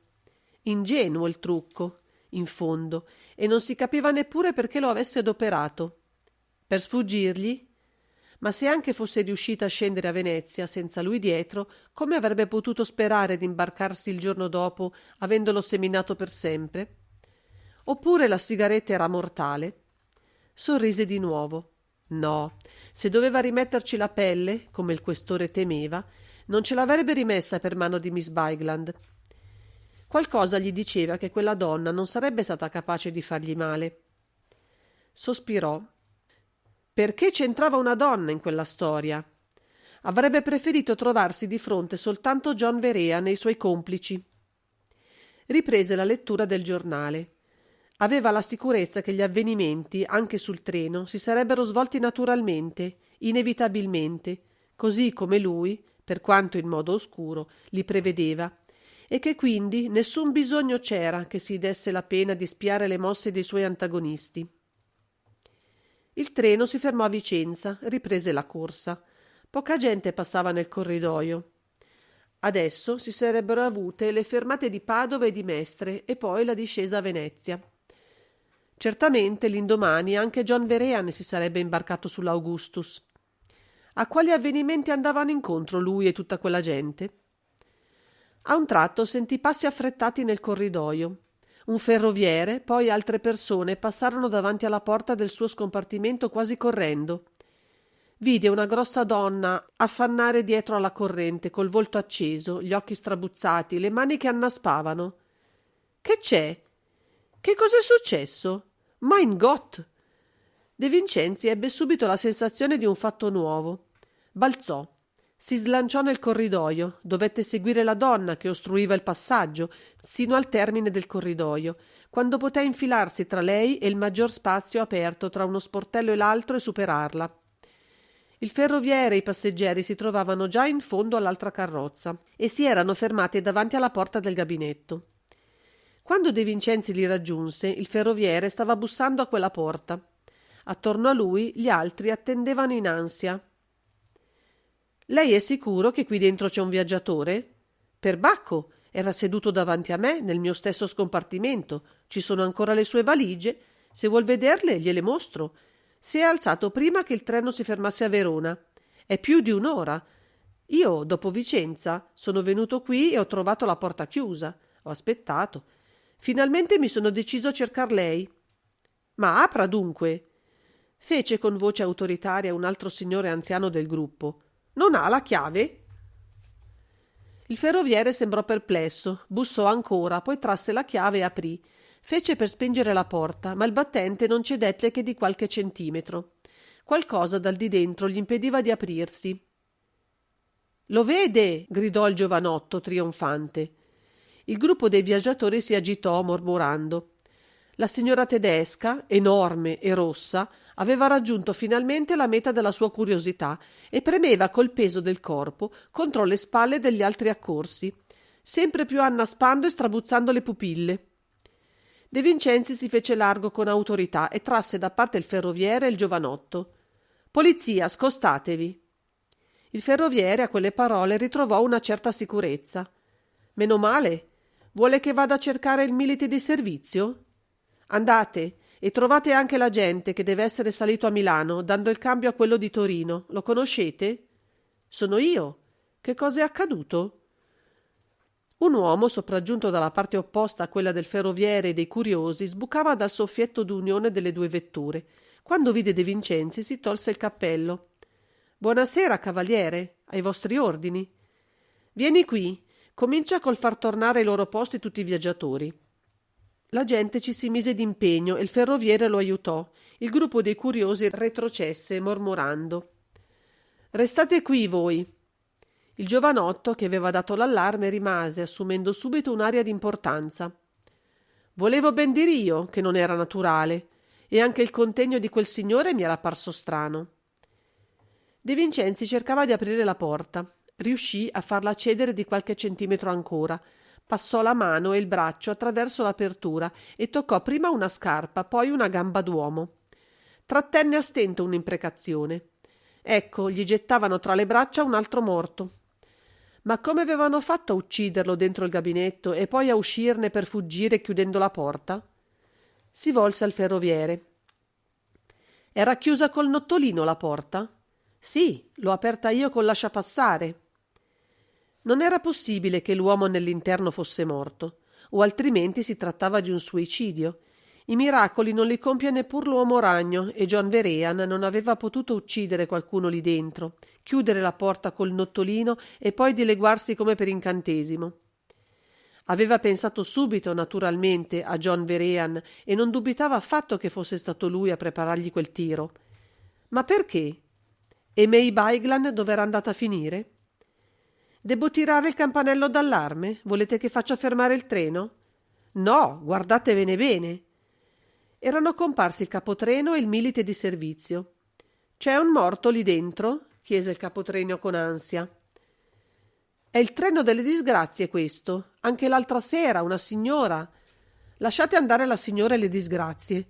Cercate invece di rassicurare i viaggiatori. Dite loro che nel gabinetto non c'era alcuno, che si tratta di un leggero malore.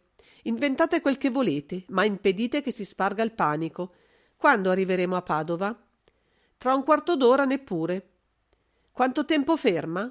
1 minuto, secondo l'orario, ma naturalmente questa volta dovremo fermarci a 6 di più per far staccare il vagone. No! Un altro no, rabbioso, secco come una pistolettata. Il capotreno lo guardò sollevando le sopracciglia e facendo la bocca a cuore. Oh, che diavolo di funzionario era quello? Ascoltatemi bene, è assolutamente necessario che il treno arrivi a Venezia senza che nessuno sappia nulla di quanto può essere accaduto lì dentro. Se si tratta di un morto, ebbene lo porteremo a Venezia. A Padova farete la fermata consueta e la abbrevierete persino, se potrete. Intanto fate mettere il milite da una parte e l'agente di polizia dall'altra con l'ordine di non lasciar passare nessuno. Ma la responsabilità, il regolamento è tassativo. Staccare la carrozza e metterla a disposizione della polizia. Fate quel che vi ho detto, la responsabilità è tutta mia e me l'assumo per intero. Non guardò più il capotreno e si occupò della porta. Almeno fosse riuscito ad aprirla prima di Padova, poiché le sue chiacchiere andavano bene, ma nessuno poteva garantirgli che l'uomo racchiuso lì dentro fosse morto e che non avrebbe avuto bisogno di cure immediate. Come diavolo avevano fatto a rinchiudervelo? Di nuovo introdusse la mano tra il battente e il telaio e cercò di raggiungere i piedi che puntavano. L'uomo doveva essere caduto sul piancito, le spalle e la testa appoggiate contro la parete opposta. Se soltanto fosse riuscito a scostare le gambe in dentro, la porta si sarebbe aperta tanto da consentirgli di entrare. Ci riuscì e la porta a poco cedette. Si introdusse nell'interno e vide subito che l'uomo non era morto. Seduto in terra con gli occhi sbarrati dal terrore, respirava a fatica, ma respirava. Si chinò e lo sollevò adagiandolo sul seggiolino. Vi siete sentito male? Che cosa vi è accaduto? L'uomo, sempre boccheggiando, non rispondeva e lo guardava con quei suoi occhi pieni di spavento. De Vincenzi lo osservò. Uno straniero era, un altro straniero. E piuttosto un levantino che altro. Mi volete dire che cosa vi hanno fatto? Gli toccò il polso e sentì che il battito si andava facendo sempre più forte. Se almeno avesse avuto i sali o un po' di cognac da fargli bere, se avesse potuto affidarlo a qualcuno e lui mettersi a cercare John Verean e May Bigland. Perbacco. E Cruni? C'era Cruni sul treno e lui se n'era dimenticato. Aprì la porta e chiamò la gente con un cenno. L'uomo accorse.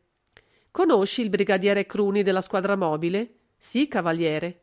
Vallo a cercare, lo troverai in uno scompartimento di seconda. La gente si allontanò. Ditemi, è questo l'uomo che ha viaggiato con voi sino a Verona? Il giovanotto mise la testa dentro la porta e disse subito: Proprio lui, poveretto, s'è sentito male. Aiutatemi a trasportarlo nello scompartimento. Lo presero sotto le ascelle e lo portarono quasi di peso. Adagiato sul sedile, lo sconosciuto cominciò a respirare con maggiore regolarità e abbassò le palpebre. Il ferroviere venne dal corridoio, seguito da un uomo anziano. Questo signore è medico. De Vincenzi si trasse da parte. Vedete un po' di che si tratta. Il dottore si chinò sopra il corpo disteso e si mise a osservarlo. Gli aprì il colletto e la camicia, gli ascoltò il cuore, gli alzò le palpebre. A un tratto corrugò la fronte e riprese a esaminarlo con maggiore attenzione. Finalmente si sollevò e si volse a De Vincenzi. Sembrava perplesso. Appena a Padova, fatelo portare in ospedale. Io gli farei subito un'iniezione. Ma che cos'ha, insomma? Il medico ebbe un'esitazione ancor più evidente. Lei chi è? Sono un commissario di polizia, potete parlare. Ah, ebbene, non capisco. Può darsi che mi sbagli, è strano, ma direi che costui presenta tutti i sintomi dell'avvelenamento. De Vincenzi assentì col capo. Non è strano, dottore, disse gravemente.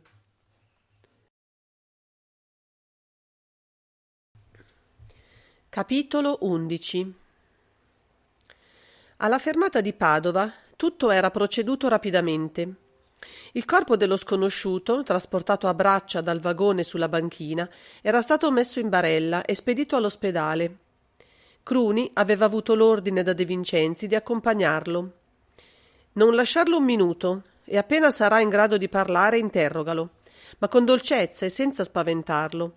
Cerca di sapere anzitutto chi sia e chi lo abbia ridotto in quello stato, seppure lui ha avuto coscienza di quanto gli stavano preparando, del che dubito. Da Venezia ti chiamerò io al telefono e mi riferirai. Il commissario aveva la sua convinzione. In terra, nel lavabo, aveva trovato una sigaretta appena cominciata, che si era affrettato ad avvolgere in un pezzo di giornale e che aveva messo assieme a quella offertagli da May Bigland. Forse era stata la sigaretta a procurare l'avvelenamento dell'uomo. In tal caso era spiegato il fatto che lo si fosse trovato solo nel lavabo e con la porta chiusa internamente. Mentre Cruni provvedeva al trasporto dello sconosciuto, De Vincenzi, precipitatosi a terra appena il treno era entrato sotto la tettoia della stazione, aveva fatto stendere un cordone di militi di controvia, perché nessuno potesse abbandonare il convoglio senza essere veduto. E lui s'era messo al passaggio dei viaggiatori che scendevano e che altri militi e gli agenti della coda del treno incanalavano in un'unica direzione. Certo, l'uomo ragno, con quelle doti acrobatiche che lo distinguevano, poteva benissimo essersi dileguato lungo il percorso, anche quando il direttissimo correva. Ma De Vincenzi era convinto che egli non avrebbe abbandonato May Bigland, dopo essersi ostensibilmente riunito a lei, facendola viaggiare sul suo stesso treno. E non avrebbe osato farle correre un sicuro rischio di morte con un salto pazzesco. La sua supposizione, infatti, risultò subito esatta. Partito il treno da Padova, il commissario, dopo aver affidato le valigie dello sconosciuto all'agente di servizio, si mise a percorrere lentamente le carrozze. Nello scompartimento di May Bigland trovò la ragazza e John Verean. L'uomo ragno conservava sempre il suo nuovo aspetto, quello assunto quando aveva deciso di partire, scoprendosi completamente ed affettando la maggior sicurezza. Monocolo all'orbita, sorriso sarcastico sulle labbra. Accolse De Vincenzi con un leggero segno del capo di saluto. Ho occupato il vostro posto, ma la signorina era sola e mi sono permesso di tenerle compagnia. Adesso lascio a voi tale compito. Si alzò, rigido, correttissimo, perfettamente padrone di sé e della situazione. De Vincenzi gli chiudeva il passo, ritto sulla porta, e non si mosse. Sedetevi, Vehrehan. Credo sia utile parlare seriamente prima di ritrovarci domani tutti assieme sull'Augustus. Vehrehan accentuò il sorriso di sarcasmo e sedette. De Vincenzi avanzò, chiuse la porta, tirò le tendine. Scusatemi, disse, passando davanti a May Bigland, e andò a sederlesi accanto, di fronte all'uomo. Sapeva che quel primo incrocio di ferro col suo più pericoloso antagonista sarebbe stato forse decisivo per l'avvenire e voleva condurre lo scontro con eleganza. La ragazza appariva mortalmente pallida. Le labbra rosse e gli occhi bistrati erano le uniche macchie di colore che ravvivassero quel pallore esangue. De Vincenzi s'era adagiato sul sedile e sembrava perfettamente calmo, quasi fosse soddisfatto di potersi riposare dopo una fatica, e aveva l'aria di trovarsi in ottima compagnia. La pausa di silenzio che fece fu lunga. John Vehrehan attendeva, sorridendo sempre. Si incastonò il monocolo, trasse il portasigarette d'oro e scelse con cura una sigaretta. Gli occhi della ragazza fissavano i suoi movimenti ed ella non poté trattenere un fremito quando lo vide mettersi la sigaretta fra le labbra. De Vincenzi le si volse e le sorrise. Non abbiate alcun timore, Miss Bigland. Mr. Vehrehan sa perfettamente che io non fumo e che non mi farò trovar chiuso in un lavabo con qualche grammo di veleno nel sangue assorbito attraverso i polmoni. Si sentì lo scatto secco del portasigarette chiuso di colpo, ma l'uomo sorrideva sempre e mandava lente volute di fumo verso la lampada in alto. Poi corrugò le sopracciglia. Avete detto di voler parlare seriamente, commissario. Io vi ascolto e Miss Bigland può dormire se vuole. Sono certo che le cose che state per dire non la riguardano. Credete? Fece soavemente De Vincenzi. È un invito o una preghiera la vostra? Vogliamo sbarazzare il terreno prima di cominciare? Guadagneremmo tempo. De Vincenzi consultò l'orologio. Una ventina di minuti basteranno. Avremo finito prima di Venezia. Ma che cosa intendete per sbarazzare il terreno? Ieri sera, pressappoco a quest'ora, un individuo qualsiasi, se lo chiamassimo col suo nome dal momento che vogliamo precisare? A vostro piacere. Osman Mascali, dunque. Noto che conoscete il nome autentico di quell'individuo. Conosco molte altre cose e voi lo sapete. Non è per giocare a nasconderci che stiamo parlando. Dunque, Osman Mascali ieri sera credette conveniente farsi uccidere in una camera dello Specchio d'Oro. In quell'albergo c'ero io e c'era Miss Bigland. Intendo dire, per essere preciso, come ricostruzione, Virginia Olcombi. Ebbene, commissario, se vi affermo che né io né Miss Bigland abbiamo ucciso quell'uomo, mi credete? Ma certo, si affrettò ad acconsentire De Vincenzi. Né voi né Miss Bigland potete aver aperto il ventre di quell'uomo. Non avreste mai commesso un atto tanto selvaggiamente inutile, voi due. Il volto di Vehrehan si contrasse e le mani di May strinsero convulsamente la stoffa dell'abito sulle ginocchia. Volete insinuare? Nulla. Neppure che potreste essere stato voi ad uccidere Osman Mascali con un colpo di rivoltella alla nuca. E lo sventramento? Chiese con sarcasmo l'altro. Quello no. Qualche altro, se mai, dopo di voi, ha voluto aggiungere una pennellata macabra al quadro. Se avete le prove di quanto affermate, perché non mi arrestate? Prove? Neppure una. Ma per parlare seriamente, convincetevi anche di questo. Se anche avessi le prove, non vi arresterei, o perlomeno non vi arresterei ancora. Ah. Tacque qualche istante, assorto, poi mormorò. È un giuoco assai più pericoloso di quel che possiate immaginare. Dal momento che non immagino nulla, che cosa può importarmi? Vehrehan stava per replicare a lui, lo fermò con un gesto. Continuo io, altrimenti davvero il tempo non basta. Il treno rallentava. Fra poco si sarebbe fermato a Mestre. May aveva gli sguardi fissi su John Vehrehan e a tratti le passavano nelle pupille bagliori di spavento e luci di supplica.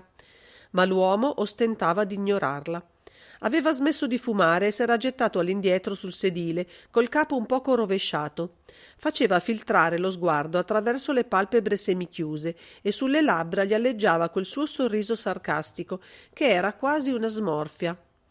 La smorfia macabra dell'uomo ragno in maglia gialla e cranio d'avorio. C'è un morto a Milano e un moribondo lo abbiamo lasciato poco fa a Padova. Nessuno dei due diede segno alcuno di sorpresa, sapevano perfettamente quel che era accaduto. Dicendo moribondo, molto probabilmente esagero. Quell'uomo se la caverà e potrà parlare. Molte cose allora si chiariranno. Le mani di Miss Bigland fremettero. Vehrehan non si mosse. Ma non è questo che conta, o perlomeno non è questo che potrà mutare il corso di quel che si prepara. Forse sì.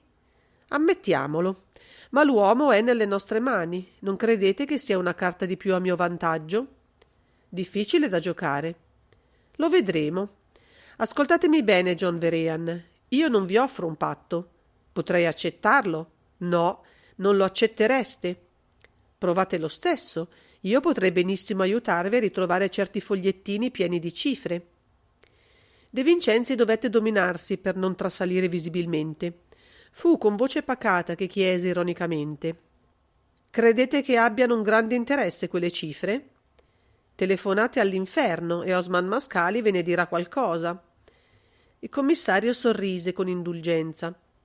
«Cattivo metodo, che non mi sarei aspettato di vedere applicato da voi. Non bisogna mai disestimare l'intelligenza dei propri avversari. Non è stato soltanto per quei fogliettini che hanno aperto il ventre all'egiziano. E io lo so». «E per che cosa, allora? Volevano togliergli un tubetto di sapone per la barba? E se avessero voluto impedirgli di far colare 7 candele di cera?»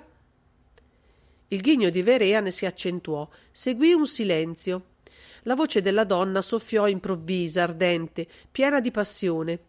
Parlava in inglese e s'era protesa verso l'uomo ragno, mettendogli una mano convulsa sul ginocchio. «John, il candelabro! Ho paura, ho paura!» John prese la mano della ragazza e la tolse dal ginocchio, allontanandola. «Potreste pungervi, Miss Bigland, con le mie ossa». May si ritrasse sul sedile, abbandonandosi nell'angolo. «Non capisco quel che vogliate dire, commissario. 7 candele di cera sono troppe in una camera e troppo poche». Si batté una mano sul ginocchio. «Sì, per Giove, sono proprio quante ne occorrono attorno a un cataletto, una alla testa e 3 per parte, ma ne manca poi sempre una ai piedi». «Quanti cadaveri hanno da illuminare quelle candele?» La ragazza nel suo angolo mandò un gemito. Vehrehan si scosse e subito si irrigidì. «Commissario, il giuoco è più pericoloso di quello che credete. Ve l'ho detto. Io non ho nulla contro di voi e gli italiani, anzi, mi sono simpatici. Date retta a me. Occupatevi di trovare l'assassino di Osman Mascali. Potete farlo. Forse lo avete già nelle vostre mani.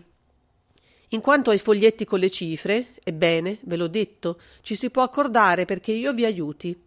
Ho sempre detestato le cifre io, ma abbandonate tutto il resto, finché siete in tempo. Non cacciatevi in un'avventura senza uscita per voi». «Vi ringrazio del consiglio, John Vehrehan», disse De Vincenzi con voce fredda e si volse alla donna.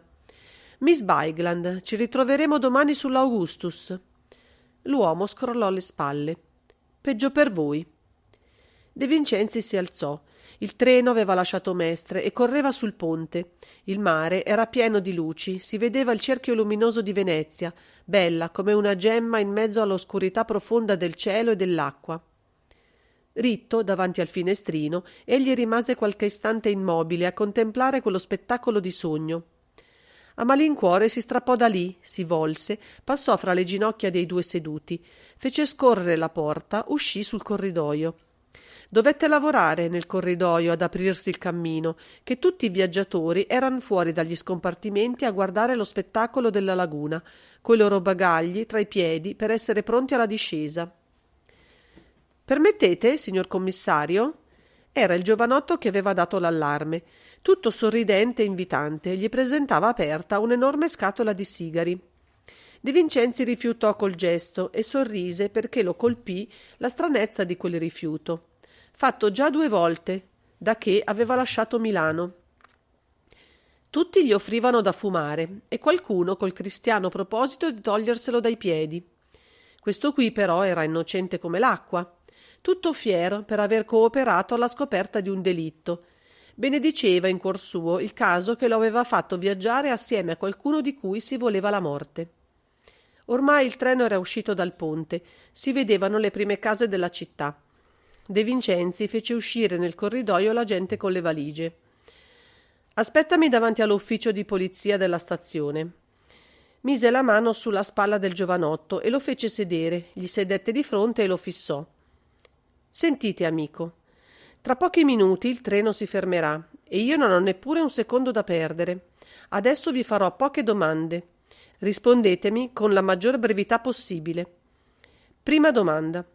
L'uomo che viaggiava con voi, quando è uscito dallo scompartimento, prima di Verona, lo ha fatto di sua volontà o perché chiamato da qualcuno o perché aveva veduto qualcuno passare nel corridoio?»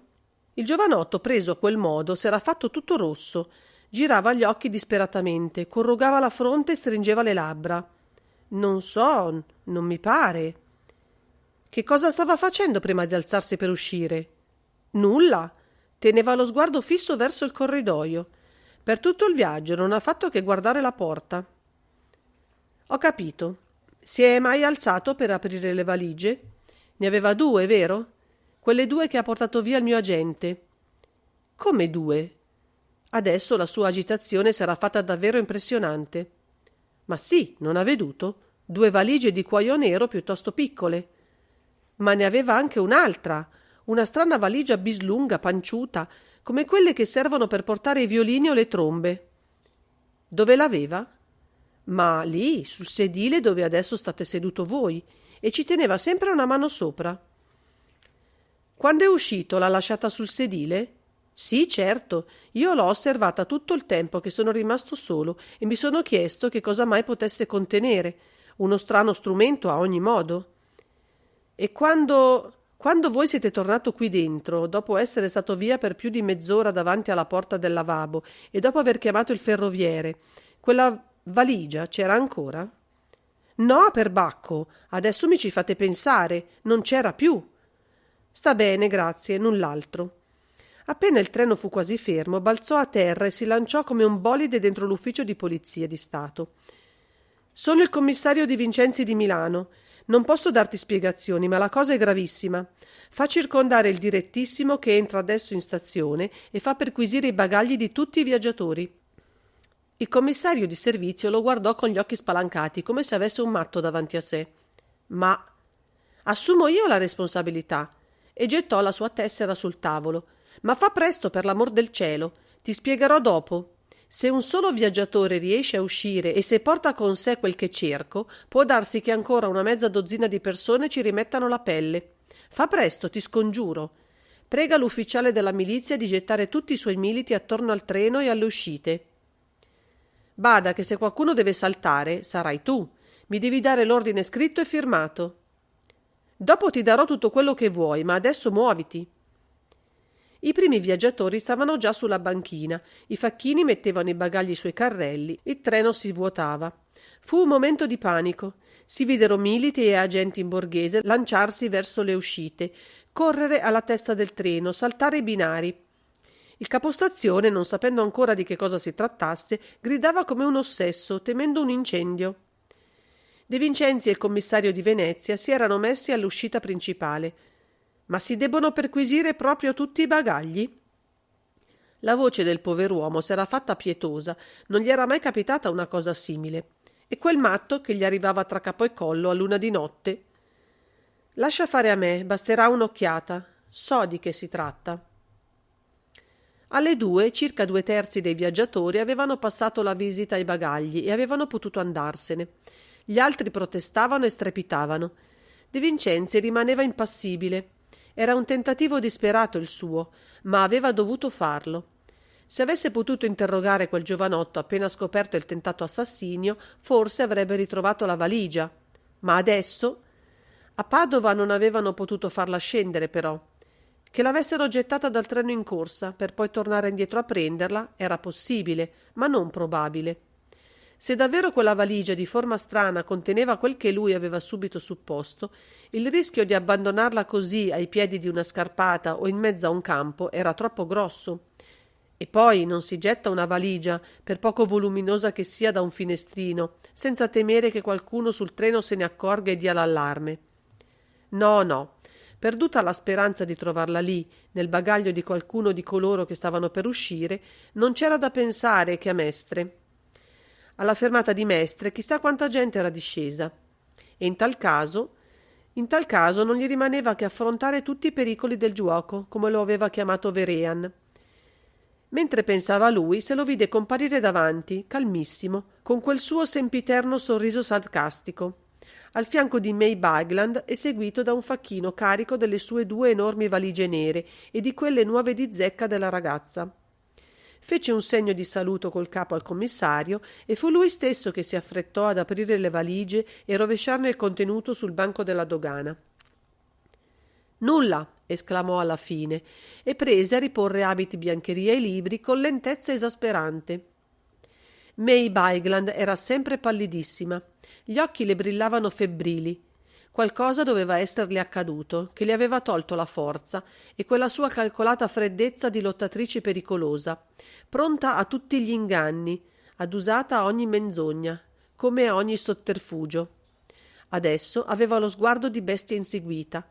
Quando Vehrehan ebbe richiuso le valigie, fissò De Vincenzi. «Possiamo andare?» Il commissario assentì col capo. «Ricordatevi del mio consiglio», disse in inglese, mentre indicava le valigie chiuse al facchino, e si avviò verso l'androne di uscita, seguito da Miss Bigland. «Falli filare da un agente», sussurrò De Vincenzi al collega, «che mi sappia dire dove vanno».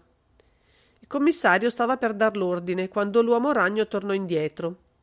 «Ho dimenticato di dirvi, commissario, che Miss May e io scendiamo all'Hotel Danieli. Inutile farci seguire per accertarvene». E se ne andò col suo sorriso.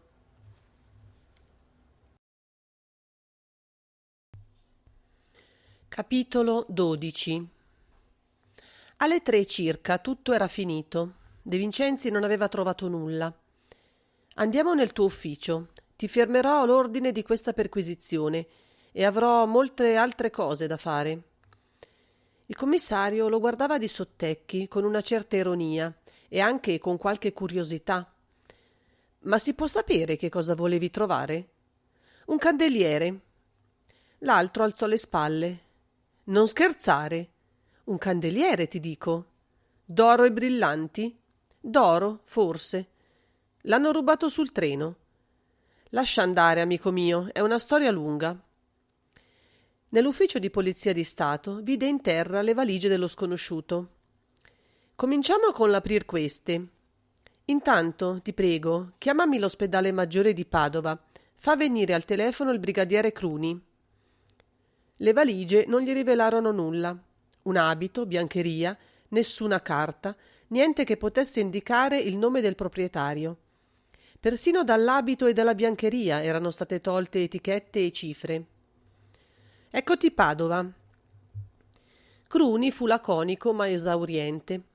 L'uomo, curato subito e con un paio di iniezioni, era tornato quasi normale e adesso dormiva. Si trattava di un sonnifero, doveva essergli stato propinato per mezzo della sigaretta. Ma lui aveva subito capito il pericolo ed era corso nel lavabo.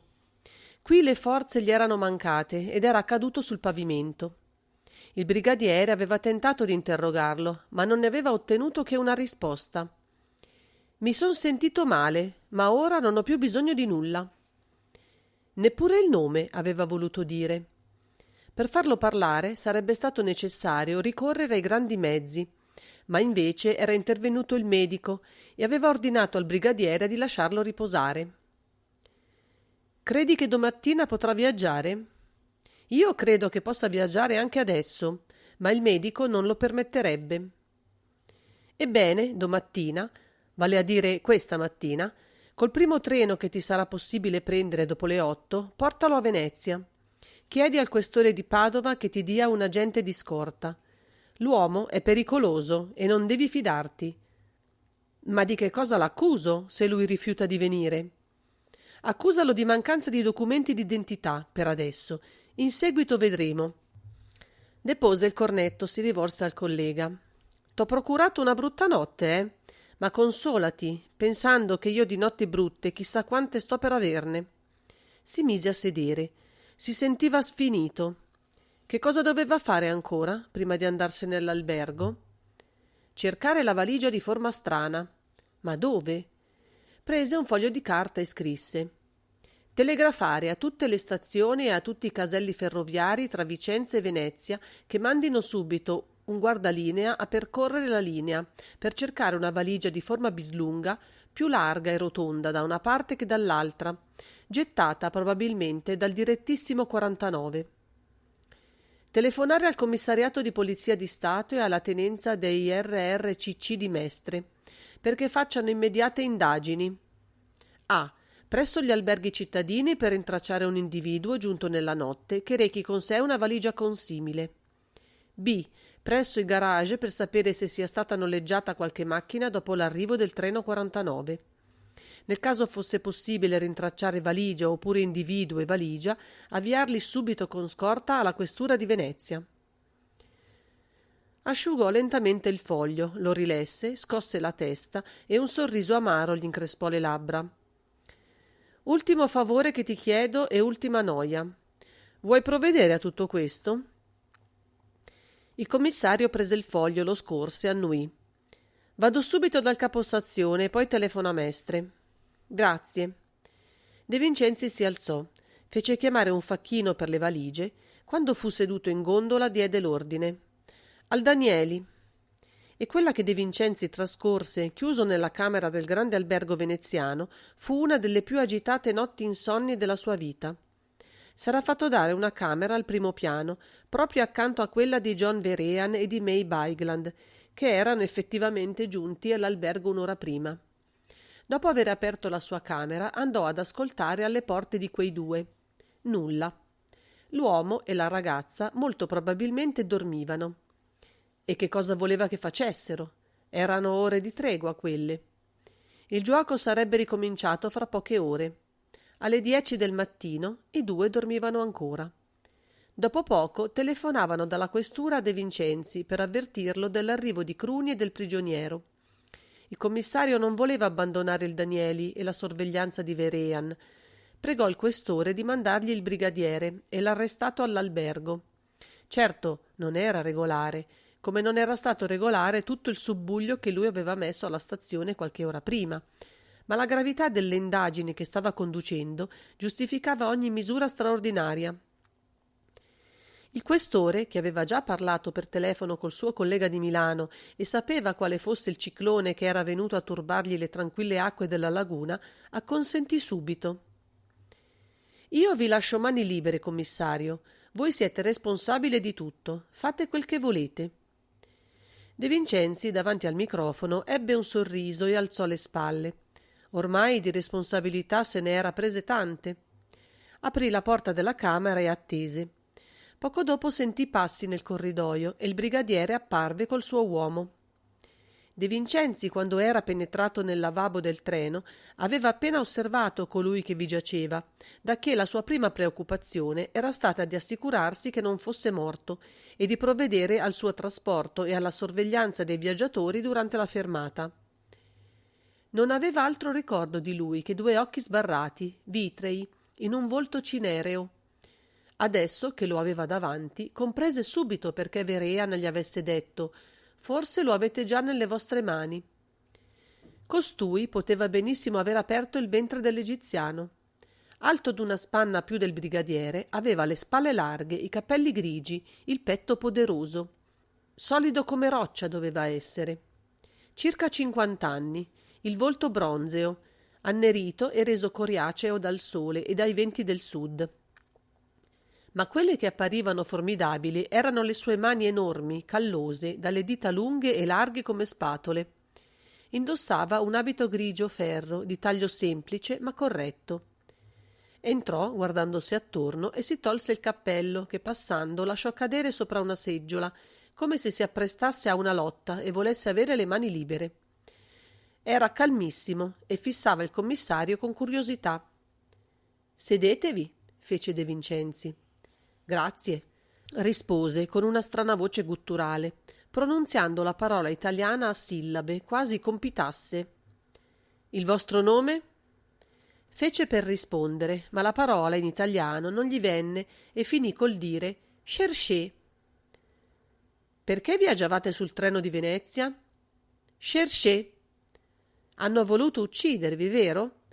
Scosse la testa e sorrise. Si guardò le mani. «Chi è stato a offrirvi una sigaretta prima che entraste nel gabinetto dove vi abbiamo trovato?» Ebbe un brevissimo moto di sorpresa, ma subito tornò a sorridere. «Cherchez». «Dove avete gettato il coltello con cui avete squarciato il ventre a Osman Mascali?» Scosse di nuovo la testa. «Cherchez». De Vincenzi sapeva ormai con che tipo d'uomo aveva da fare. Non gli avrebbe cavato una parola neppure coi ferri roventi, a meno che... «Volete riavere le vostre valigie?» Un solo lampo nelle pupille, subito spento. «Sono mie. Il faut me les rendre». Pronunziava il francese come l'italiano, sillabando, un orientale o forse un arabo. «Ve le renderemo subito». Aveva poco tempo e quell'esperienza, desse quel che desse, doveva farla immediatamente.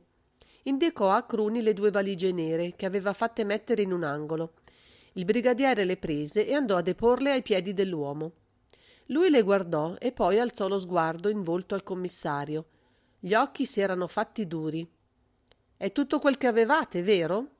Scosse con violenza il capo. «Altra valigia. A me erano 3 valigie. Sul treno, nel vostro scompartimento, non abbiamo trovato che quelle 2. Strinse i pugni, 2 mazzuole da mattatoio. Cruni fece un passo per mettersi tra lui e il commissario, tanto era evidente che quello stava per lanciarsi, ma si trattenne invece. Allargò le mani, fece violentemente di sì col capo. «Bene, bon, ça va comme ça». «Eppure una valigia vostra manca realmente, lo sappiamo, perché ce lo ha detto il vostro compagno di viaggio, che l'ha veduta. Non sapete chi possa averla presa?» «Cherchez». «Che strana valigia portavate con voi. Conteneva un candeliere, vero?» Di nuovo i pugni si serrarono. «Un candeliere a 7 fiamme». Taceva, chiuso sinistramente in se stesso. Lanciava sguardi di fuoco, con gli occhi improvvisamente iniettati di sangue. «Il candeliere che avete tolto a Osman Mascali dopo averlo ucciso». La sua collera sparì, sorrise.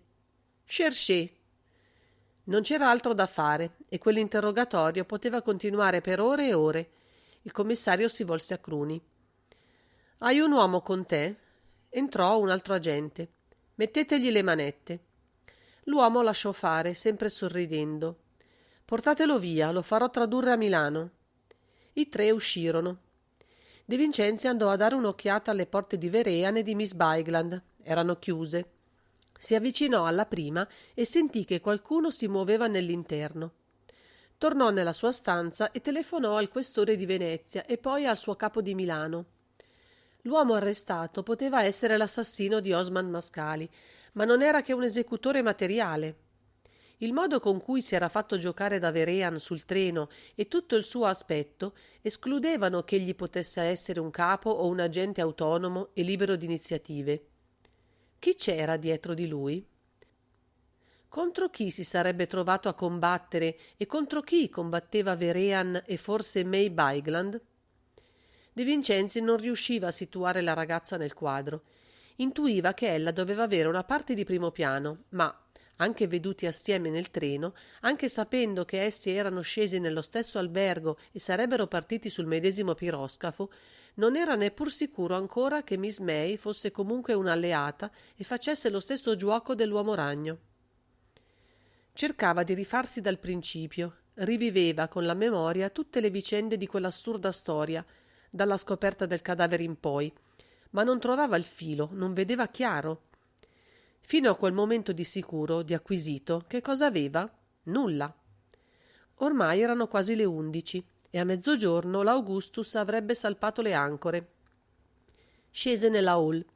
Cruni, dopo aver provveduto a rimettere l'arrestato alla questura di Venezia, aveva ricevuto da De Vincenzi l'ordine di recarsi alle Zattere con la sua valigia e di attenderlo alla scala di attracco dell'Augustus. Se lo avesse veduto partire, gli avrebbe consegnato la valigia. A condurre il brigadiere con sé in Egitto aveva rinunziato.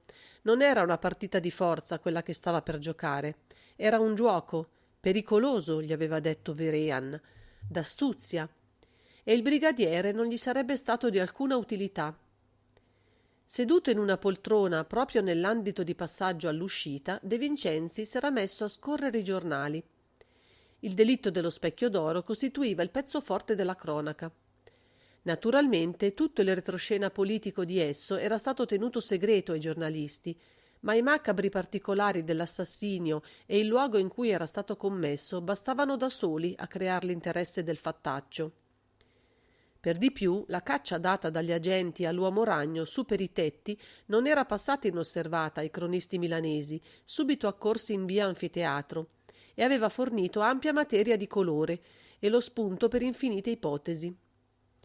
Il commissario temeva che anche i fatti della notte sul treno di Milano e specialmente la perquisizione ai bagagli dei viaggiatori operata alla stazione di Venezia avessero acceso la fantasia e fossero stati ampiamente riferiti. Ma, per fortuna, della perquisizione non era fatto neppur cenno, e in quanto all'uomo trovato nel lavabo del treno, se ne dava appena notizia come d'un viaggiatore che era stato colto da malore.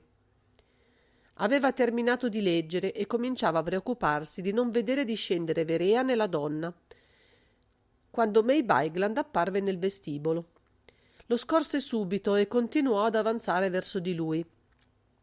Era sempre molto pallida e aveva gli occhi profondamente cerchiati. Tutto in lei rivelava un'ansia contenuta e spasmodica.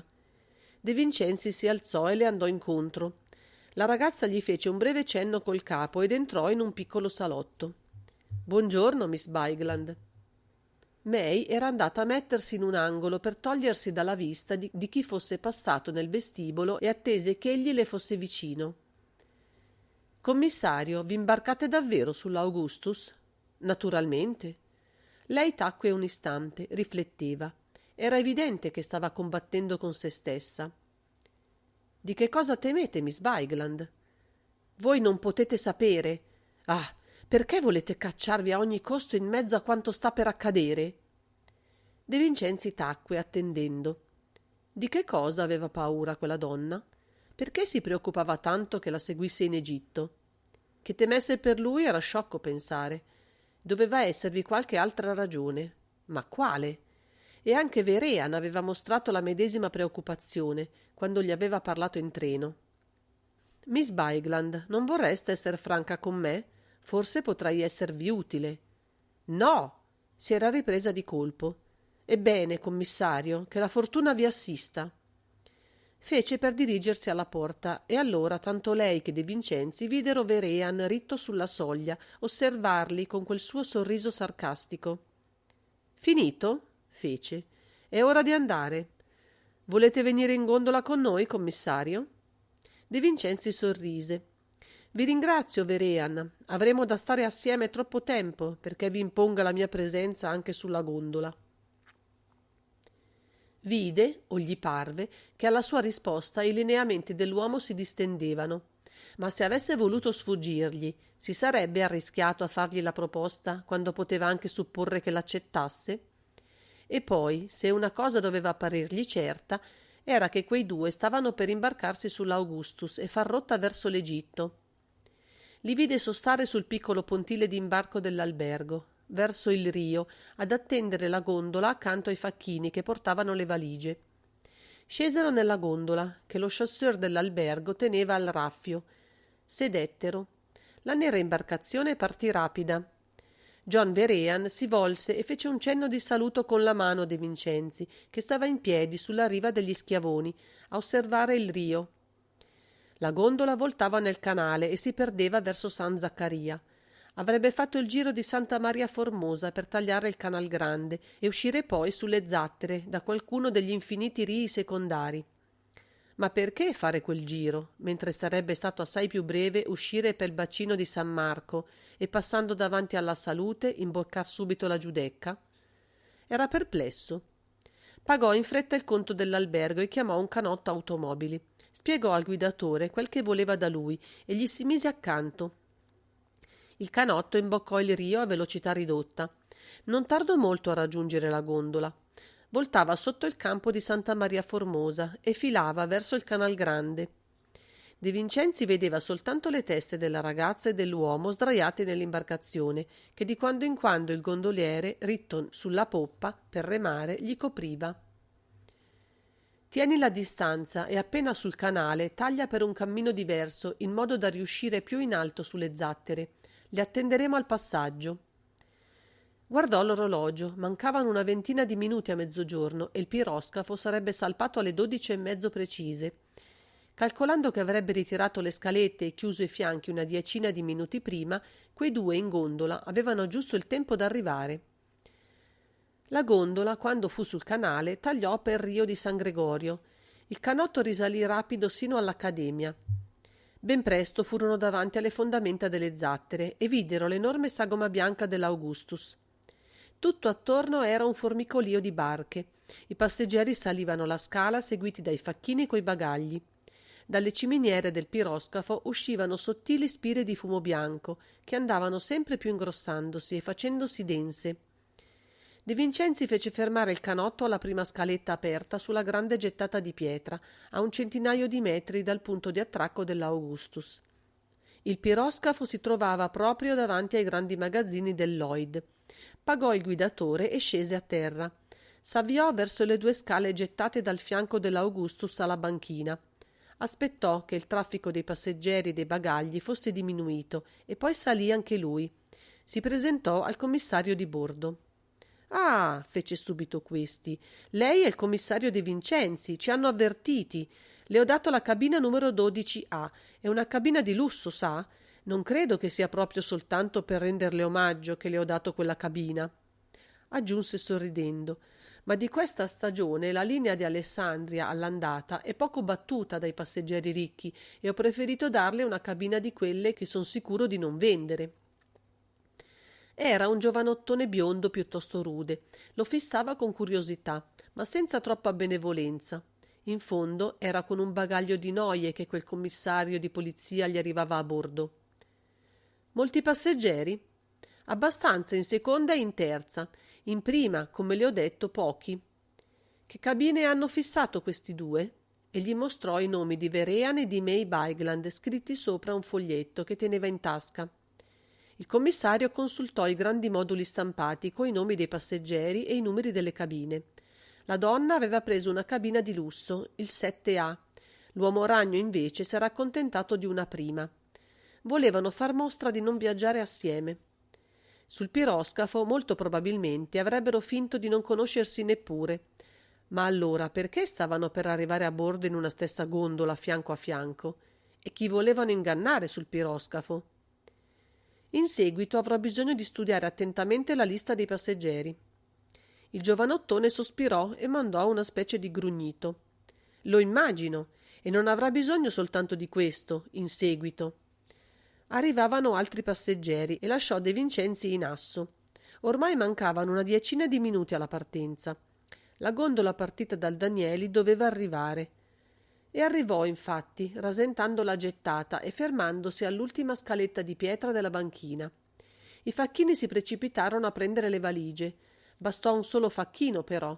Nella gondola non c'erano più che le due valigie piccole nuove di May Bygland e la donna era sola. De Vincenzi sentì un brivido corrergli per la schiena. Verean l'aveva giocato. Per un istante rimase interdetto a guardare la ragazza che, discesa a terra, si incamminava verso la scala del piroscafo. Mentre la seguiva con lo sguardo, vide Cruni fermo sul molo, con la sua valigia accanto ai piedi, che si guardava attorno, evidentemente cercandolo. Occorreva agire. Si avvicinò al commissario di bordo e lo afferrò per un braccio, tirandolo in disparte. «Scusatemi, ho bisogno di voi, la cosa è grave». L'altro lo seguì senza eccessiva riluttanza. Il tono di De Vincenzi diceva chiaramente che non era il momento di discutere. Che cosa è accaduto? Non so. Il fatto è che io debbo scendere a terra. L'Augustus farà scalo a Brindisi? Naturalmente. Quando ci sarete? Domattina. Ma non ripartiremo che alle 14 per attendere la coincidenza del direttissimo di Milano, che arriva alle 12. Valendosi dell'aeroplano fino a Roma o fino a Bari, poteva agevolmente arrivare a Brindisi in tempo per imbarcarsi. Bene, io ora farò imbarcare al mio posto un mio collaboratore, il brigadiere Cruni. Dategli la cabina riservata a me.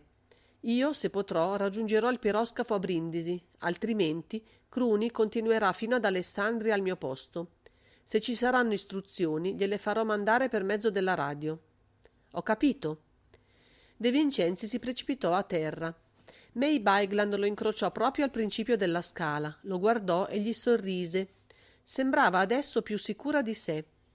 Non parte? Gli chiese, ma la sua voce non aveva la più lontana ombra d'ironia. Sembra, le rispose e raggiunse Cruni. Per prima cosa il brigadiere indicò la donna. La vedi? La riconosci? Sì, fece Cruni. È la ragazza dello specchio d'oro, quella che avete trovato addormentata. Bene, tu ora ti imbarcherai al posto mio. E voi? Io rimarrò a Venezia, se rimarrò a Venezia. Non so nulla di me. Forse mi rivedrai a Brindisi e in tal caso ti farò discendere. Io riprenderò il mio posto. A ogni modo tu sali ora. Il commissario di bordo ti indicherà la tua cabina. La ragazza che hai veduta si chiama adesso May Bigland. Ricordalo, il tuo compito per ora, e fino a quando non riceverai altre istruzioni per telegrafo, consiste nel sorvegliarla. Con discretezza, ma senza perderla di vista un solo istante. Non ti dico che è facile, ma è indispensabile, capisci? Sì, dottore. Non ammetto errori né distrazioni. Sì, dottore. Va adesso. Cruni fece per andare e tornò indietro. La vostra valigia, dottore? Portala con te. E alzò le spalle.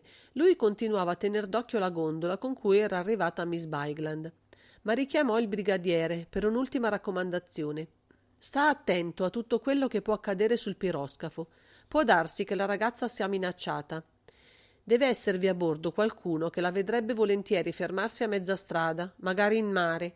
Ti ho detto di sorvegliarla. Adesso ti dico, se occorre, proteggila. Va bene? Questa volta il commissario si diresse alla gondola e vi saltò dentro. Il gondoliere si strinse la fascia attorno alla vita, diede un colpo di piede all'imbarcazione, afferrò il remo. Dove andemo, Paron? Fai il cammino che hai fatto venendo qui con quei due inglesi. Per strada ti dirò. L'uomo lo guardò meravigliato e cominciò a vogare. Quando ebbe imboccato il rio e l'Augustus fu scomparso, De Vincenzi si volse al gondoliere. Dove è sceso dalla gondola l'uomo? Ah, come lo sa che è sceso, Paron? Non t'occupare di come io lo sappia e rispondi. L'uomo esitava. Non farmi perder tempo, sono un commissario di polizia. Ah, allora, è sceso al pontile dell'Accademia sul canale. Ha preso un'altra gondola? C'era un motoscafo che l'aspettava. Ha operato il trasbordo senza metter piede sul pontile. Da che parte si è diretto il motoscafo? Verso Rialto. Dunque aveva tutto preparato, ma quale poteva essere il piano di Vehrehan? Non fermarti, vai più in fretta che puoi. Dove, Paron? Raggiungi il canale e voga verso la stazione finché incontri un motoscafo libero. Perché quella fuga? Più ci si arrovellava e meno riusciva a spiegarsela. Vehrehan aveva operato il trasbordo con le valigie, il che poteva far supporre che intendesse fermarsi ancora in Italia oppure partire con un altro piroscafo. Per sviare i suoi nemici? Per tentare qualche altra manovra che la presenza del commissario sul treno e al Danieli poteva aver impedita? La gondola non riusciva ancora a superare i barconi e le chiatte che ingorgavano il rio.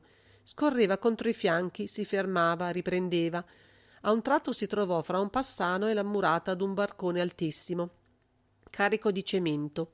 Il gondoliere motteggiava, sfoderando tutti gli epiteti e i lazzi del suo dialetto pittoresco. De Vincenzi fremeva. Per un momento ebbe l'impulso di prendere terra e di gettarsi a corsa per le calli verso la stazione. Ma a che scopo? Chi poteva dargli la sicurezza che realmente Vehrehan si fosse diretto alla stazione? E inoltre, a piedi e poco pratico com'era nell'intrico dei vichi e delle calli, o si sarebbe perduto o avrebbe impiegato un tempo doppio. L'unica sua speranza era di poter trovare un motoscafo sul canale con cui lanciarsi a un inseguimento che avrebbe dato i frutti che avrebbe dati, ma che a ogni modo era l'unico tentativo possibile. La gondola era riuscita a liberarsi e riprendeva ad andare più spedita, a grandi falcate rapide, spinta dal colpo magistrale del remo. I gondolieri di Venezia sono maestri. Sbucarono sul canale Magnifico e ben presto furono in vista del ponte di Rialto. Motoscafi in vista neppur uno. Lo troveremo al pontile di Rialto, Paron. Doveva essere un vero maledizione che non ghe fosse.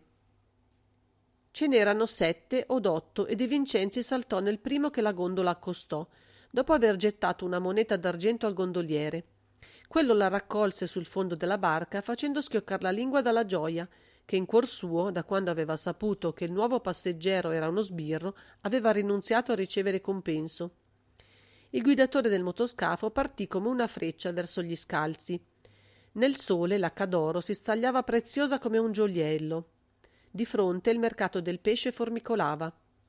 «Andiamo alla stazione?» «Sì». Non sapeva neppur lui dove sarebbe andato. «Da molto tempo eri fermo a Rialto?» «Da stamane». «Hai veduto passare un motoscafo verso le 12 con dentro un uomo vestito di scuro, pallido, magro come uno scheletro?» Aveva fatto la domanda senza speranza e si aspettava che l'altro gli ridesse sulla faccia. Col traffico che c'è sempre sotto Rialto, se non per un caso miracoloso, chi è che nota il passaggio di una lancia con dentro un uomo? Il guidatore però aveva compreso dal modo con cui De Vincenzi gli era piombato nell'imbarcazione e dall'ansia preoccupata che gli si leggeva sul volto che doveva trattarsi di cosa seria, e sulla faccia non gli rise. Si accontentò di guardarlo e di rispondergli. «Qualcuno che scappa?» chiese l'uomo, rallentando il motore, che il motoscafo, doppiato San Marcuola, stava per passare sotto il ponte di nuova costruzione e c'era il divieto di andare in fretta. De Vincenzi per tutta risposta gli ordinò di accostare allo sbarco della stazione. «Aspettami qui. Se non dovessi tornare ti manderò a pagare da un agente, ma tu non muoverti». Un oscuro presentimento gli diceva che del motoscafo avrebbe avuto ancora bisogno.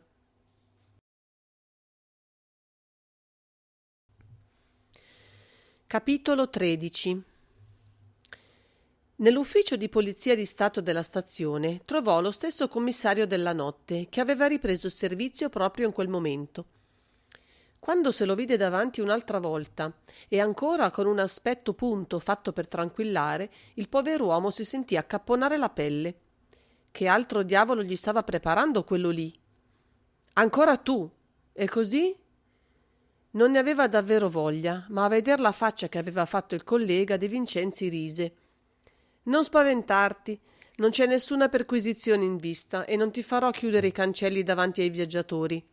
Ci mancherebbe altro, a quest'ora non è come di notte. Rischieremmo di sollevare una rivolta, senza contare che non riusciremmo a nulla. Con la stazione piena di gente, chi vuole esce da 10 porte. Dalle 11:15 adesso quanti treni sono partiti da Venezia?» «Dalle 11:15 adesso? Neppure uno. Il primo che parte è il direttissimo di Milano delle 12:27, poi quello per Belluno delle 13, poi...» De Vincenzi aveva dato un'occhiata all'orologio a muro che segnava le 12:22 e non lo ascoltava più. «In che binario?» «Come?» «Dico, da che binario parte il direttissimo?» «Terzo binario, lì davanti». «Vieni con me, ti prego», e lo afferrò per un braccio trascinandolo. Mentre correvano verso il treno gli diede in fretta i connotati di Verean. «Si tratta di trovarlo a ogni costo. Tu devi ricordartelo del resto. È quello che stanotte accompagnava una donna bionda che tornò indietro per parlarmi in inglese». Il commissario non ricordava nulla e nessuno, in quella nuova ansia che l'aveva afferrato, ma disse di sì, e in ogni caso i connotati dell'uomo scheletrico e pallido, con gli zigomi sporgenti, gli occhi infossati e una gran zazzera di capelli castani, gli bastavano per farglielo riconoscere se fosse stato sul treno.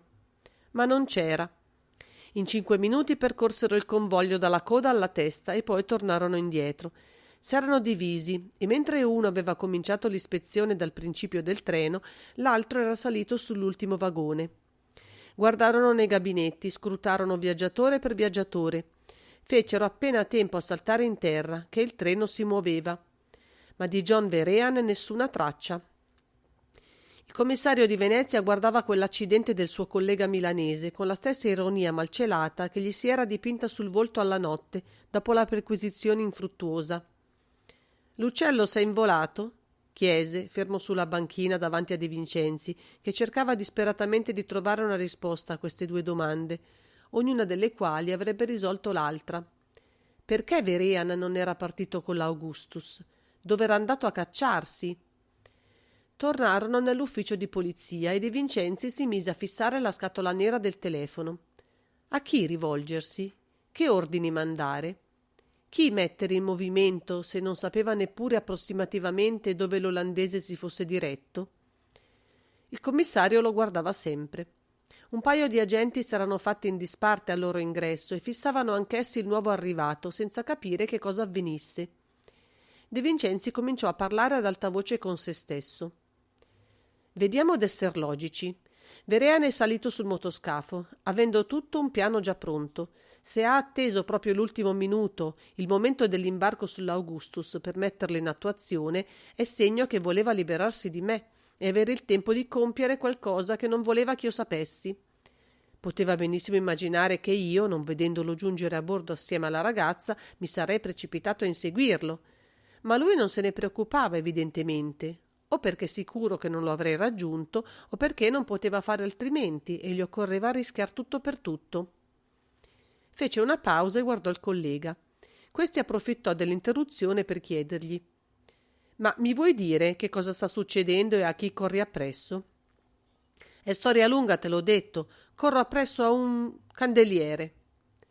Lo aveva detto per burla, tanto per levarsi di torno quell'importuno, forse per il piacere maligno e inconsapevole di aumentare in lui la curiosità, tornandogli a parlare di un candeliere. Ma la parola stessa che pronunziò gli suonò all'orecchio nuova e stranamente piena di significato. Il candeliere! E se Vehrehan fosse proprio andato a prenderlo? De Vincenzi sembrava spiritato. Gli occhi gli brillavano, le gote gli si erano accese. Il candeliere, nella custodia della valigia panciuta, era sparito dal treno in corsa fra Padova e Venezia.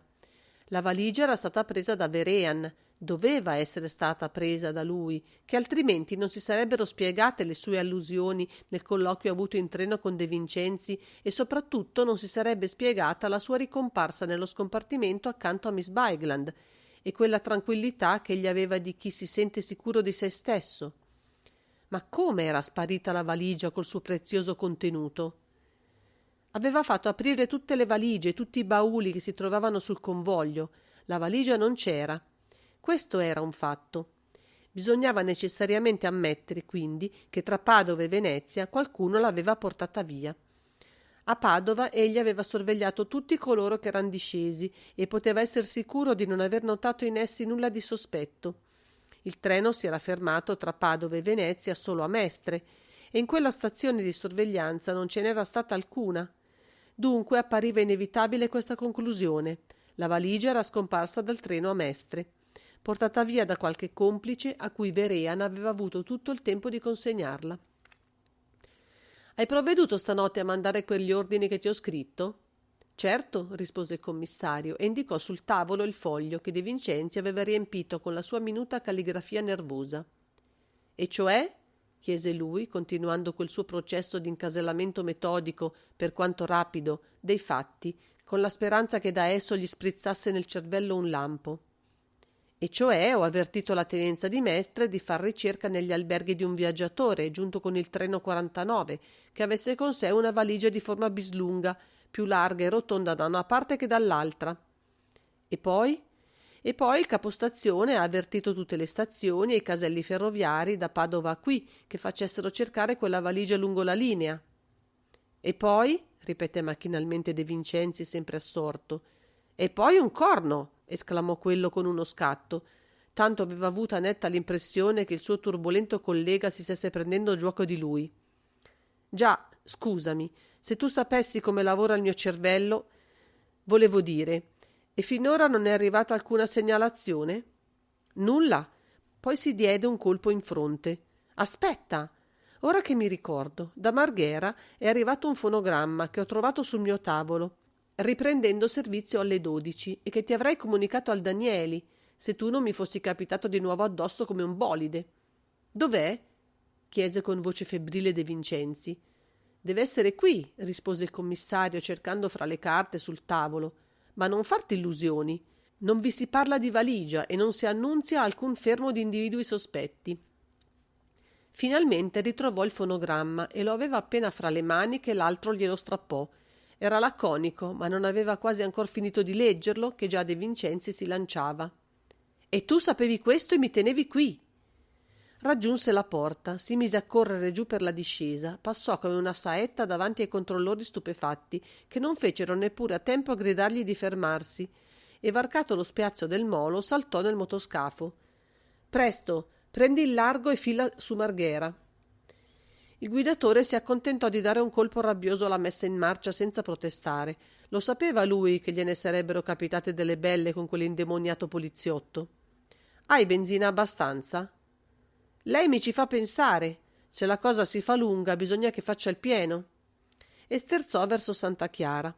Poco dopo ripartivano a tutta velocità. Il mare era leggermente mosso e il canotto dovette tenersi al largo dai piloni del ponte, oltre la linea dei pali telegrafici.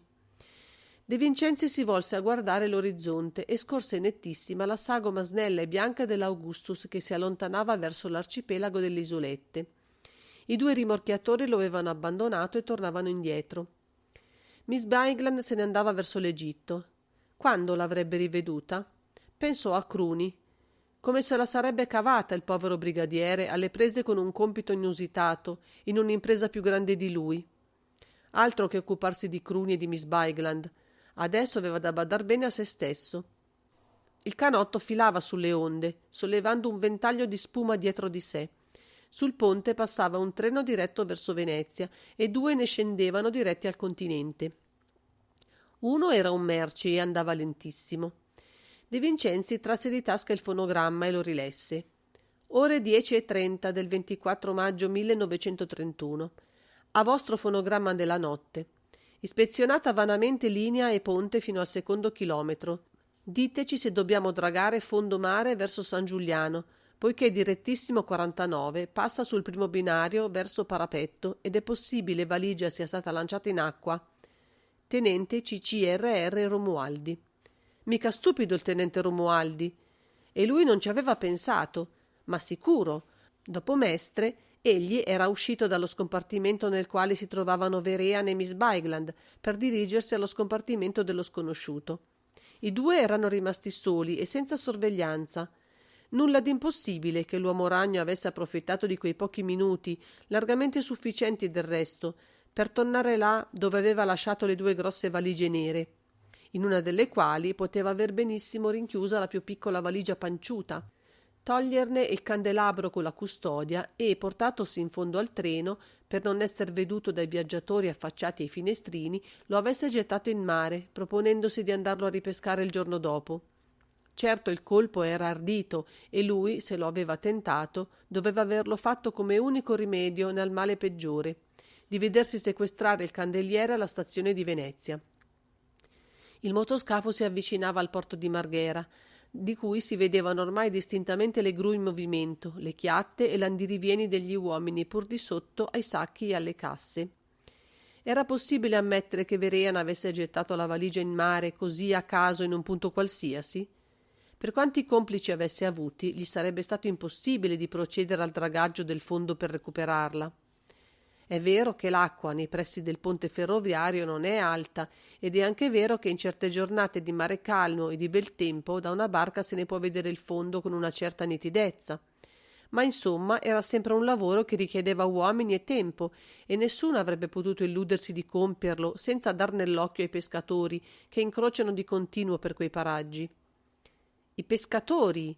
E se John Verean, che a Milano di persona, durante la sua corsa a Tagliedo, quando era riuscito a seminare per la strada gli agenti che lo pedinavano, oppure per telefono, con quel suo mezzo geniale di comunicare coi colpi battuti sul microfono, aveva potuto prendere tutti gli accordi che voleva coi suoi complici, avesse avuto proprio una barca con persone sue, le quali, fingendosi pescatori, potevano agevolmente esplorare il fondo e ripescare la valigia senza dar nell'occhio e sollevare sospetti. Senza contare che, se davvero gli accordi erano stati presi in precedenza e se Vehrehan sapeva che sul treno 49 viaggiava l'uomo del candeliere, poteva darsi benissimo che la barca coi complici si fosse trovata in mare al passaggio del direttissimo e gli uomini avessero assistito in tal modo al lancio della valigia. Passa sotto il ponte e avvicinati alla costa dalla parte di San Giuliano. Il canotto virò e sotto l'arcata del ponte basso si ripercosse sonoro l'ansimo del motore. Incrocia in mare. Il guidatore lo guardò. Se volesse spiegarmi di che si tratta, potrei esserle utile, forse. Che vuoi che ti spieghi? Non so neppure io quel che cerco. Cerco l'impossibile. Oh, allora. Il canotto rasentò la spiaggia, raggiunse la punta di San Giuliano, ritornò. De Vincenzi guardava lo specchio d'acqua. Certo non pensava neppure di mettersi lui a sondare il mare per ripescare la valigia. La sua speranza era un'altra. Dal momento che Vehrehan aveva un canotto pronto ad attenderlo al pontile dell'Accademia e poiché col canotto si era allontanato verso Rialto, perché non si doveva ammettere che si fosse diretto proprio là, dove aveva lasciato cadere la valigia e dove forse lo attendevano i suoi complici? Che cosa di diverso avrebbe potuto fare se la sua ipotesi reggeva? Seguì il ponte. Docile il motoscafo volse la prua verso la laguna. In lontananza si vedeva qualche bragozzo di pescatori, più lontano l'isoletta di San Secondo. Una barca attrasse l'attenzione di De Vincenzi. Gli sembrò ferma a una 50 di metri dal ponte, ma in realtà si muoveva lentamente, come se fosse abbandonata. Raggiungi quella barca. Quando il motoscafo l'ebbe avvicinata, De Vincenzi vide che era realmente vuota. I remi appoggiati per lungo sui fianchi indicavano in modo indubbio che chi vi si trovava ne era uscito tranquillamente e di proposito. Ma come è uscito? Non si viene fuori da una barca in mezzo al mare, a meno di non gettarsi a nuoto o di non fare il trasbordo sopra un'altra imbarcazione qualsiasi. Quella barca non poteva essere stata spinta fin là che da un essere vivente. Nessuna corrente marina, anche accettando l'ipotesi assai improbabile che fosse stata abbandonata a se stessa dalla riva, l'avrebbe trascinata in quel punto, ma piuttosto verso il largo mare. Deve essere una barca di pescatori, osservò il guidatore del motoscafo. Ma come diavolo l'hanno abbandonata in mezzo al mare? De Vincenzi saltò nella barca, dopo averla legata al fianco del canotto, ne esaminò attentamente il fondo e non trovò null'altro che una rete da pescatori. La rete doveva essere stata immessa da poco, perché era ancora bagnata e sul fondo aveva formato una larga pozza d'acqua. La rete può spiegare molte cose e può non spiegarne alcuna, pensò, e ritornato sul motoscafo si guardò attorno perplesso. Chi e perché aveva abbandonato quella barca? A un paio di chilometri verso San Secondo scorse un gruppo di bragozzi che, formato un cerchio, stavano procedendo al recupero delle reti. Avvicina quei pescatori, ordinò. Protesteranno e come? Col battito del motore il pesce scappa. Non importa. I pescatori infatti accolsero il disturbatore con tutto il repertorio delle loro colorite bestemmie chioggiotte, ma De Vincenzi non se ne diede per inteso e fece fermare il canotto proprio quando si trovò quasi in mezzo al cerchio. Quanto avreste pescato se non fossimo venuti a disturbarvi? Ostrega, non s'avaria, ma lupo deve anche andare in malora. 100 lire? Cosa il dise? Dico se vi bastano 100 lire per la perdita che vi ho procurata. Un coro di gioiosa incredulità fece eco a quell'offerta inattesa. Vi do 100 lire se risponderete a tutto quanto sto per chiedervi. È il domanda, paron. Fu pronto ad accettare un vecchio ossuto dal profilo tagliente come un frangiflutti, che doveva essere il capo dei bragozzi. Da quanto tempo state qui a pescare? Dall'alba, paron. Prima che De Vincenzi riprendesse le domande, un giovanotto da un'altra barca scattò. Adesso il vorrà saper dell'aeroplano. Che aeroplano? Fu il vecchio che spiegò. Un aeroplano che se ga posà sull'acqua là in fondo, vicino nel ponte. A che ora? Mezz'ora fa, signor? Ditemi quel che avete veduto. Glielo dissero un po' per uno e a forza di domande, ma quando ebbero finito, De Vincenzi sapeva abbastanza per ricostruire i fatti, ed essi non erano davvero tali da rallegrarlo. Mezz'ora o 3/4 d'ora prima, e cioè poco dopo mezzogiorno, i pescatori avevano veduto un aeroplano proveniente dal litorale di Sant'Erasmo incrociare sul mare in direzione del ponte e abbassarsi a giri concentrici fino a galleggiare. Si trattava evidentemente di un idrovolante ed esso fu subito accostato da una barca e da un motoscafo. L'idro raccolse a bordo 2 persone.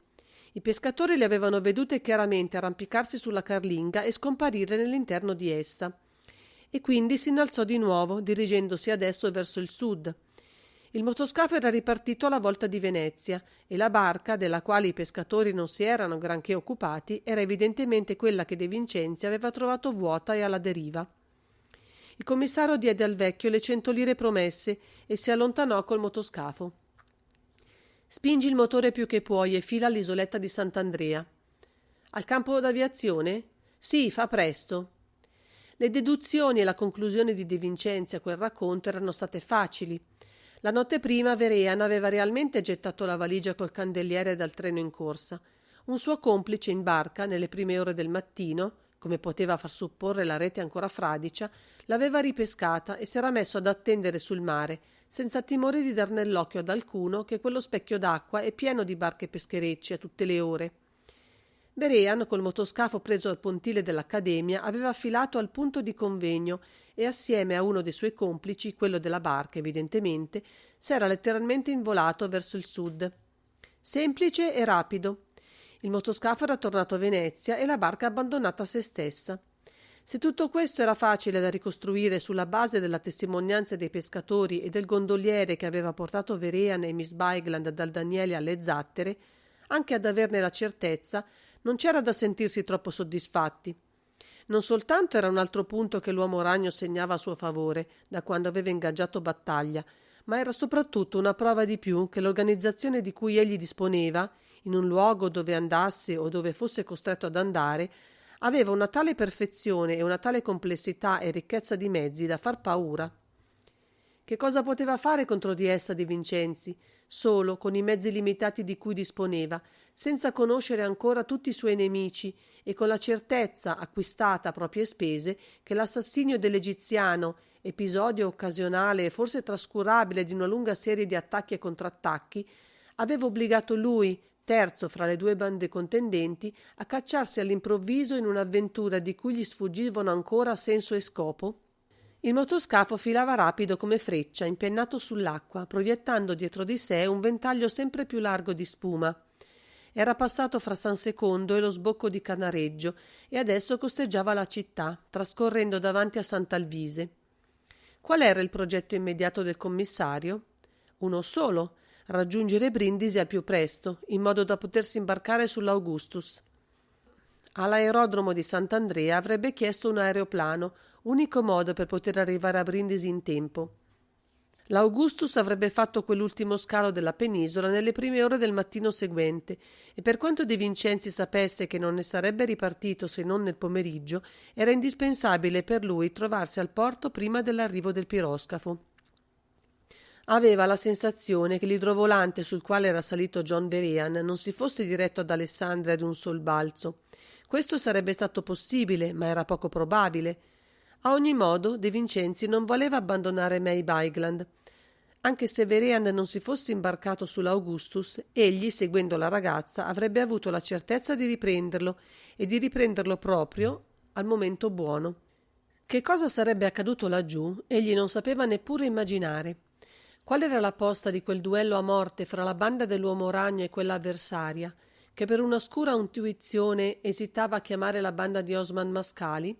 Posta d'importanza capitale, certo. De Vincenzi ci si smarriva. La corsa del motoscafo continuava velocissima. Il canotto scorreva sempre lungo il cerchio esterno della città. Furono le fondamenta nuova a passare, poi San Francesco della Vigna, finalmente la punta coi bacini dell'Arsenale. Ormai si vedevano le 3 isole delle Vignole, della Certosa e di Sant'Andrea. Tra poco il canotto si sarebbe accostato al pontile dell'aerodromo. Certo gli avrebbero sollevato chissà quante difficoltà prima di dargli il velivolo. Sarebbe stato costretto a telefonare a Milano. Dovette chiamare, infatti, il suo capo a Milano. Il comandante dell'aerodromo era bensì disposto a mettere a sua disposizione un apparecchio, ma non poteva accontentarsi soltanto della richiesta di un commissario. Il questore lo ascoltò e subito accondiscese. Naturalmente farò io la richiesta del velivolo per voi. Dopo fatemi parlare al telefono col comandante. Ma prima ascoltate, qui c'è del nuovo. Cioè? Chiese De Vincenzi. Voi avete fatto partire quell'uomo che avevano tentato di avvelenare. Che avevano semplicemente addormentato, commendatore. Va bene. Adesso lo hanno comunque addormentato, per sempre. Che cosa dite? Ascoltatemi e saprete. Accompagnato da un agente di Venezia, l'uomo è partito col direttissimo delle 11. Voi stesso avevate telefonato al questore di Venezia di inoltrarlo d'urgenza a Milano. È vero?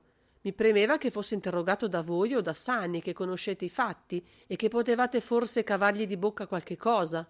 A me mancava il tempo per un interrogatorio a fondo. Ebbene, neppure un quarto d'ora fa mi hanno telefonato da Verona che l'uomo è stato ucciso in treno con una rivoltellata alla testa. Ah, e ci volle qualche secondo prima che De Vincenzi potesse aggiungere. Dell'assassino nessuna traccia, naturalmente. Nessuna. Hanno frugato uno a uno gli scompartimenti e tutti i viaggiatori che erano sul direttissimo e la rivoltella non si è trovata. Adesso il treno continua su Milano, con una decina di agenti che sorvegliano i vagoni, ma neppure qui troveremo nulla. E la gente che accompagnava il prigioniero? Non ha veduto nessuno. Il colpo è stato sparato dal corridoio attraverso la fessura della porta semiaperta. Poiché erano abbassate le tendine della porta, la gente non ha potuto vedere lo sparatore. È corso subito fuori, ma il corridoio era deserto. Capite che fin quando il treno non si è fermato alla stazione di Verona, per un uomo solo era impossibile cercare l'ignoto assassino fra tutti i viaggiatori che gremivano il convoglio. Capisco. Lo hanno ucciso per timore che messo alle strette parlasse. Evidentemente. E le mie novità per ora sono finite. Vi ho informato subito perché possiate regolarvi. Adesso mandatemi pure all'apparecchio il comandante dell'aerodromo. Poco dopo un velocissimo biplano si alzava dal campo di Sant'Andrea con a bordo il commissario De Vincenzi. Solo nella vasta cabina, legato alla sua poltrona con le cinghie di sicurezza, De Vincenzi rifletteva. Di quali terribili mezzi disponevano i suoi avversari per venire informati con una rapidità che aveva del fantastico di tutto quanto avveniva che potesse interessargli? Egli aveva terminato di interrogare lo sconosciuto alle 10:30. Alle 11 l'uomo veniva fatto salire sul treno di Milano e su quel treno era già qualcuno pronto a sopprimere il testimonio pericoloso. Che il colpo partisse da Verean e dai suoi complici era poco probabile. Verean, quando aveva voluto impadronirsi della preziosa valigia che l'uomo aveva con sé, aveva evitato di ucciderlo. Lo aveva semplicemente addormentato, facendo in modo che andasse a rinchiudersi nel lavabo per lasciare a lui il tempo di operare a suo agio. Vero è che, agendo in quella maniera, l'uomo ragno aveva anche evitato di complicare la situazione con un cadavere e aveva così reso possibile a se stesso lo svolgimento del piano abilissimo e accuratamente preparato. E perché mai lo avrebbe ucciso dopo, se prima non si era preoccupato che l'uomo potesse parlare? No. Dovevano essere stati gli stessi complici dell'ucciso a sopprimerlo, così come avevano soppresso Osman Mascali, così come avrebbero di già ucciso John Verean se ci fossero riusciti e come certamente avrebbero tentato di fare in seguito sulla Augustus. Se l'idrovolante con a bordo la valigia aveva realmente Brindisi per meta, o ad Alessandria o all'inferno, si trattava dunque della seconda banda, oppure meglio della seconda equipe. Gli agenti di Berlino, la prima equipe, quella di Londra, aveva forse Verean per capo e in quel momento, resasi padrona del candeliere a 7 fiamme, era la vincitrice. De Vincenzi, attraverso il finestrino, guardava il cielo. E lui volava, cioè, verso il centro di quella battaglia mortale, dietro a colui che sembrava il combattente più destro e più sicuro. Sorrise, tutte ipotesi le sue. Il volo durò 6 ore, era partito da Sant'Andrea alle 2 circa. Prima delle 8 il biplano atterrava al campo di Brindisi. Appena disceso, De Vincenzi si informò se un idrovolante avesse preso terra nel pomeriggio. Glielo esclusero. Nessun aeroplano era disceso all'aeroporto quel giorno. L'ultimo velivolo civile atterrato a Brindisi era stato quello dell'Imperial Airways Ltd, proveniente da Atene, ed era giunto la sera prima, la sera del sabato, e che faceva servizio da e per l'Egitto e l'India. L'informazione per lui valeva quel che valeva. L'idrovolante di Verean avrebbe potuto benissimo discendere in mare, trasbordare il suo passeggero o i suoi passeggeri sopra un'imbarcazione qualsiasi e riprendere il volo senza che alcuno lo avesse veduto. De Vincenzi salì in auto e si fece condurre al porto. Prese una camera al primo albergo di Brindisi sul molo. Alla mattina avrebbe potuto assistere dalla finestra della sua stanza all'arrivo dell'Augustus.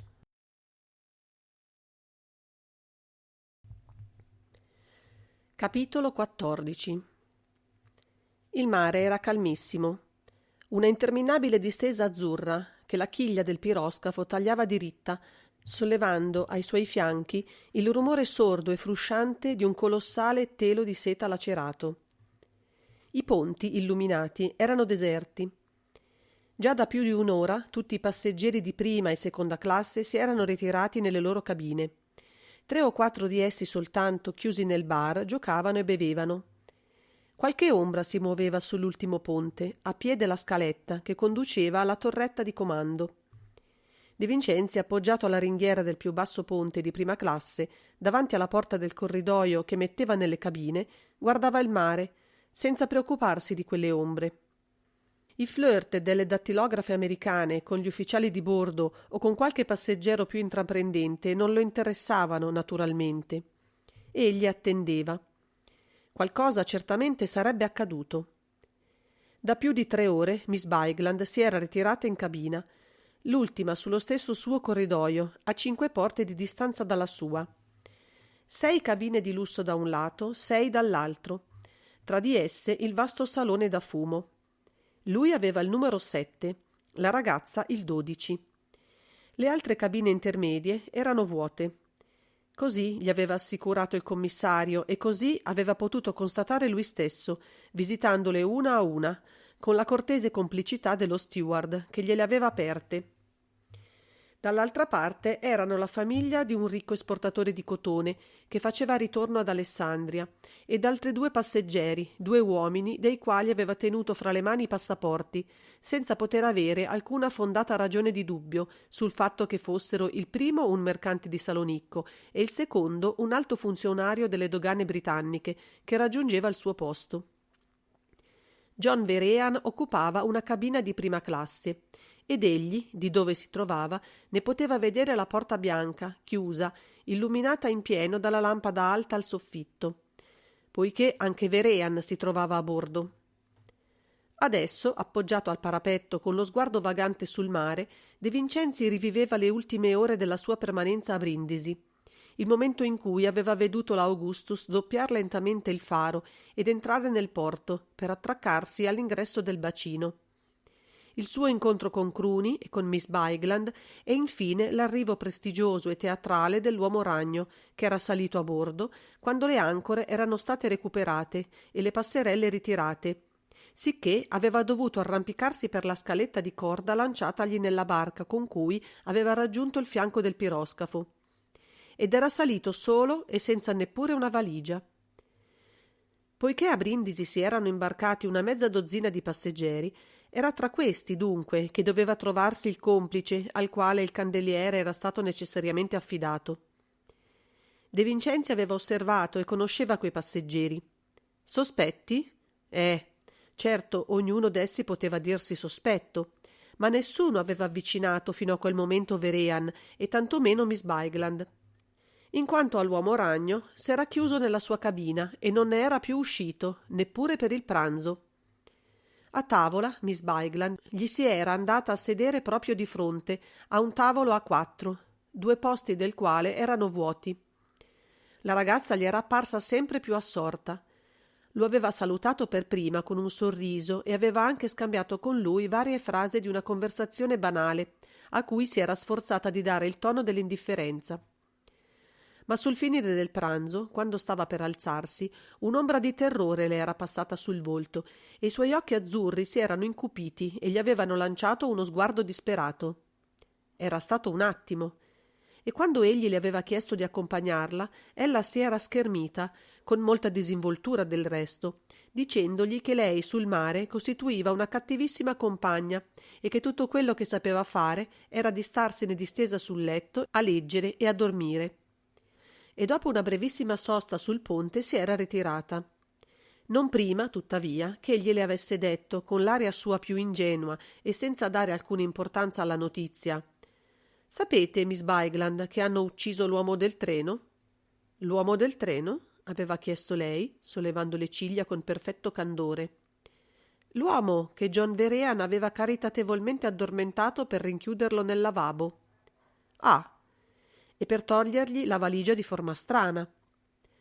La ragazza s'era fatta pallidissima, ma aveva sorriso e nell'allontanarsi gli aveva detto: «Badate, la vostra fantasia può farvi commettere qualche errore pericoloso».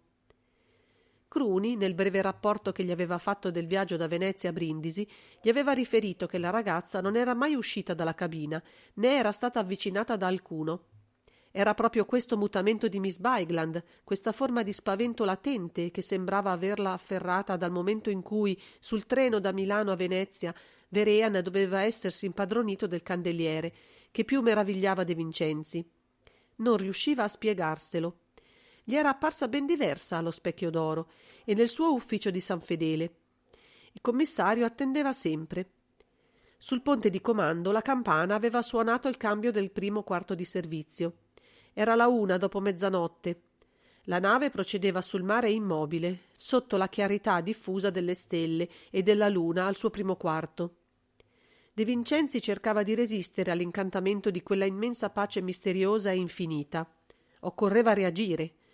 Si strappò dalla ringhiera e si mise a percorrere il ponte. Da un lato il mare e dall'altro la fila delle porte bianche delle cabine. Accanto a ogni porta la finestretta quadrata coi vetri spessi e le tendine di seta gialla. Tutte buie adesso quelle finestre. Non un solo passeggero soffriva d'insonnia da quella parte. La cabina di Verean era proprio davanti alla prima lampada del ponte, verso prua. Nulla giustificava l'attesa di De Vincenzi e quella sua fazione notturna. Eppure non sapeva indursi a cessarla. Qualcosa doveva accadere. Il gran silenzio a cui quel continuo rumore di seta lacerata che faceva il piroscafo tagliando l'acqua dava, senza turbarlo, una consistenza viva. Perché lui era tanto sicuro che l'uomo ragno si trovasse tuttora dentro quella cabina? Ve lo aveva veduto entrare, naturalmente, quando la nave stava per lasciare le acque del porto di Brindisi, ed erano circa le 6 del pomeriggio. Verean non doveva esserne uscito, ma qualche suo complice non poteva avervelo raggiunto. In ogni caso era perfettamente inutile che rimanesse ora a sorvegliare la porta.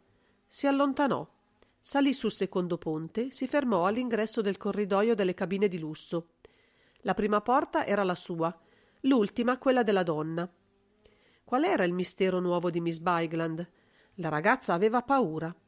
Ma quale pericolo, forse inatteso, certo temuto da lei, poteva esserle apparso?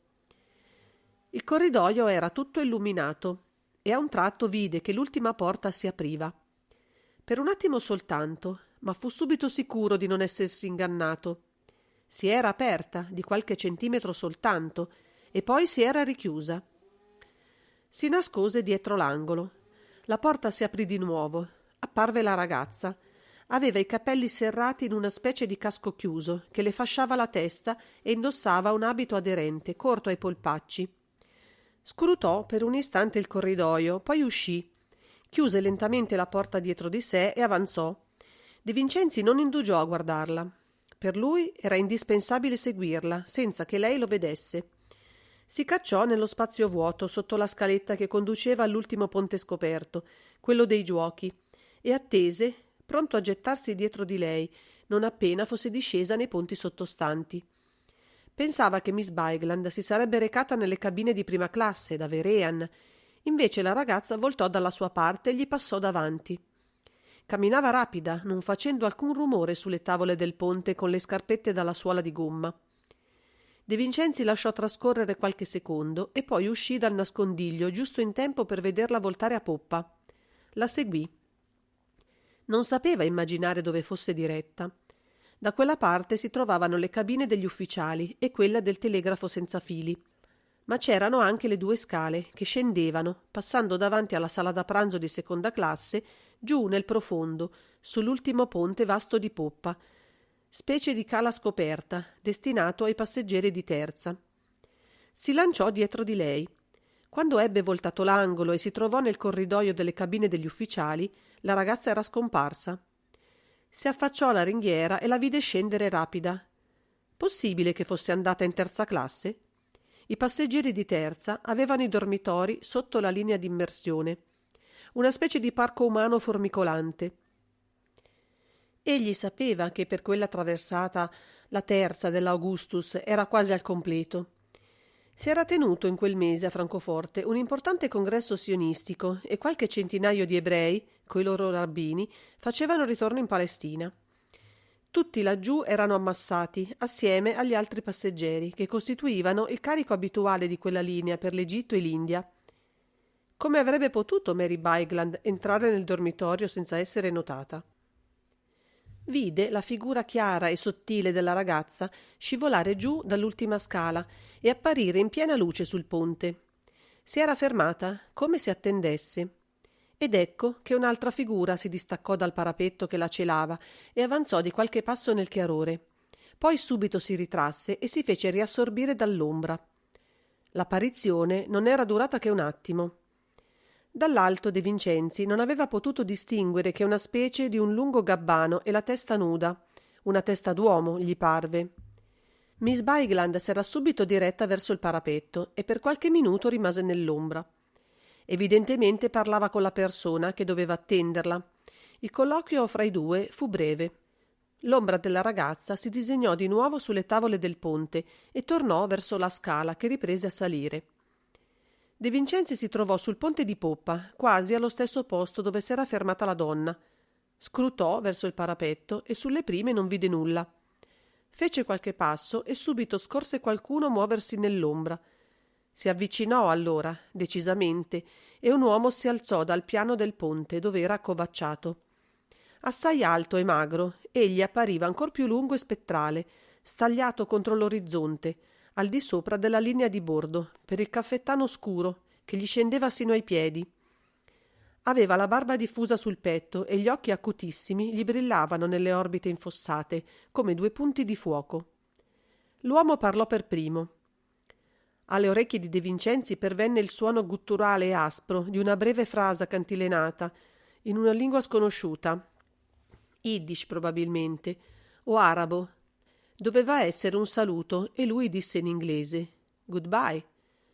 L'altro rispose subito nella stessa lingua, di cui evidentemente era padrone. «Goodbye, sir». E tacque attendendo. Da che parte cominciare? Non doveva essere facile trarre in inganno quell'uomo, obbligandolo a parlare. «Dormite sul ponte?» «Attendo l'alba». «La notte è fresca sul mare». «Non più fresca che sulle sponde del Giordano o del lago di Tiberiade». «Vivete in Palestina voi?» «Ci torno». «Dal congresso di Francoforte?» «Appunto». «In quale paese della Palestina dimorate?» «Ad Afule, in Galilea, allo sbocco della pianura di Herzron, di fronte al monte Tabor». Parlava sempre con quella sua voce gutturale e aspra, ma le sue risposte eran pronte e non doveva essere sorpreso di sentirsi interrogare a quel modo da uno sconosciuto a notte fonda, e quando egli stesso era stato scoperto come in agguato nell'ombra del parapetto d'un ponte e usciva da un colloquio che pure aveva tutte le apparenze d'esser clandestino. La luce della luna, per quanto debole, permetteva adesso a De Vincenzi, che si era abituato, di distinguere perfettamente il luogo e l'uomo che gli stava davanti. Cattivo posto questo per conversare, eppure mi interesserebbe molto sentirvi parlare del paese in cui abitate, il paese del Vangelo. Il paese di Sion? Fece una pausa. Voi vi recate in Palestina? Forse. Per ora vado in Egitto. Viaggio per diporto. Sono italiano. Ah, italiano. Ebbe un'esitazione, poi scandì lentamente. Non è il momento questo per andare nella terra promessa. I frutti degli alberi sono alimentati di tosco e le zolle della terra covano il fuoco. Levò le mani con le palme aperte per il saluto, poi si strinse nel caffettano e si diresse lentamente al boccaporto. in mezzo alle due scalette che scendevano dai ponti, scomparendo nell'interno. De Vincenzi rimase qualche istante immobile per lo stupore. Quella figura spettrale che era svanita sotto la luce diffusa della luna e delle stelle aveva realmente in sé qualcosa di ieratico e di mistico, qualcosa di irreale. Non aveva potuto neppur vederlo bene in volto. Soltanto lo splendore dello sguardo ricordava, quel singolare fuoco guizzante. Salì in alto, si trovò ancora sul ponte degli ufficiali e poi su quello delle cabine di lusso. Nessuna traccia più di Miss Bigland. Che cosa aveva fatto? Era tornata nella propria cabina dopo aver esaurito il proprio compito per quella notte, oppure era discesa da John Veraean a recargli chissà quale misterioso messaggio? Ebbene, se ne sarebbe assicurato. Davanti alla porta della cabina numero 12 si mise in ascolto. Non sentì alcun rumore e stava per picchiare, ben deciso a girare la maniglia e ad entrare, se nessuno gli avesse risposto, quando dal ponte apparve la ragazza. Correva disperatamente verso di lui, leggera e silenziosa, ma l'aspetto di lei lo colpì subito. Aveva il volto sconvolto dal terrore, un terrore spaventoso, immenso. Gli piombò quasi addosso, lo afferrò con una mano pel braccio, mentre con l'altra apriva la porta.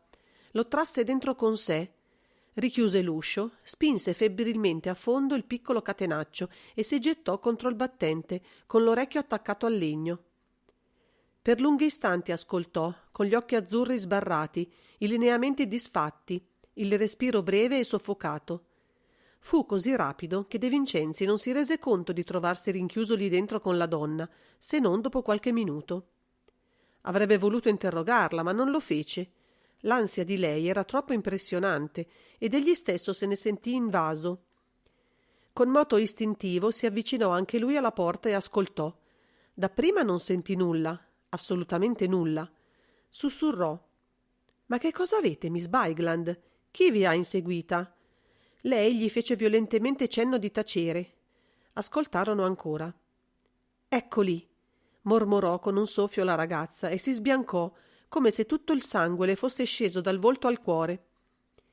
De Vincenzi, davanti a quell'annuncio di un pericolo concreto, di una minaccia prossima e materiale, ritrovò la freddezza e l'iniziativa. Trasse la rivoltella, mise una mano sulla spalla della ragazza. «Toglietevi di lì, miss». «No, no, per amor di Dio, non lo fate! Sono in due, vi ucciderebbero!» De Vincenzi volle trarla indietro. «Lasciatemi fare!» «No, sarebbe la rovina di tutto se vi vedessero!» Poiché lui non l'ascoltava e sembrava determinato ad uscire, lei si scostò dalla porta, gli si afferrò alle spalle, lo spinse con tutto il peso del proprio corpo verso il fondo della cabina. «No, no, vi scongiuro, voi non sapete, sarebbe la fine.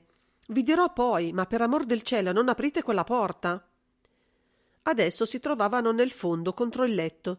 Dall'oblò aperto veniva un leggero chiarore che illuminava il volto della donna. Lei gli si teneva aggrappata, col corpo tutto contro il suo. De Vincenzi tentò di allontanarla, ma non ci riuscì. La paura le dava una forza disperata. Rimasero così. La ragazza, pur senza abbandonarlo, tendeva l'orecchio, ascoltava con tutta la sua ansia. Dal corridoio venne il rumore di passi rapidi. Qualcuno si avvicinava. Anche De Vincenzi questa volta sentì chiaramente. Eccoli. I passi si erano fermati davanti alla porta.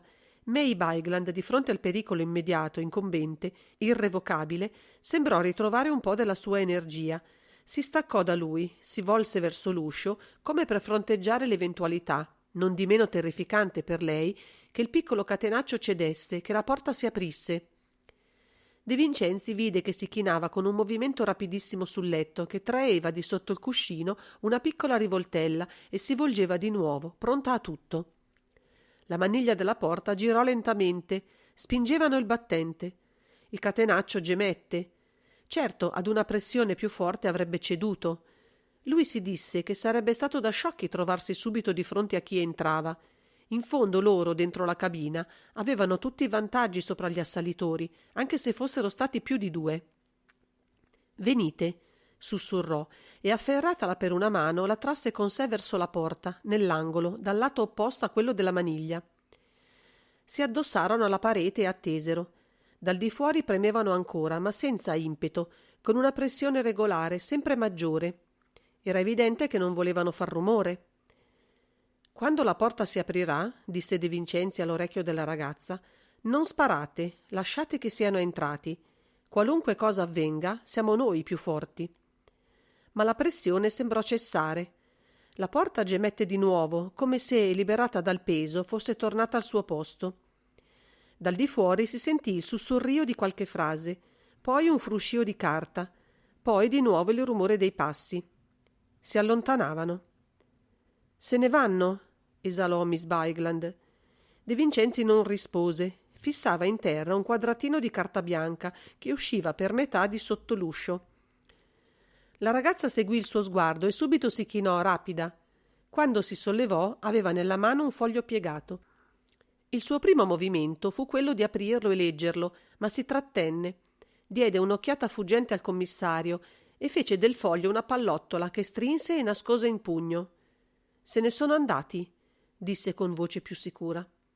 Adesso la sua paura aveva mutato carattere e lei temeva di dover mostrare il foglio. De Vincenzi finse di non essersi accorto del maneggio. «Sembra... aspettate». Si avvicinò all'uscio. Ascoltò, poi lentamente fece scorrere il catenaccino, girò la maniglia. Aprì un poco il battente e guardò. Nessuno. Mise il capo fuori dalla porta. Il corridoio era deserto. Allora richiuse e si volse verso la ragazza.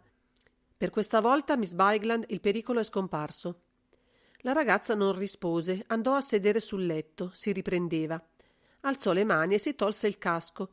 I capelli, liberati, splendettero illuminati dal chiarore dell'oblò. «Volete accendere?» De Vincenzi girò l'interruttore. Dall'alto la luce bianca della lampada si riversò nella cabina, inondandola. «Vi ringrazio.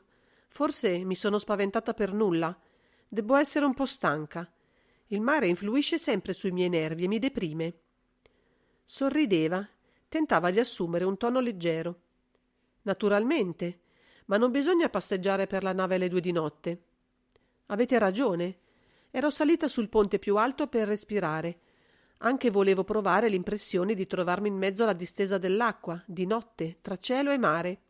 Sono un po' romantica, sapete. A un tratto ho veduto 2 uomini salire. Mi è sembrato che volessero avvicinarsi proprio a me. Chissà che cosa ho creduto e ho avuto paura. Sono stata sciocca, perdonatemi». De Vincenzi sorrise. Si dava l'aria ingenua. Sedette. Tutta quella storia avrebbe potuto ancora reggersi, come trovata, se Miss Bigland non avesse raccolto il foglio davanti a lui. «Anch'io passeggiavo. Sono disceso sul ponte di 3ª classe». Di scatto lei lo fissò. Ecco che di nuovo gli occhi le si empivano di spavento. «Subito dopo sono venuto qui da voi, Miss Bigland. Avrei picchiato per farmi aprire. Desideravo parlarvi». «E se avessi dormito?» chiese, tentando di sorridere. «Forse avevo il presentimento che l'insonnia teneva a desta anche voi, come me, e vedete, non mi sono ingannato». Lei tacque. Per la prima volta la vide turbata, con semplicità, perplessa, senza finzioni, in preda a un intimo combattimento. Il terrore che le ispiravano i suoi persecutori di poco prima appariva adesso realmente grande e per la prima volta ella doveva chiedersi se non fosse venuto il momento di parlare. «Quale aiuto potreste darmi voi?» mormorò quasi a se stessa. De Vincenzi aveva compreso che se gli fosse sfuggita in quel momento non l'avrebbe ritrovata mai più in un tale stato d'animo, così incline alla confidenza. «Miss Bigland, forse non potrei aiutarvi, e forse sì. A ogni modo di questo potreste essere sicura. Io lotterei al vostro fianco». «Perché lo fareste? Non lo sto già facendo, forse? Laggiù non sarà la stessa cosa. Ascoltatemi.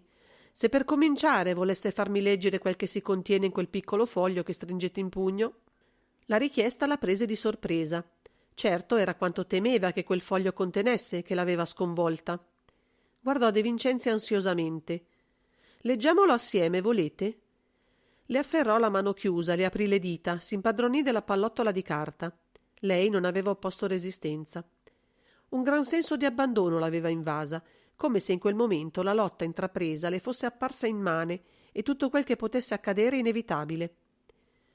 De Vincenzi spiegò il foglio e sopra di esso non lesse che 2 sole parole scritte a inchiostro rosso, un nome di uomo che per lui non aveva alcun significato.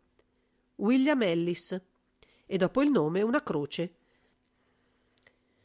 Col foglio aperto fra le dita, guardò in volto la ragazza che era rimasta immobile, con lo sguardo atono, assorta nel suo pensiero, che era poi il suo terrore. William Ellis. No, veramente quel nome non gli diceva nulla. Perché mai coloro che avevano inseguito Miss Bygland avevano voluto per tutta minaccia, giacché non poteva trattarsi che di una minaccia, lasciarle un foglio con un nome e una croce? Miss Bygland, disse dolcemente, il foglio non contiene che un nome. Lei si scosse. Lo immaginavo. Si era irrigidita. Tese la mano e afferrò la carta, a cui diede appena un'occhiata. Poi la lacerò lentamente, a piccoli pezzi, sempre più minuti. Sorrise. Il suo sorriso era colmo di infinita amarezza, di dolore rassegnato. È sciocco sperare di distruggere il passato soltanto perché si può, forse, far scomparire quel foglio e le parole che vi sono scritte lacerandolo. Aveva gli occhi stranamente brillanti. Non volete dirmi chi sia William Ellis, Miss Bygland? È un morto, pronunciò lentamente, con voce vibrante, esalando in quelle parole tutto il suo tormento interiore. È un morto che mi ucciderà. De Vincenzi le era accanto. Egli sentiva che il momento era decisivo e che comunque lo scioglimento di quel tragico mistero si avvicinava. Ma si ingannò a credere che le forze della donna fossero allo stremo. Ella ebbe un improvviso ritorno di energia. Lotterò ancora, disse. Guardò De Vincenzi, quasi si rendesse conto soltanto allora della sua presenza. Voi? Ebbene, vi siete offerto di aiutarmi? Accetto. E anzi, sarò io che aiuterò voi. Volete riavere i 7 fogli che erano stati rubati da Osman Mascali? I 7 fogli con le formule? Sì. Vi indicherò io dove potrete andarli a riprendere, ma bisogna aspettare. Noi arriveremo ad Alessandria all'alba di dopodomani. Prima di allora vi avrò messo in grado di agire, ve lo prometto. Si avvicinò alla porta. Mise la mano sulla maniglia, si volse a fissare De Vincenzi negli occhi. Giuratemi, però, sul vostro onore, che non pronuncerete mai davanti a John Vehrehan quel nome che ora avete letto. Sta bene, Miss Bygland, ve ne do la mia parola. Aveva compreso che doveva fare quel giuramento se voleva vincere la terribile partita incominciata. Soltanto da pochi istanti vedeva chiaro e sapeva come la ragazza recasse in sé un dramma intimo, un segreto suo, che non era il dramma del candeliere a 7 fiamme e della terra promessa di Palestina.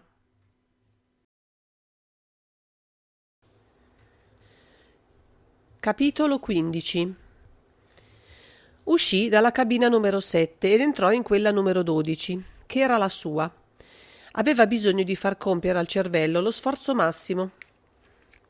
Sentiva che il caso, questo nume tutelare di coloro che si trovano alle prese col mistero, lo aveva messo dinanzi al fatto particolare, all'indizio capitale, seguendo il quale sarebbe giunto a penetrare quel mistero e quindi a dominare gli avvenimenti che incalzavano e che certo lo avrebbero travolto se gli fosse stato costretto a procedere alla cieca. Chiuse dietro di sé la porta e si gettò sul letto dopo essersi tolto soltanto le scarpe. Avrebbe dato al corpo qualche ora di riposo, mentre le cellule grigie lavoravano. Ma si coricava vestito, perché forse anche quel riposo sarebbe stato interrotto. Adesso gli elementi del puzzle li aveva tutti o quasi. Si trattava di metterli al loro posto, di farli combaciare, di leggerli. Dall'oblò aperto sopra la sua testa entrava il chiarore della notte stellata e quel rumore continuo, frusciante, serico, delle acque tagliate dalla prora affilata e rigettate a spumeggiare sui fianchi dello scafo enorme. Un uomo era stato ucciso con un colpo di rivoltella e poi orribilmente squarciato a mezzo corpo in un albergo d'infimo ordine di Milano. Quest'uomo si era impadronito di un segreto di interesse militare, ma De Vincenzi sapeva ormai che l'uomo non era stato ucciso o non era stato ucciso soltanto a cagione di ciò. I 7 fogli con le formule erano un accessorio, Mascali li aveva rubati all'inventore italiano, molto probabilmente perché favorito dalle circostanze e perché il suo mestiere era di rubare tutto quanto potesse avere interesse per la nazione che lo aveva assoldato. Un altro oggetto egli possedeva, in quella squallida camera dello Specchio d'Oro, che aveva ben maggiore importanza per lui e per i suoi avversari. Ed era stato per togliergli quell'oggetto che i suoi assassini erano penetrati fin dentro la sua camera, passando per i tetti e lasciando le loro orme sulle lastre di lavagna. Erano penetrati, lo avevano ucciso, avevano preso l'oggetto ed erano fuggiti, rifacendo la stessa strada dei tetti. No, il puzzle non si univa. Non era in tal modo che le cose avevano proceduto. De Vincenzi si agitò sul letto. Si trattava di non sbagliare dalla partenza.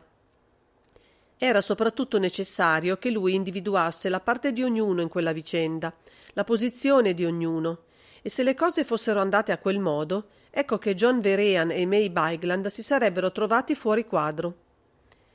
Ricominciò a ragionare e a dedurre, prendendo un altro punto di partenza. Osman Mascali era l'agente di una nazione, che non doveva essere la medesima di quella a cui apparteneva John Vehrehan. D'altra parte c'era un indizio fondamentale che lui non poteva dimenticare. Le 7 tracce di cera erano state trovate tanto sul cassettone della camera dell'egiziano, tanto su quello della camera di Vehrehan. Dunque il candeliere era stato successivamente in ognuna di quelle 2 camere.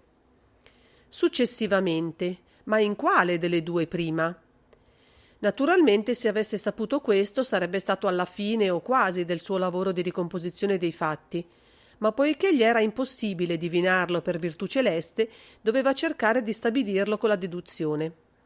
Se realmente esso si trovava nelle mani di Osman Mascali quando questi era giunto a Milano ed era disceso allo Specchio d'Oro, si poteva ammettere che il candeliere fosse stato prima nella camera dell'egiziano. Ma c'era un altro punto importante. Per quale ragione il candeliere era stato acceso, come le tracce di cera dimostravano? E acceso in tutte e 2 le camere? Impossibile rispondere a questa domanda. Ma se il candeliere dalla camera del 3° piano era passato a quella del 2°, bisognava supporre che fosse stato John Vehrehan a toglierlo all'egiziano, uccidendolo con un colpo di rivoltella, e che gli ignoti scalatori di tetti se ne fossero poi alla loro volta impadroniti. Così si poteva spiegare anche la coltellata al ventre del cadavere, come una rabbiosa e selvaggia vendetta di coloro che, recatisi per ricevere il candeliere dalle mani del loro complice, si erano trovati dinanzi a una delusione.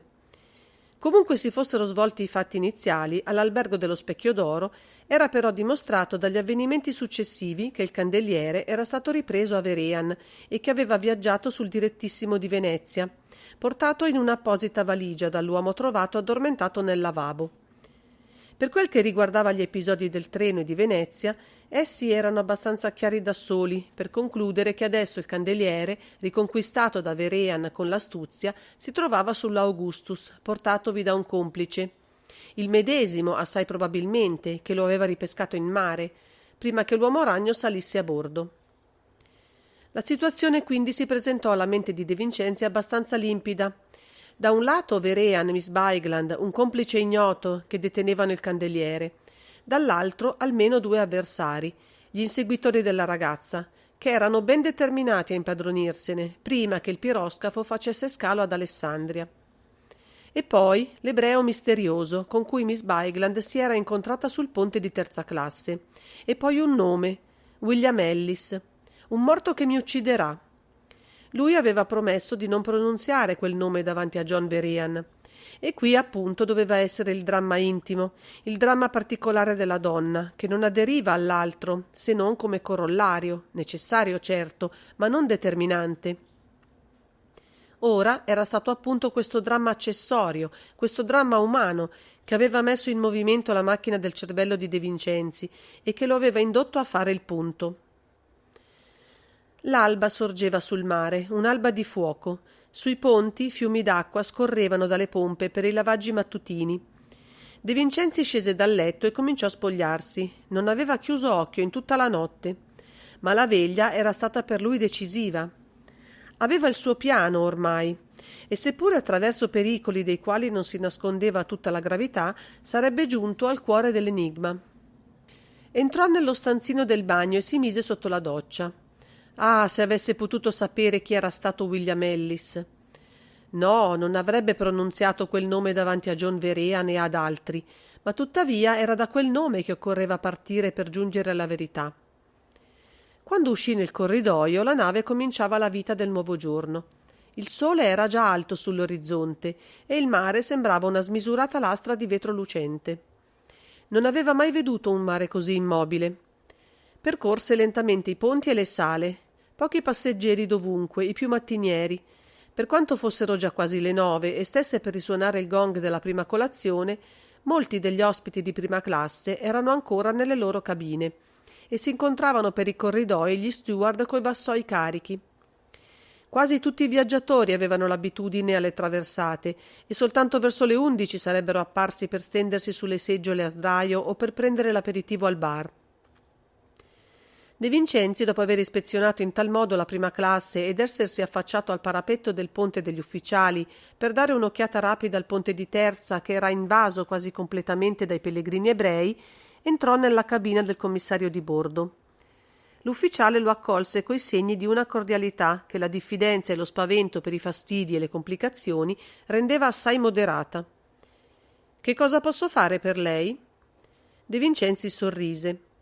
«Soltanto fornirmi l'elenco dei viaggiatori di prima e seconda classe. O, quando dico fornirmi, intendo lasciarmelo consultare qui dentro». Il commissario aprì sul tavolo il registro dei viaggiatori e gli cedette il suo posto. «Faccia con comodo, io passeggerò sul ponte qui davanti». De Vincenzi esaminò uno dopo l'altro, minutamente, pazientemente, tutti i nomi dei viaggiatori. Quando ebbe terminato era trascorsa 1 ora e lui aveva segnato non più di 4 o 5 nomi sul suo taccuino. Il commissario, durante quell'ora, aveva messo la testa 3 o 4 volte dentro la finestrina quadrata. L'ultima volta De Vincenzi lo chiamò. «Può dirmi qualcosa di costoro?» E gli diede il suo taccuino. Fece l'altro. Lesse i nomi, tornò a leggerli, gli levò lo sguardo in volto. «Io non so ancora che cosa lei cerchi e faccia sull'Augustus, ma se si tratta di una inchiesta poliziesca per reati comuni, comincerei con l'escludere da ogni sospetto almeno 2 delle persone che lei ha notate». «Quali?» «Ma tenga presente che la mia non è un'inchiesta per furto di gioielli o per omicidio passionale. E, nel fermarmi su quei 4 o 5 nomi, io ho preso soprattutto per base le indicazioni della loro provenienza e della loro nazionalità». Il commissario gli indicò i nomi delle 2 persone che gli conosceva e che riteneva insospettabili.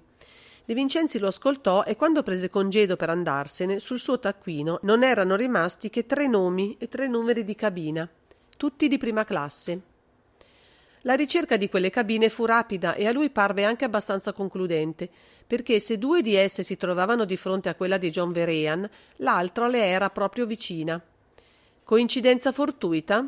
Poteva darsi, ma la coincidenza si spingeva a far sì che tutte quelle cabine alle 10 passate fossero ancora chiuse, coi loro ospiti dentro. Naturalmente anche quella dell'uomo ragno aveva la porta chiusa. Da quando era salito a bordo, Vehrehan non ne era ancora uscito. Aveva paura di lasciarla incustodita sia pure un solo istante? Voleva evitare i pericoli che certo minacciavano la sua persona? Una volta entrato in possesso del candeliere, riteneva che il suo compito consistesse unicamente nel portarlo a destinazione, riducendo al minimo i rischi di perderlo?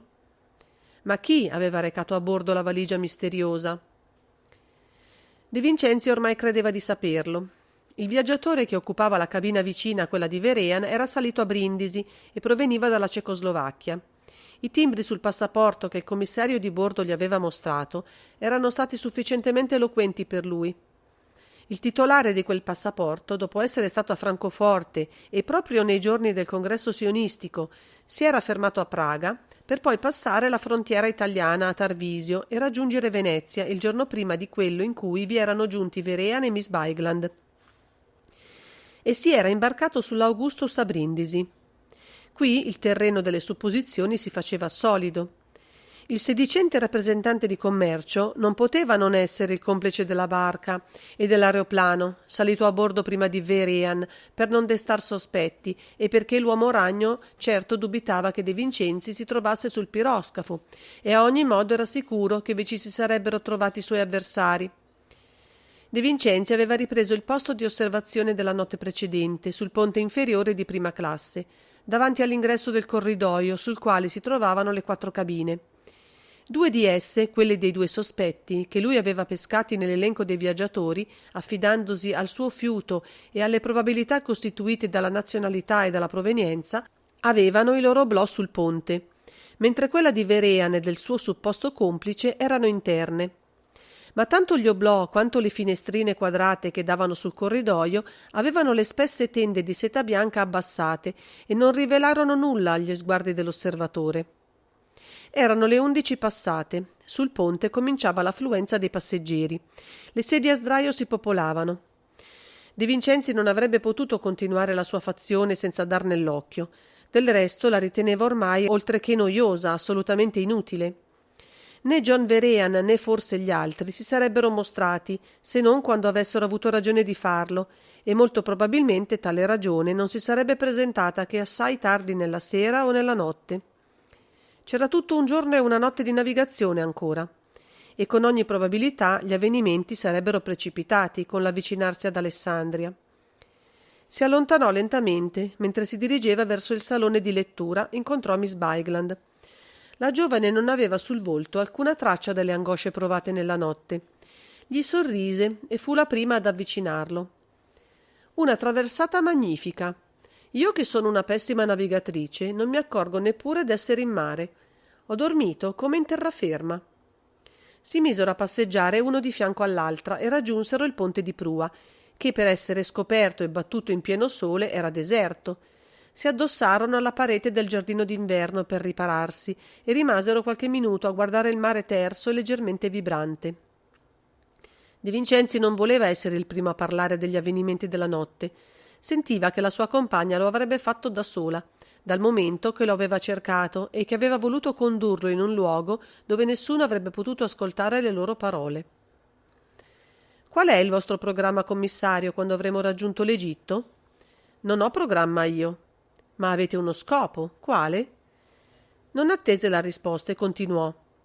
«Vi siete messo alla ricerca di un assassino e non lo avete trovato?» «Non credo che avrò più bisogno di cercarlo». May si volse a fissarlo sorpresa. «Che cosa intendete? Sapete chi ha ucciso Osman Mascali, voi?» «Conosco uno almeno di coloro che hanno sventrato l'egiziano, ma se vi dicessi che ormai non potremmo neppur più arrestarlo, perché è stato ucciso...» Tacquero ancora. Il vento di mare li colpiva in volto. «Come farete a mantenere la vostra promessa, Miss Bigland?» «La manterrò», affermò lei. «Perché?» «Gli avvenimenti stessi mi obbligheranno a farlo». «Volete dire che coloro che si sono impadroniti dei 7 fogli con le formule sono i medesimi che hanno preso il candeliere dalla camera di John Vehrehan allo Specchio d'Oro, dopo aver squarciato il ventre dell'egiziano, che Vehrehan aveva ucciso con una rivoltellata alla nuca?» Lei ebbe un sussulto e gli afferrò il braccio con mano convulsa. «Chi vi ha detto questo?» «Nessuno. Chi poteva dirmelo? Ma questo non impedisce che sia la verità». La ragazza tacque assorta. «E se anche fosse la verità, che cosa potreste fare? Non avete prove, e se le avete, a che vi servirebbero? Tant'è vero che non avete arrestato Vehrehan, e neppure me». Seguì una pausa brevissima e carica d'ansia. La ragazza, quando continuò, ebbe l'accento e la precipitazione di chi vuole liberarsi da un peso che lo schiaccia. «Neppure me, che ho realmente ucciso Osman Mascali, poiché a ucciderlo sono stata io e non John». De Vincenzi non si mosse, non ebbe il più piccolo sussulto di meraviglia. «Nulla cambia, Miss Bigland, anche se la verità è questa». «Sì, nulla cambia». Non era quello il peso che la opprimeva. Altro era il suo segreto. L'aver ucciso o meno l'egiziano in quella nuda camera dell'ignobile albergo di via Anfiteatro non influiva su quel fantastico dramma in pieno svolgimento. L'ultimo atto si avvicinava ed era appunto la fine che Miss Bigland doveva temere. «Non volete dirmi chi siano i vostri nemici?» «Oh, li conoscerete anche troppo presto». Ebbe una esitazione, la vinse. Questa notte, forse. Era un invito a tenersi pronto? O non piuttosto parlava a se stessa, prospettandosi un'eventualità che le appariva tanto terribile quanto inevitabile? Ci sarò. Non potrei impedirvelo, anche se lo volessi. Era depressa, doveva sentirsi sopraffatta dalla lotta. Si aggrappava a lui a quel modo che aveva fatto dentro la cabina, quando il sinistro rumore dei passi si ripercuoteva nel corridoio. Ne ebbe pietà. Perché non tornate in Inghilterra, Miss Bigland? L'isola di Wight è un'oasi di pace. E a Bournemouth il verde dei prati è così accogliente. Tacete! Si era morsa le labbra per cacciare indietro le lacrime. Lui le prese una mano che lei non ritirò. Uno strano turbamento si era impossessato del giovane. Si ripeteva: questa donna ha ucciso. Ma non sapeva distaccarsi da lei. Non erano neppur 2 giorni che la conosceva e l'aveva trovata presso un cadavere orribilmente deturpato mentre stava recitando una commedia. Eppure non sapeva giudicarla severamente. Per la prima volta si chiese se non fosse riuscito sempre a dominare gli avvenimenti di quell'avventura, appunto perché non aveva voluto colpire la donna. E adesso? Temette che la giovane potesse rendersi conto del suo turbamento e lasciò di colpo la mano che stringeva. Chi era l'uomo con cui vi siete incontrata sul ponte di terza classe, Miss Bigland? Lo faceva per vincere se stesso o per cogliere lei di sorpresa? Mi avete seguita? Per caso? Ah, voi non sapete quale mortale pericolo abbiate corso. Si allontanò da lui e si diresse per discendere. Andiamo. Poi gli si volse. A mezzanotte passerò davanti alla vostra cabina e voi mi sentirete toccar leggermente la maniglia. Uscite subito e seguitemi. Adesso lasciatemi e a tavola, se mi incontrate durante il giorno, fate mostra di non conoscermi, a meno che non sia io ad avvicinarmi a voi. Discese. Poco dopo De Vincenzi, entrando nel salone da pranzo, vide che Miss Bigland era andata a sedersi a una tavola che non era quella della sera prima e mangiò solo, rivolgendo tutta la sua attenzione sugli altri passeggeri di prima classe che mangiavano attorno a lui. Cercava i 3 abitatori delle cabine sospette che fronteggiavano e fiancheggiavano quella di Vehrehan. L'uomo ragno non c'era, ma questo era da prevedersi. Dei 3, oltre a conoscere i nomi, lui aveva veduto i ritratti sui passaporti, ma non li scorse. Vero è che il salone era assai grande, le tavole quasi tutte piene. Lui era l'unico che non avesse altri con sé alla sua tavola. Mangiò in fretta e, assaggiata appena la frutta, si levò e andò a mettersi nella sala da fumo, di dove poteva vedere la porta del salone da pranzo. A quel modo avrebbe osservato tutti coloro che uscivano, ma i 3 che cercava non comparvero. Eppure non gli sembrava possibile che fossero rimaste tutti e 3 nelle proprie cabine. Scese in fretta alla prima classe. Le cabine erano chiuse. Vide passare uno steward e lo fermò. Gli fece scivolare in mano un biglietto da 50 e l'altro sorrise.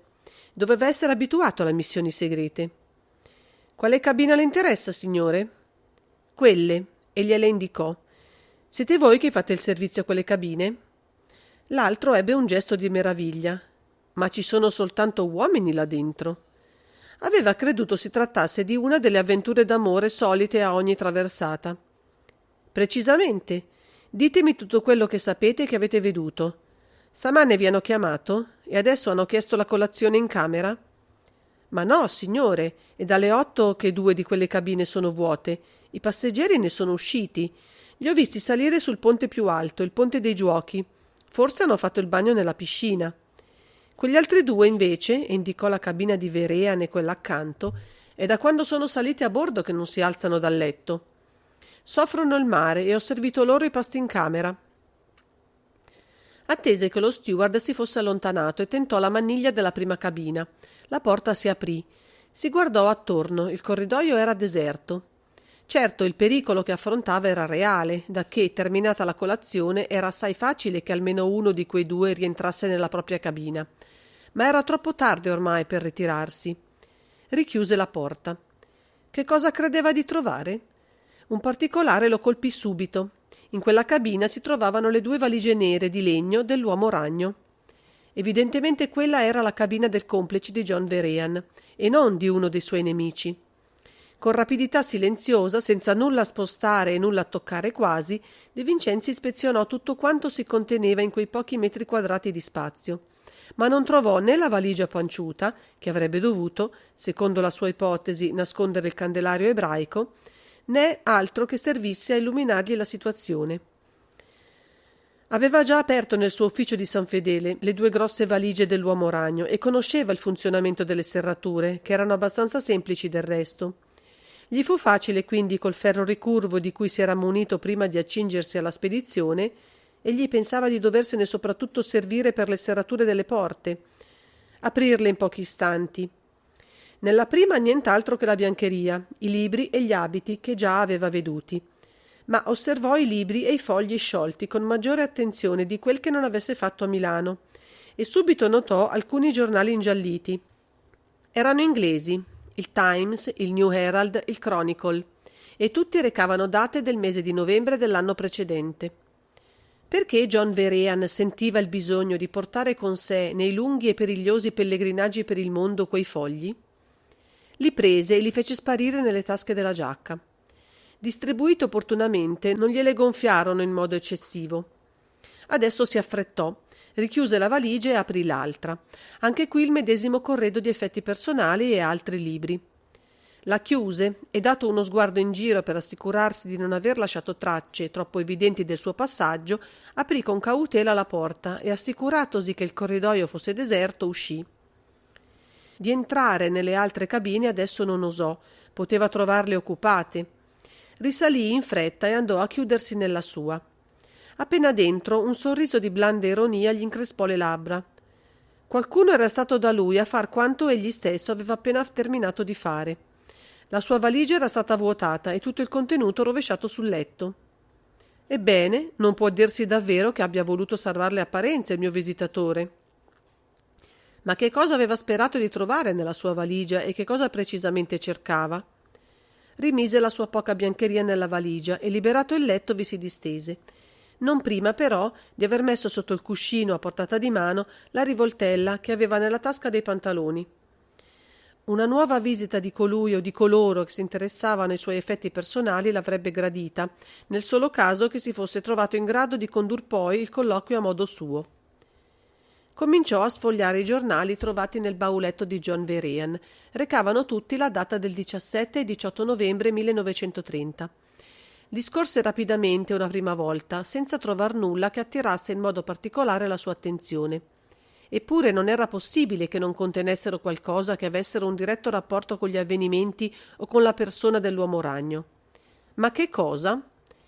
Ne riprese la lettura con maggiore attenzione e, dopo essersi soffermato vanamente sulle notizie politiche e su quelle di tutto il mondo, si attaccò alla cronaca di Londra e trovò il nome di William Ellis. L'impressione nel vedersi davanti agli occhi quel nome che aveva letto, singolare messaggio di minaccia o di avvertimento, sul foglio fatto passare sotto la porta della cabina di Miss Bigland, fu tanto forte che De Vincenzi balzò a sedere sul letto. Scotland Yard era riuscita a identificare il cadavere di uno sconosciuto rinvenuto in una cantina della vecchia osteria di Blackfriars, allo stato di mummia, e che dopo un esame sommario si era ritenuto fosse stato ucciso molti anni prima. Le constatazioni del medico, invece, e la testimonianza di varie persone stabiliva trattarsi di un certo William Ellis, il quale, un anno avanti, era uscito dal suo domicilio per non farvi più ritorno. De Vincenzi sfogliò gli altri giornali e trovò ben presto maggiori particolari.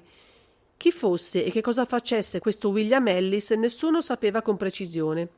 Un dato di fatto era abbastanza curioso, però. Il vecchio, poiché si trattava di un uomo di circa 60 anni, era uscito di casa sua indossando abiti borghesi, i suoi abiti di tutti i giorni da persona di condizione civile, e il suo cadavere era stato ritrovato vestito da mendicante e con grosse scarpe prive di lacci ai piedi. I suoi assassini, dopo averlo accoppato con una martellata alla testa, lo avevano trasportato in quella cantina e si erano dati la pena di mettergli addosso quegli abiti non suoi e quelle scarpe. William Ellis abitava a Wandsworth e conduceva una vita ritirata e abbastanza misteriosa. Questo era tutto. Per quanto i giornali che De Vincenzi aveva davanti a sé dedicassero largo spazio a quel cadavere mummificato, di sostanziale e di preciso non c'era altro. Che cosa aveva a che vedere John Vehrehan col vecchio ucciso a Londra? E perché il solo nome di quel morto aveva potuto turbare tanto profondamente Miss May Bigland, da farle perdere per qualche istante la padronanza di sé e farle proferire la strana frase «È un morto che mi ucciderà»? De Vincenzi rimase lungamente a riflettere. Il suo primo impulso era stato quello di recarsi nella cabina di Miss Bigland e di costringere la ragazza a dargli la spiegazione del mistero. Ma un più ponderato esame gli fece scartare un tal proposito. Era evidente che la donna aveva un vero terrore di quel nome. Esso doveva essere legato, per lei, a qualche avvenimento, il cui ricordo pesava sulla sua vita come un incubo. Affrontarla bruscamente e metterla di fronte ai dati forniti da quei giornali poteva voler dire farsene una nemica dichiarata. E De Vincenzi aveva invece bisogno di rimanerle accanto, di ispirarle fiducia, di indurla a considerarlo come un alleato, come l'unico alleato sul quale lei potesse contare in quel momento di pericolo. Ma scartato il tentativo diretto di far parlare Miss Bigland, che cos'altro rimaneva a De Vincenzi? Attendere la notte? Aspettare, chiuso nella sua cabina, di veder muoversi la maniglia della porta, segnale convenuto con Miss Bigland. De Vincenzi scese dal letto e fece per chiudere i giornali nella sua valigia. Se avesse potuto, avrebbe preferito andarli a riportare dove li aveva presi. E gli venne un'idea. Perché non riconsegnarli direttamente all'uomo ragno? Avrebbe guastato il piano di Miss Bigland? Avrebbe fatto precipitare gli eventi? Bah, meglio forzar talvolta il destino che subirlo. Mise i giornali in tasca, riprese di sotto il cuscino la rivoltella e uscì dalla cabina. Dopo pochi minuti picchiava risolutamente alla porta di Vehrehan. La risposta si fece attendere. Finalmente una voce soffocata chiese: «Chi è? Che cosa volete?» E aggiunse: «Non desidero essere disturbato». De Vincenzi aveva avuto un sussulto. Quella non era la voce dell'uomo ragno. Afferrò la maniglia e la girò. La porta resistette. Era chiusa dall'interno. «Aprite, per favore. Debbo consegnarvi un dispaccio». «Un dispaccio?» esclamò dall'interno la voce e arrivò a De Vincenzi più distinta. No, non era Vehrehan. L'uomo chiuso in quella cabina parlava l'inglese con la cadenza molle e cantante degli orientali. «Precisamente, un dispaccio. Aprite, vi prego». Lo sentì muoversi. Finalmente la porta si aprì. De Vincenzi non vide nessuno davanti a sé, ma la voce disse: «Entrate pure». L'uomo doveva temere qualche agguato e aveva ricorso al metodo classico di trarsi nell'angolo per poter vedere chi entrava prima di esser veduto. De Vincenzi avanzò, stringendo nella tasca della giacca il calcio della rivoltella. «Voi non siete John Vehrehan e questa cabina è la sua? E voi chi siete per affermare che io non sia John Vehrehan e che cosa volete da lui?» Era un orientale. Era anzi un ebreo di qualche città balcanica, forse egiziano, forse proprio della Palestina. Alto, muscoloso, dal profilo grifagno e dalle labbra carnose e rosse sulla pelle olivastra. Aveva gli occhi vivi e profondamente incavati nelle orbite. Indossava un abito europeo e teneva le mani dietro le spalle, forse per celare un'arma, pronto com'era alla difesa. «Ma chiudete la porta se desiderate parlarmi». De Vincenzi gli obbedì. «Parliamo», disse. «Credo che voi stesso siate convinto della necessità di fornirmi qualche spiegazione». Gli occhi dell'uomo ebbero un lampo di malizia. «Voi siete il commissario della polizia italiana che segue Vehrehan da Milano?» «Precisamente. E voi siete il pescatore di valigie?» S'era avventato nell'ipotesi con la quasi certezza di non ingannarsi, e non si era ingannato infatti, poiché l'uomo trasalì. «Potete cercarla se venite per questo», e volse attorno lo sguardo, quasi volesse offrir libero campo alla ricerca. De Vincenzi fu immediatamente sicuro che il candeliere non si trovava tra quelle pareti. Lui, del resto, non avrebbe voluto neppur trovarlo. A quale scopo? Il suo compito era quello di recuperare i 7 fogli con le formule e di conoscere le ragioni che spingevano quegli uomini ad un'avventura rischiosa e sanguinosa. Impadronirsi del loro segreto poteva servire, ma non spettava a De Vincenzi, ormai, turbare il corso degli avvenimenti e impedire che essi giungessero alla loro conclusione inevitabile. Troppe forze erano in giuoco e quelle che egli conosceva erano evidentemente le meno importanti.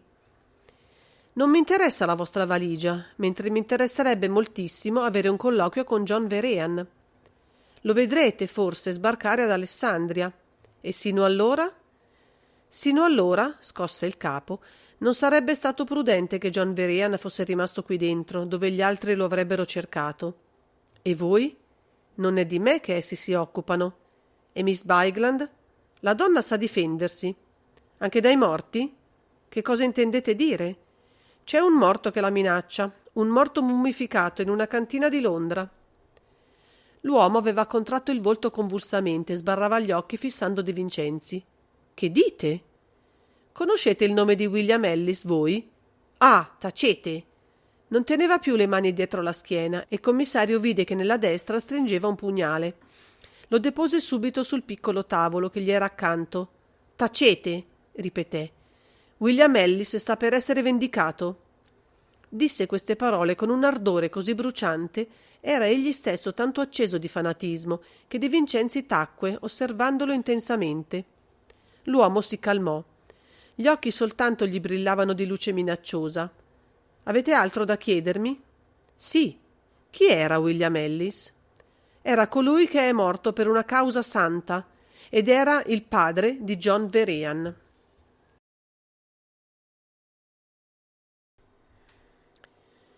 Capitolo 16. L'automobile, lasciati i sobborghi di Ramleh, correva sulla via di Abukir. Le dune cominciavano a mareggiare, come onde contro gli scogli, biancheggiando e sfuggendo per riunirsi più lontano. Si infiltravano fra gruppi di case, frastagliavano i campi verdi, si stagliavano contro il mare e contro il cielo, così azzurri tutti e due, che anche a guardare verso l'interno non si poteva dire se fosse mare la linea dell'orizzonte. De Vincenzi aveva lasciato Alessandria dietro di sé, infuocata dal sole meridiano. Il vento di mare, contro cui era lanciato in corsa, placava l'arsura del suo corpo in traspirazione, ma non placava il tumulto del suo cervello.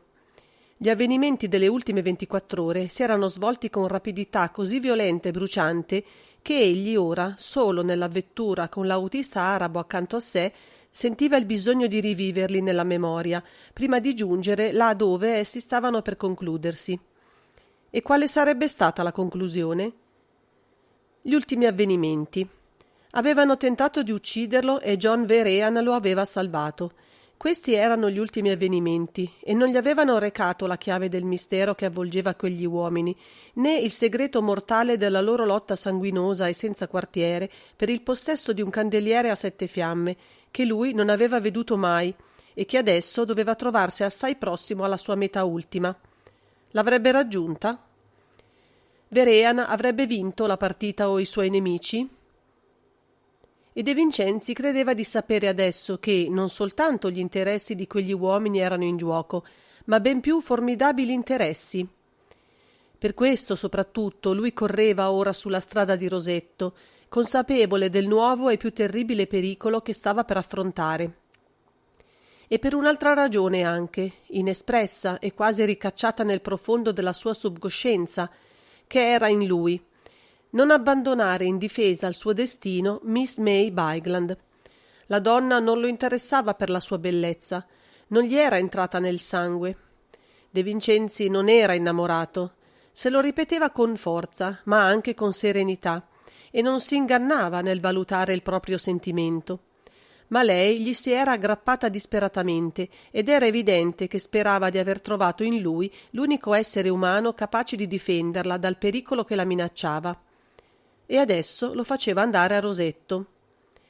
L'automobile correva sulla strada chiusa tra il mare e il lago Mariottis. Lungo la striscia della spiaggia si aprivano grandi pozze d'acqua, sedimenti di sale argenteo, che facevano splendere bagliori di ghiaccio sul rosso fulvo delle dune e avevano venature di sangue, iridescenze azzurre, cupe macchie violacee. Il lago appariva interminabile e si perdeva lontano all'orizzonte. La terra sulle sponde, resa gloriosamente ferace per le infiltrazioni, ribolliva in germinazioni verdi di grano, di cotone, di erba. Sullo specchio melmoso delle acque, le barche a vela triangolare, rialzate acutamente a poppa e a prua al modo delle antiche navi egizie, si pavoneggiavano di verde squillante e di rosso cremisino.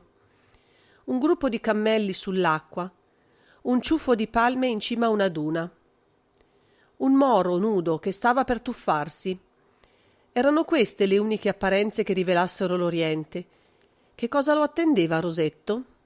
Vi avrebbe ritrovato l'ebreo della terza classe dell'Augustus? Il levantino complice di John Vehrehan?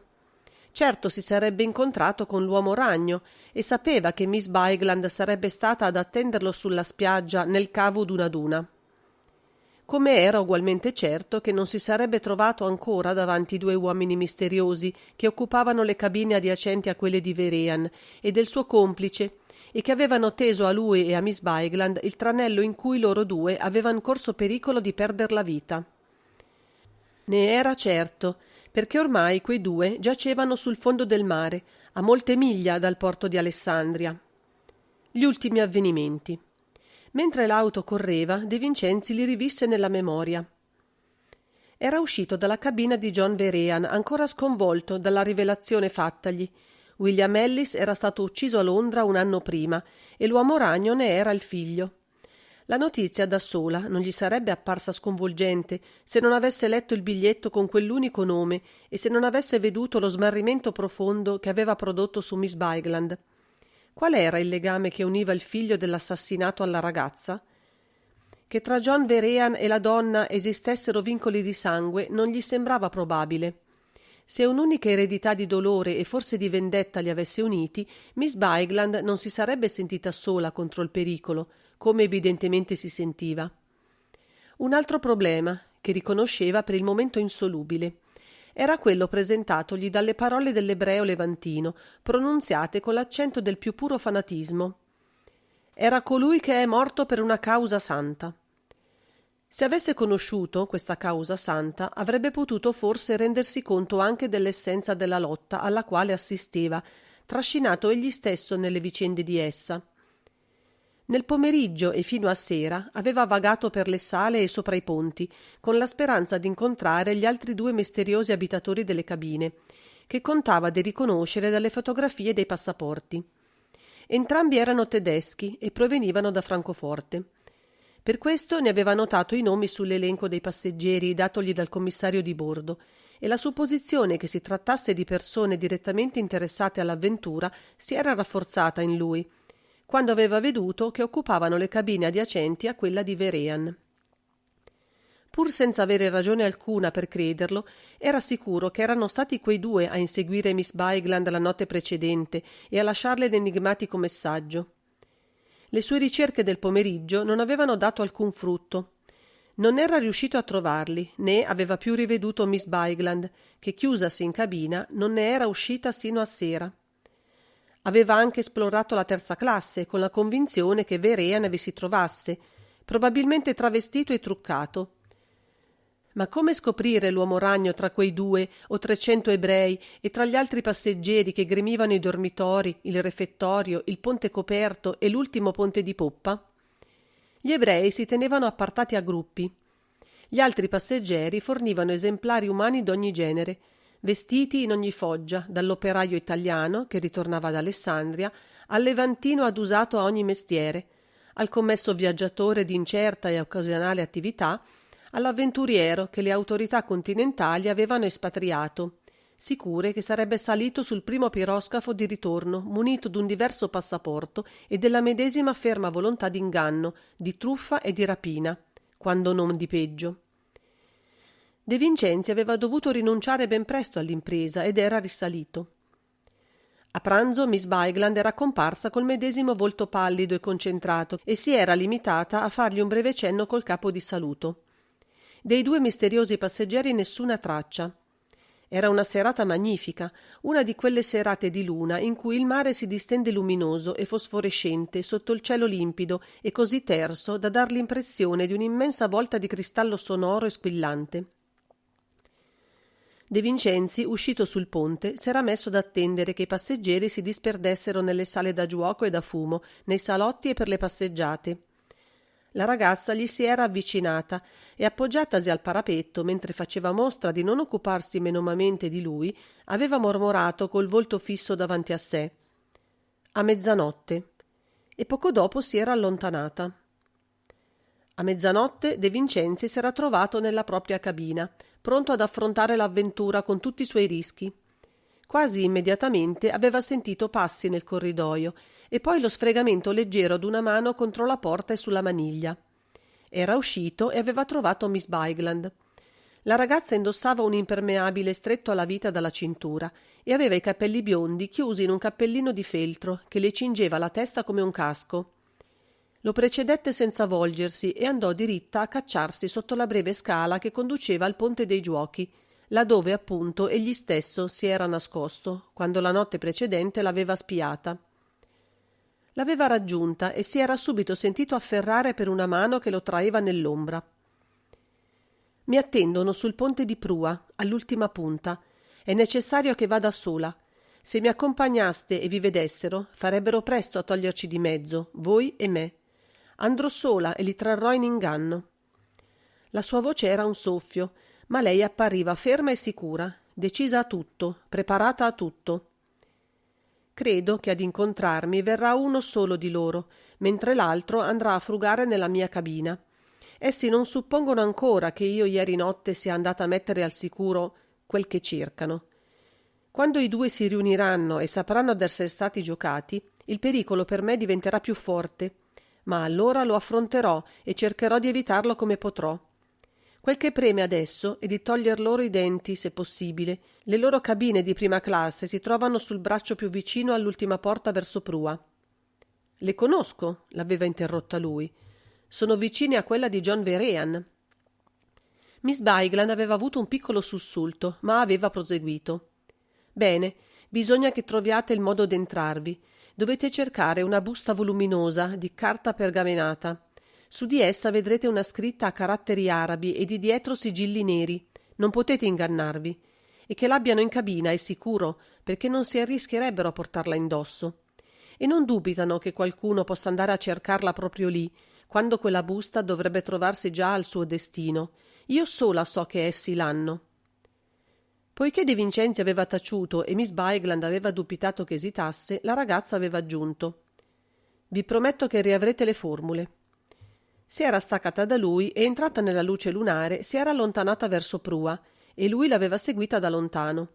Non gli era sembrato prudente lasciar sola la ragazza nel pericolo, anche se glielo aveva chiesto. De Vincenzi era così assorto nel ricordo delle ore vissute sul piroscafo che fino allora aveva guardato il paesaggio attorno a sé senza rendersi conto di quel che vedeva. Ma un parco cintato, un soldato scozzese in gonnellino a quadratoni a cosce nude, lo distolsero dalla sua meditazione. Che cos'era quella distesa di hangar, di cottage, di macchine e di ali sulla riva, tra il lago e il mare? Fece presto a rispondere alla domanda. Non poteva essere che Abukir. Vide sulla spiaggia una breve teoria di tank tozze e nere. Qual era la catastrofe? Che, come Miss Bigland gli aveva detto, essi dovevano impedire con quella loro corsa folle da Venezia ad Alessandria e ora da Alessandria a Rosetto? I due misteriosi passeggeri dell'Augustus erano morti, ma quali altri nemici stavano per affrontare John Veraean e i suoi compagni?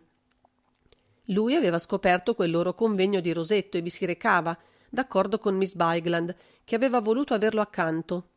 Forse lei temeva ancora un pericolo, che non doveva venirle soltanto dai suoi nemici. Abukir era passata. L'autista arabo guidava immobile, col volante tra le mani grasse e flaccide, guardando fisso dinanzi a sé. De Vincenzi scorse un villaggio di pescatori presso il lago, selva di alberi in barca, lento volo di vele rettangolari sull'acqua, strisce di verde ramarro e di rosso sangue sulle carene. «Quanto ancora per giungere a Rosetto?» «Un'ora, mister». E l'uomo tornò nella sua immobilità. Come aveva fatto a raggiungere il ponte di prua senza che nessuno lo avesse veduto? Almeno lui credeva di non esser stato visto. Il fatto è che i due uomini gli erano passati accanto, senza volgersi neppure verso l'ombra del canotto di salvataggio contro cui si era addossato. Adesso che riviveva con la memoria quell'episodio tragico della traversata, sapeva che i due lo avevano perfettamente visto e che avevano finto di nulla per trarre anche lui nel tranello teso alla ragazza. Il loro aspetto lo aveva colpito, tanto dissimili ed entrambi ugualmente impressionanti. Alto più del normale, uno era forte e quadrato, con bicipiti e petto da lottatore. L'altro magro e allampanato, tutto ossa. Poiché avevano camminato in pieno chiarore lunare e venivano verso di lui, aveva potuto vederli bene in volto. Apparivano sinistri. La ragazza s'era ingannata dunque nel supporre che i suoi nemici si sarebbero divisi e che uno solo di essi sarebbe andato al colloquio. Miss Bigland stava già ad attendere sotto il fuoco di prua e De Vincenzi ne aveva indovinata più che veduta l'ombra scura contro il parapetto e le aste e i sartiami. I tre s'erano profilati per qualche istante contro l'orizzonte, poi erano tornati per ripassargli davanti. La ragazza si trovava fra i due uomini. Non parlavano. Da prua s'erano diretti a poppa, traversando tutto il piroscafo. Lui li aveva seguiti e quando li aveva veduti discendere per la scaletta che conduceva al ponte di terza classe, s'era fermato. A che scopo seguirli anche in basso? Gli sarebbe stato impossibile nascondersi e quando quelli si fossero accorti che Miss Bigland s'era fatta accompagnare, certo la ragazza avrebbe corso un gran pericolo. Aveva deciso allora di visitare le cabine per tentare di impadronirsi della busta misteriosa. Di trovarla non sperava, ma una visita in quelle cabine avrebbe potuto, se non altro, procurargli qualche particolare interessante sulla persona dei due individui. Il resto era venuto così rapido che gliene era rimasto il ricordo confuso e allucinante di un incubo. Era appena entrato nella prima cabina, la più vicina all'ingresso del corridoio e proprio di fronte a quella di John Vehrehan, e aveva aperto una grande valigia. Quando la porta, che lui aveva chiusa senza far scorrere il piccolo catenaccio, s'era aperta e l'uomo magro era apparso.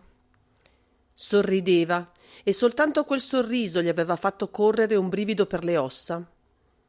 No, la rivoltella è inutile. Sapevo perfettamente di trovarvi qui dentro. Parlava inglese con un forte accento tedesco. In quella valigia non trovereste nulla di interessante, ve lo assicuro. E invece Miss Bigland vi attende da basso. Ha bisogno di voi, un bisogno urgente. Si tratta della vita. E sorrideva.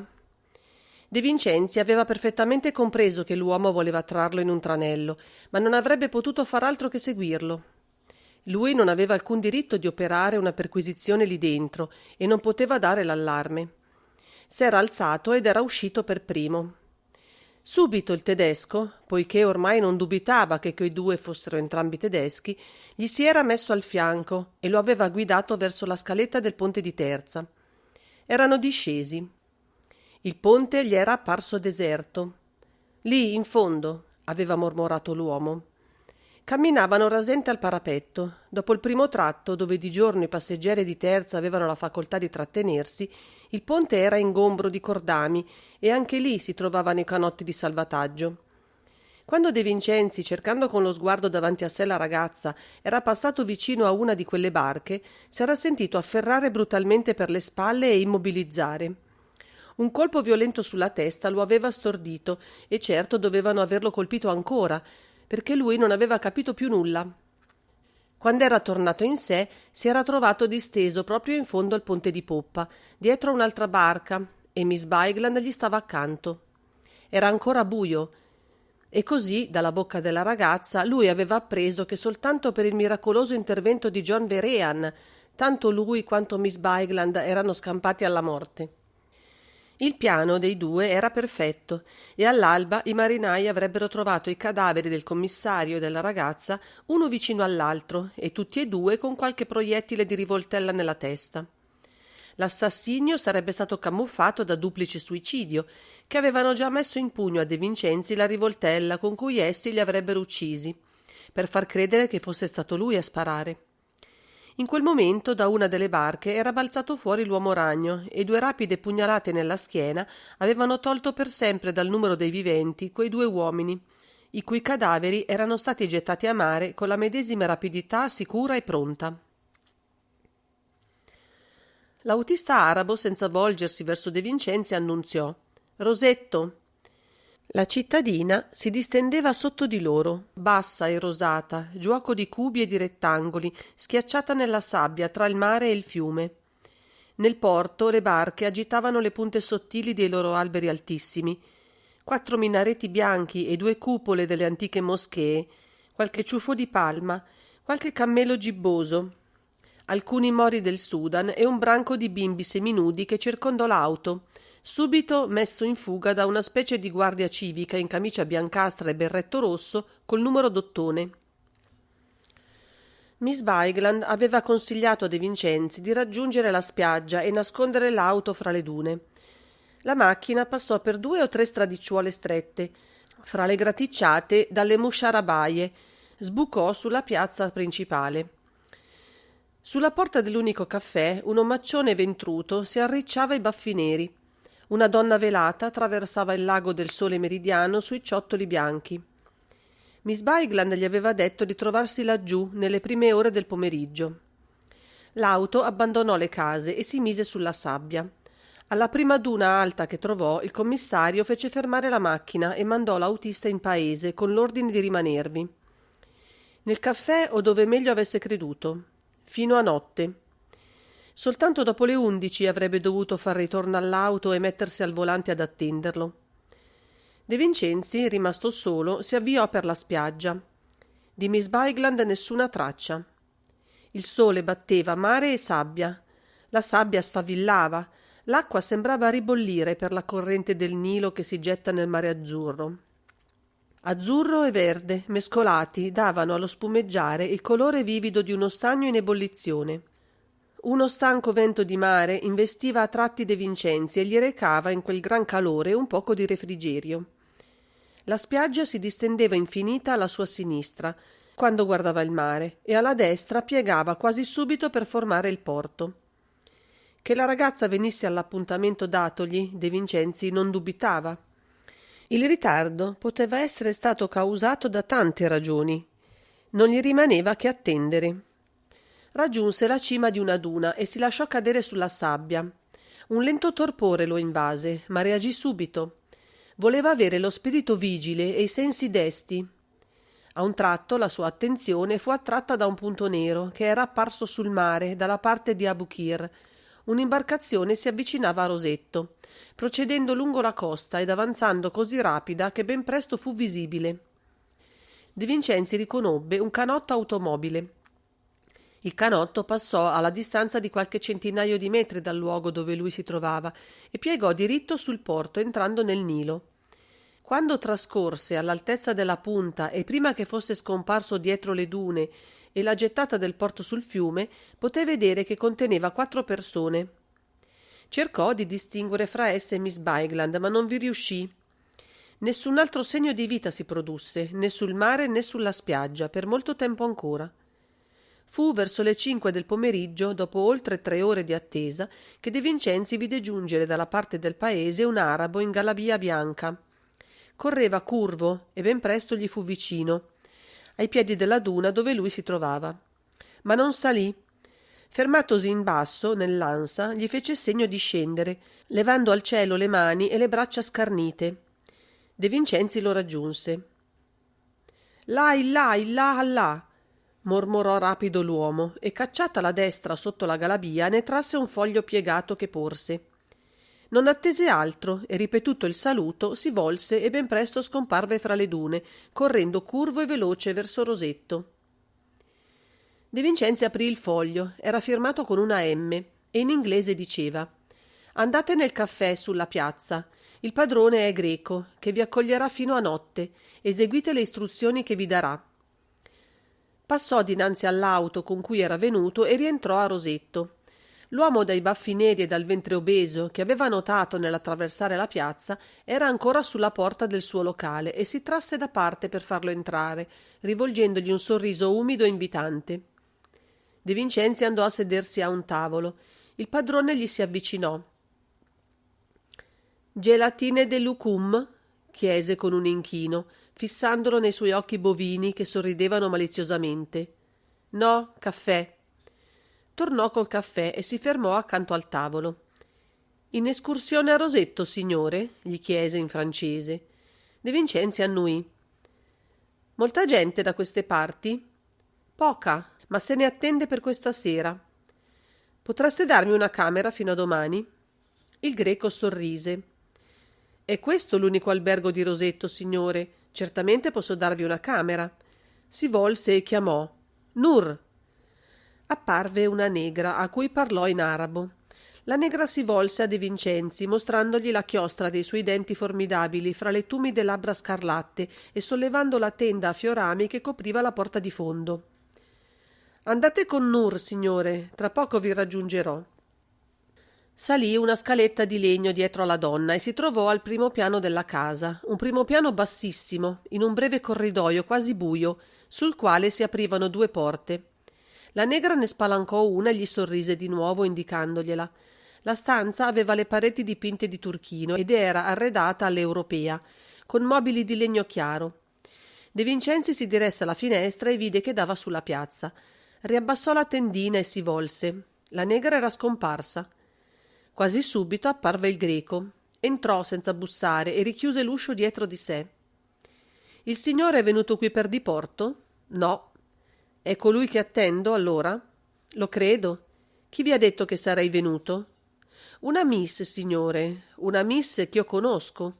Bene. Il greco tacque per qualche istante, si fregava lentamente le mani. Il signore è armato? Chiese. Sì.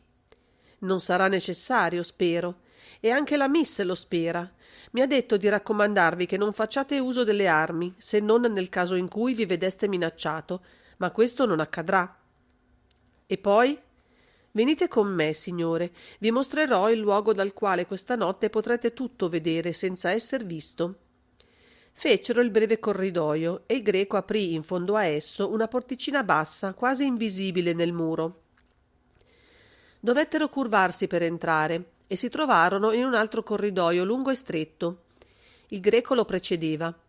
Un'altra porta si aprì al fondo e De Vincenzi si trovò in una specie di soffitta di 3 o 4 metri quadrati di grandezza. Conteneva solo un materasso in terra. L'uomo, sempre tenendosi curvo, dato che la volta non aveva più di 1,5 metri di altezza, si volse e gli indicò una graticciata di legno che formava finestra. Prese il materasso e lo tirò sotto la graticciata. Guardate. De Vincenzi si inginocchiò sul materasso e mise il volto contro la grata. Vide sotto di sé una vasta sala, con le pareti interamente tappezzate di drappi, di scialli e di stoffe multicolori. In terra tappeti e per tutto mobilio un grande tavolo circondato da seggiole. Il tavolo e le seggiole erano neri, di ebano intagliato. Dal soffitto pendeva in mezzo al tavolo una grande lampada di ottone spenta. La sala riceveva luce da una finestra alta al soffitto, che adesso era aperta, ma che poteva scomparire dietro le stoffe. Evidentemente era quello il luogo di convegno di gente che non amava riunirsi in pubblico. Venite, qui non avreste altro da fare né da vedere fino a notte. De Vincenzi si alzò. Quando furono di nuovo nella sua camera, l'albergatore gli indicò il letto e sorrise. Potete dormire, signore.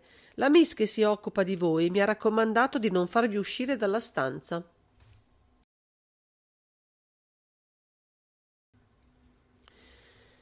Capitolo 17. Le ultime ore d'attesa, dopo che il greco gli ebbe portato il pranzo, furono per De Vincenzi interminabili. L'albergatore era entrato nella camera coi cibi, assai prima delle 8, quando ancora la luce del giorno era chiara. È necessario, gli aveva detto, che rimaniate al buio. Questa finestra dà proprio sulla piazza e se accendeste la luce chiunque vedrebbe che qui dentro c'è qualcuno. Perciò ho creduto di far bene a farvi anticipare il pranzo. De Vincenzi aveva mangiato senza appetito, per quanto fossero già trascorse parecchie ore dalla sua colazione di Alessandria. Poi di dietro alle tende si era messo alla finestra a spiare. Soltanto il chiarore della luna e delle stelle illuminava la piazza. Qualche fanale a petrolio era acceso all'imbocco delle strade, ma spandeva un ristretto alone di luce rossastra. Ogni tanto rapide ombre passavano per scomparire dentro le case o giù verso il mare. Nessuna di quelle ombre si era avvicinata alla porta del caffè, che aveva una grossa lampada accesa per insegna. Ogni tanto De Vincenzi si allontanava dalla finestra e passeggiava nervosamente per la stanza. La sua impazienza si faceva più febbrile. Ormai Rosetto dormiva, con le sue case bianche e le strade deserte, schiacciata contro la sabbia, illuminata dai raggi della luna. Anche le rare ombre erano sparite dalla piazza. De Vincenzi sentì un passo cauto nel corridoio e la porta della camera si aprì. Era l'albergatore.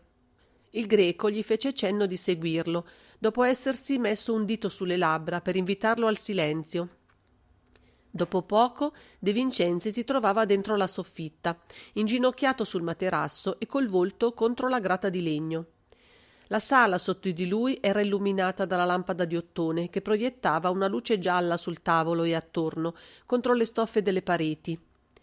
3 uomini si tenevano in piedi presso il tavolo e attendevano rivolti verso la porta, che doveva aprirsi sotto la graticciata dalla quale spiava il commissario. Per quanto lo avesse veduto nell'ombra del ponte, De Vincenzi riconobbe subito in uno di quei 3 l'ebreo col quale aveva parlato sull'Augustus, dopo aver seguito Miss Bigland. Gli occhi acutissimi e il profilo rostrato non erano facilmente dimenticabili. Gli altri 2 che gli stavano ai fianchi avevano le medesime sue caratteristiche di razza. Tutti e 3 indossavano il lungo caffettano scuro ed erano a capo scoperto. L'attesa si prolungò per qualche minuto. I 3 uomini non parlavano. Finalmente la porta sotto di lui si aprì e De Vincenzi comprese che altre persone dovevano essere entrate, ma non le scorse che quando esse avanzarono verso il centro della stanza. Rimasero di fronte ai 3 dall'altra parte del tavolo. L'ebreo del piroscafo, che sembrava essere il capo di quella strana riunione, pronunziò qualche parola in una lingua sconosciuta per De Vincenzi e sedette a capo del lungo tavolo. Gli altri andarono a sederglisi ai lati e occuparono quasi tutte le seggiole. Erano 9 in tutto. Attorno al tavolo 2 soli posti rimanevano vuoti, di fronte al capo, verso la porta. L'ebreo che presiedeva prese subito la parola e pronunziò un lungo discorso. Parlava sempre nella sua lingua incomprensibile, ma De Vincenzi intuì che faceva ai suoi compagni una relazione di avvenimenti e di fatti che essi ignoravano. L'attenzione con cui quegli uomini lo ascoltavano era ardentemente tesa e il loro interesse appassionato si tradiva con movimenti bruschi, con gesti istintivi d'ira repressa o di approvazione, di delusione o di gioia. Terminato il discorso del capo, attorno al tavolo si sollevò un coro di voci che, per quanto volutamente basse, formarono per qualche istante alle orecchie di De Vincenzi una babele gracchiante, piena di note acute, di brevi gridi striduli. Il capo sollevò le mani per imporre il silenzio. La porta si era aperta di nuovo e qualcuno era entrato, che tutti si volsero a fissare. Questa volta l'ebreo parlò in inglese. Vi attendevamo e nessuno di noi dubitava che sareste giunto. L'uomo che era entrato avanzò e De Vincenzi riconobbe John Vehrehan, ma non era solo. Lo accompagnava colui che lo aveva sostituito nella cabina del piroscafo e che aveva ricevuto il commissario. L'uomo ragno era vestito di nero. Il suo volto scheletrico appariva pallidissimo. Vehrehan si avvicinò al tavolo e rispose al saluto rivoltogli con un breve cenno del capo. «Ho potuto riprendere quanto vi era stato tolto», pronunziò lentamente. Allora il suo compagno depose sul tavolo un grosso oggetto ravvolto in uno scialle multicolore. Tutti si alzarono e il capo tese le mani verso l'oggetto. S'era fatto un silenzio ansioso. Anche De Vincenzi aveva avuto un fremito. Le mani bianche affusolate, stranamente lunghe dell'ebreo, si mossero con evidente trepidazione per sciogliere i nodi che stringevano i capi dello scialle.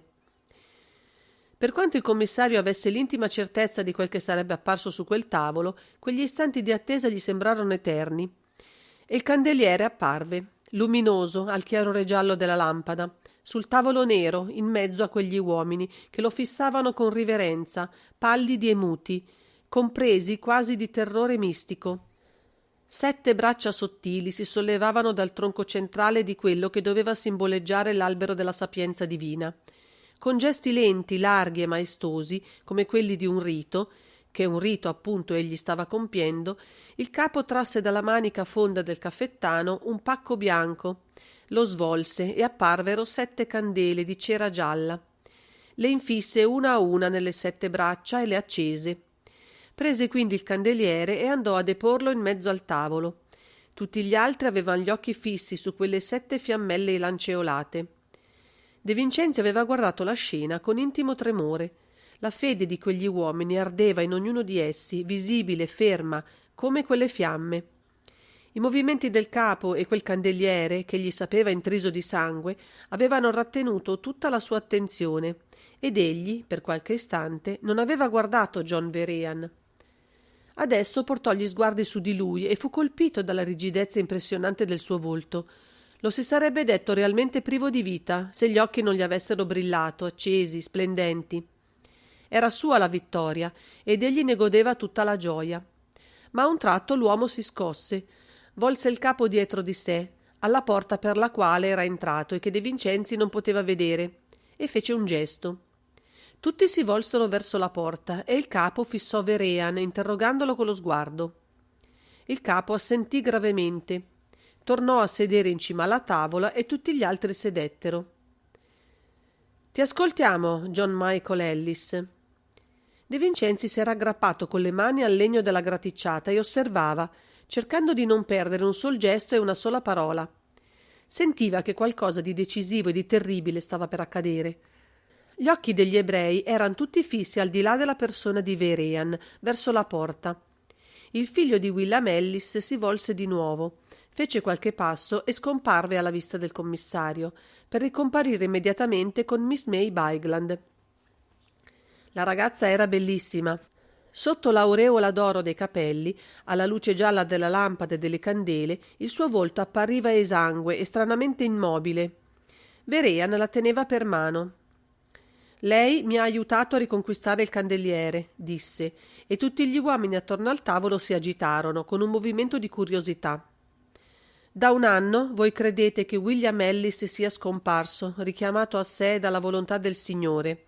Ebbene, io vi dico che sono stati i suoi nemici che lo hanno ucciso a tradimento col più infame degli inganni, e dopo averne travestito il cadavere lo hanno abbandonato in una cantina di Londra, perché noi ignorassimo il delitto e io, suo figlio, non potessi vendicarlo».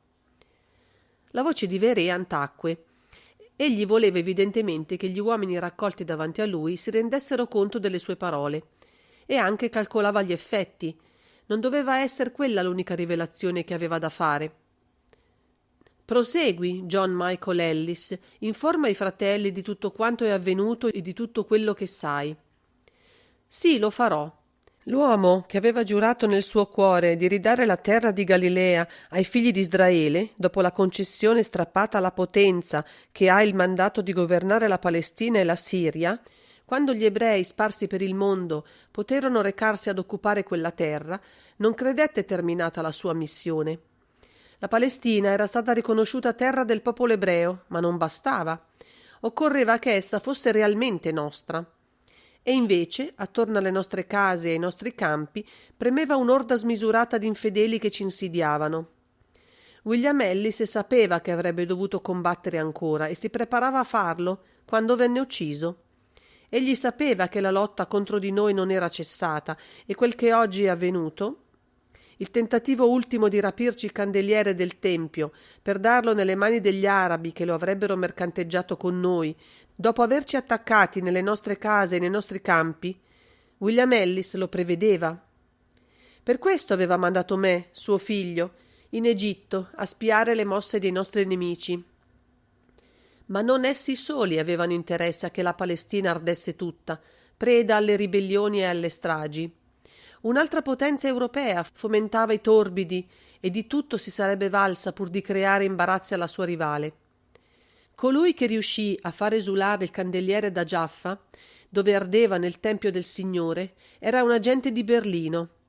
Come agenti tedeschi erano coloro che uccisero William Ellis a Londra. De Vincenzi ascoltava e si rendeva conto della gigantesca lotta sotterranea, di cui l'uccisione di Osman Mascali in un malfamato albergo di Milano non era stato che uno degli episodi. John Michael Ellis aveva ripreso a parlare e narrava ora gli ultimi avvenimenti, con voce piana, incolora, senza appassionarsi menomamente alle avventure che gli aveva vissute e che ora ricordava. Tutto si chiariva per De Vincenzi. Osman Mascali, per conto del servizio segreto di Berlino, agiva in Egitto, in Palestina e in Siria, prima di venire in possesso del candeliere che alcuni suoi complici erano riusciti ad asportare dal tempio ebraico di Giaffa. Egli aveva rubato all'inventore italiano i fogli con le formule. Ma questo costituiva solo un episodio secondario nella vicenda. Episodio tuttavia determinante nello svolgimento di essa, poiché aveva indotto l'egiziano a cercare la strada più breve per raggiungere l'Europa centrale e lo aveva obbligato a portare con sé anche il candeliere. A Milano, nella stanza tragica dello Specchio d'Oro, Osman Mascali attendeva gli uomini ai quali avrebbe dovuto consegnare il candeliere. Una volta operata la consegna, avrebbe proseguito per Berlino con le formule, ma allo Specchio d'Oro si trovava già John Verean, che da vari giorni, per continuare la finzione che gli permetteva di girare l'Europa senza dar sospetti, si produceva sul palcoscenico del Fossati come uomo ragno. E con lui era Miss Bygland. A questo punto del racconto, che faceva con voce pacata, dando ogni particolare con precisione, John Michael Ellis accennò appena alla ragazza e a De Vincenzi sembrò che evitasse volutamente di attardarsi in spiegazioni sulla parte che Miss Bygland aveva avuta nella riconquista del candeliere. Verean narrava adesso il modo con cui era riuscito a togliere all'egiziano il suo bottino. Osman Mascali, sicuro di non correre pericoli nella stanza dell'albergo che gli era stato indicato dai suoi complici, per una strana ma pur spiegabile voluttà di gioire della propria vittoria, aveva voluto mettere 7 candele nei bracci del candelabro e le aveva accese. Forse pensava che il sacrilegio piacesse agli uomini che stavano per venire a prenderlo. Forse aveva altre ragioni per farlo e poteva darsi che il candeliere, acceso e avvicinato alla finestra aperta, dovesse costituire un segnale.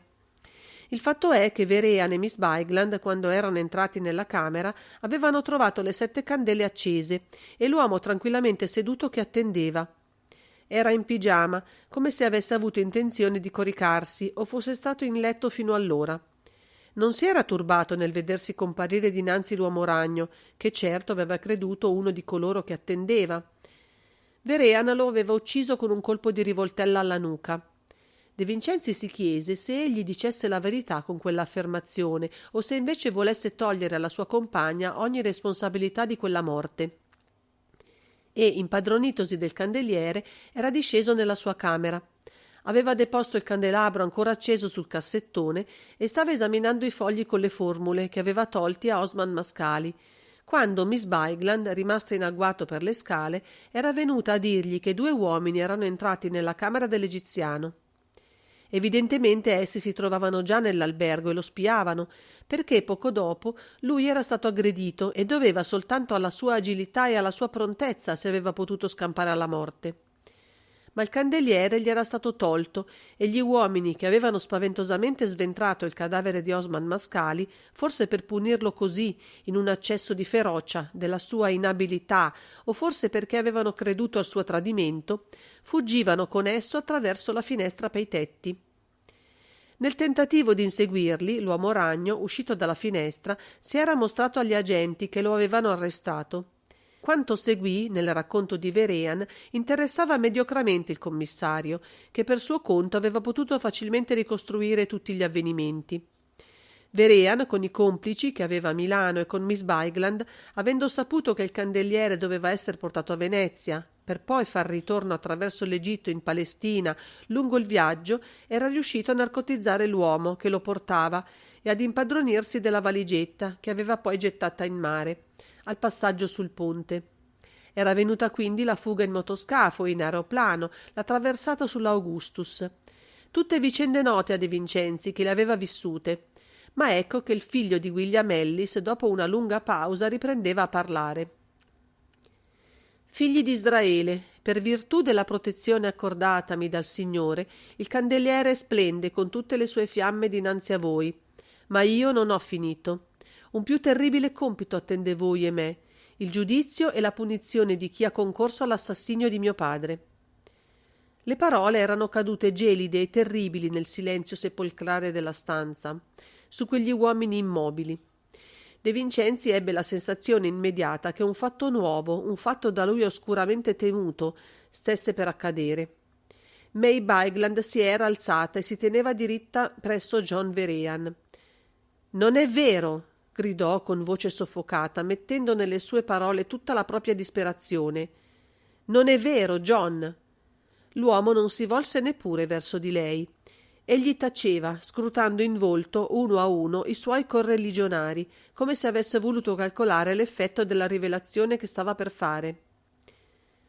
Mio padre, ora è più d'un anno, fu attratto in un tranello, condotto fuori della sua casa con un inganno e fu ucciso. Chi lo aveva tradito? Io per lungo tempo ho dubitato della verità, ma essa era tanto mostruosa che la ricacciavo da me con orrore. Eppure oggi essa mi è stata rivelata e io non posso più dubitarne. La ragazza mise una mano sul braccio dell'uomo che parlava e supplicò. Non è vero, John, hanno mentito per perdermi. Non hanno mentito, May, pronunziò freddamente John Michael, togliendosi dal braccio la mano della ragazza mentre si volgeva a fissarla.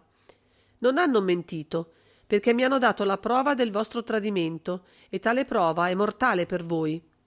Questa donna è stata la mia collaboratrice, sempre vicina, quella che io credevo la più fedele e la più sicura.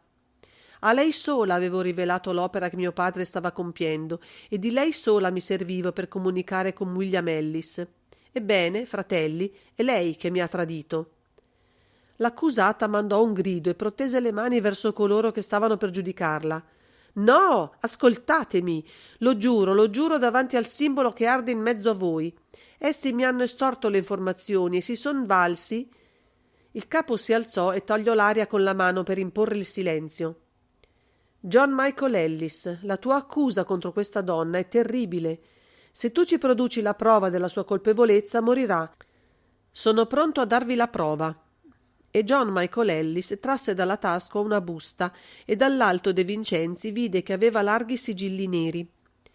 Questo plico era destinato al Comitato di Azione degli Arabi di Palestina ed esso contiene le carte che appartenevano a mio padre e che gli furono tolte di dosso dopo morto. Ma io l'ho aperto e vi ho trovato anche un foglio in cui si indica May Bigland come persona sicura alla quale il comitato avrebbe potuto rivolgersi e con cui avrebbe dovuto tenersi a contatto per conoscere i nostri movimenti e le nostre decisioni. L'uomo fece un passo verso il tavolo e gettò su di esso il plico. La ragazza si lanciò disperatamente verso quella busta che conteneva il suo destino, ma John Michael Ellis con un balzo le si mise di fronte. Hanno voluto perdermi per vendicarsi. Sono stata io che ho indicato a John il luogo dove Osman Mascali avrebbe dovuto incontrarsi coi suoi amici. Gli uomini attorno al tavolo si erano alzati. Il capo prese il plico e ne trasse alcuni fogli che scorse rapidamente. Poi lo ripiegò e lo mise nella busta, che fece sparire nella profonda manica del caffettano. Sta bene, John Michael Ellis. È necessario che il Consiglio prenda visione di questi documenti. La gravità del giudizio che dobbiamo emettere impone lunga ponderazione. Domani notte, alla stessa ora, il Consiglio siederà in questo luogo per giudicare. Si chinò sul candelabro e una a una spense le 7 candele. Quindi di nuovo avvolse il sacro simbolo nello scialle e uscì dalla sala lentamente, seguito dai suoi compagni. John Michael Ellis uscì dietro di lui, conducendo con sé Miss Bigland, che l'ebreo del piroscafo teneva sempre per un braccio. La sala apparve deserta. De Vincenzi si allontanò dalla grata e tornò nella sua stanza. Era stato quello l'ultimo atto del turbinoso dramma. Miss Bigland aveva tradito e sarebbe morta.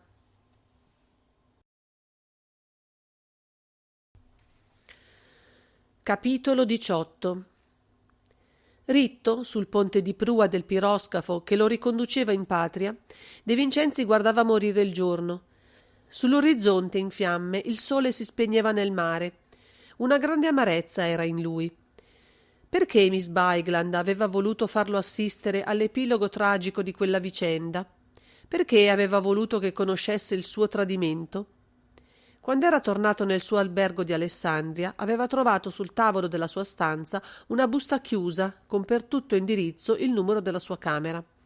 Dentro vi erano i 7 fogli delle formule rubate all'inventore italiano, null'altro. Era il dono ultimo che la ragazza, mantenendo la promessa, gli aveva fatto. Non l'aveva più riveduta e l'ultima immagine di lei che portava con sé gliela mostrava disperatamente lanciata a lottare per difendere la propria vita. Che cosa avrebbe potuto fare lui per salvarla? Di tutta la vicenda turbinosa, in fondo, lui era stato soltanto spettatore. Vicenda singolare e completamente estranea alla sua attività normale ed anche alla sua sensibilità di uomo. Per De Vincenzi essa non costituiva che un'amara dolorosa parentesi, tanto più amara per l'epilogo di Rosetto. Tanto più dolorosa perché egli non avrebbe saputo mai quale fosse stata la sorte di Miss May Bigland. Virginia Olcombi, gli occhi azzurri, il profilo puro del volto, la grazia del corpo, le aveva detto di aver visitato l'isoletta di White, ed era vero. Ricordava Bournemouth, coi suoi cottage bassi, i tappeti d'erba alta e uguale, e l'isoletta verde, passerella ideale fra le nebbie brumose del nord e l'azzurro del sud. Il volto di lei, a quella rievocazione, si era fatto triste e soltanto con visibile sforzo la donna aveva trattenuto le lacrime. All'orizzonte il sole era scomparso e un raggio verde, divino smeraldo puro e trepido, apparve. Il raggio verde che dà ai naviganti la speranza del buon domani. Fine.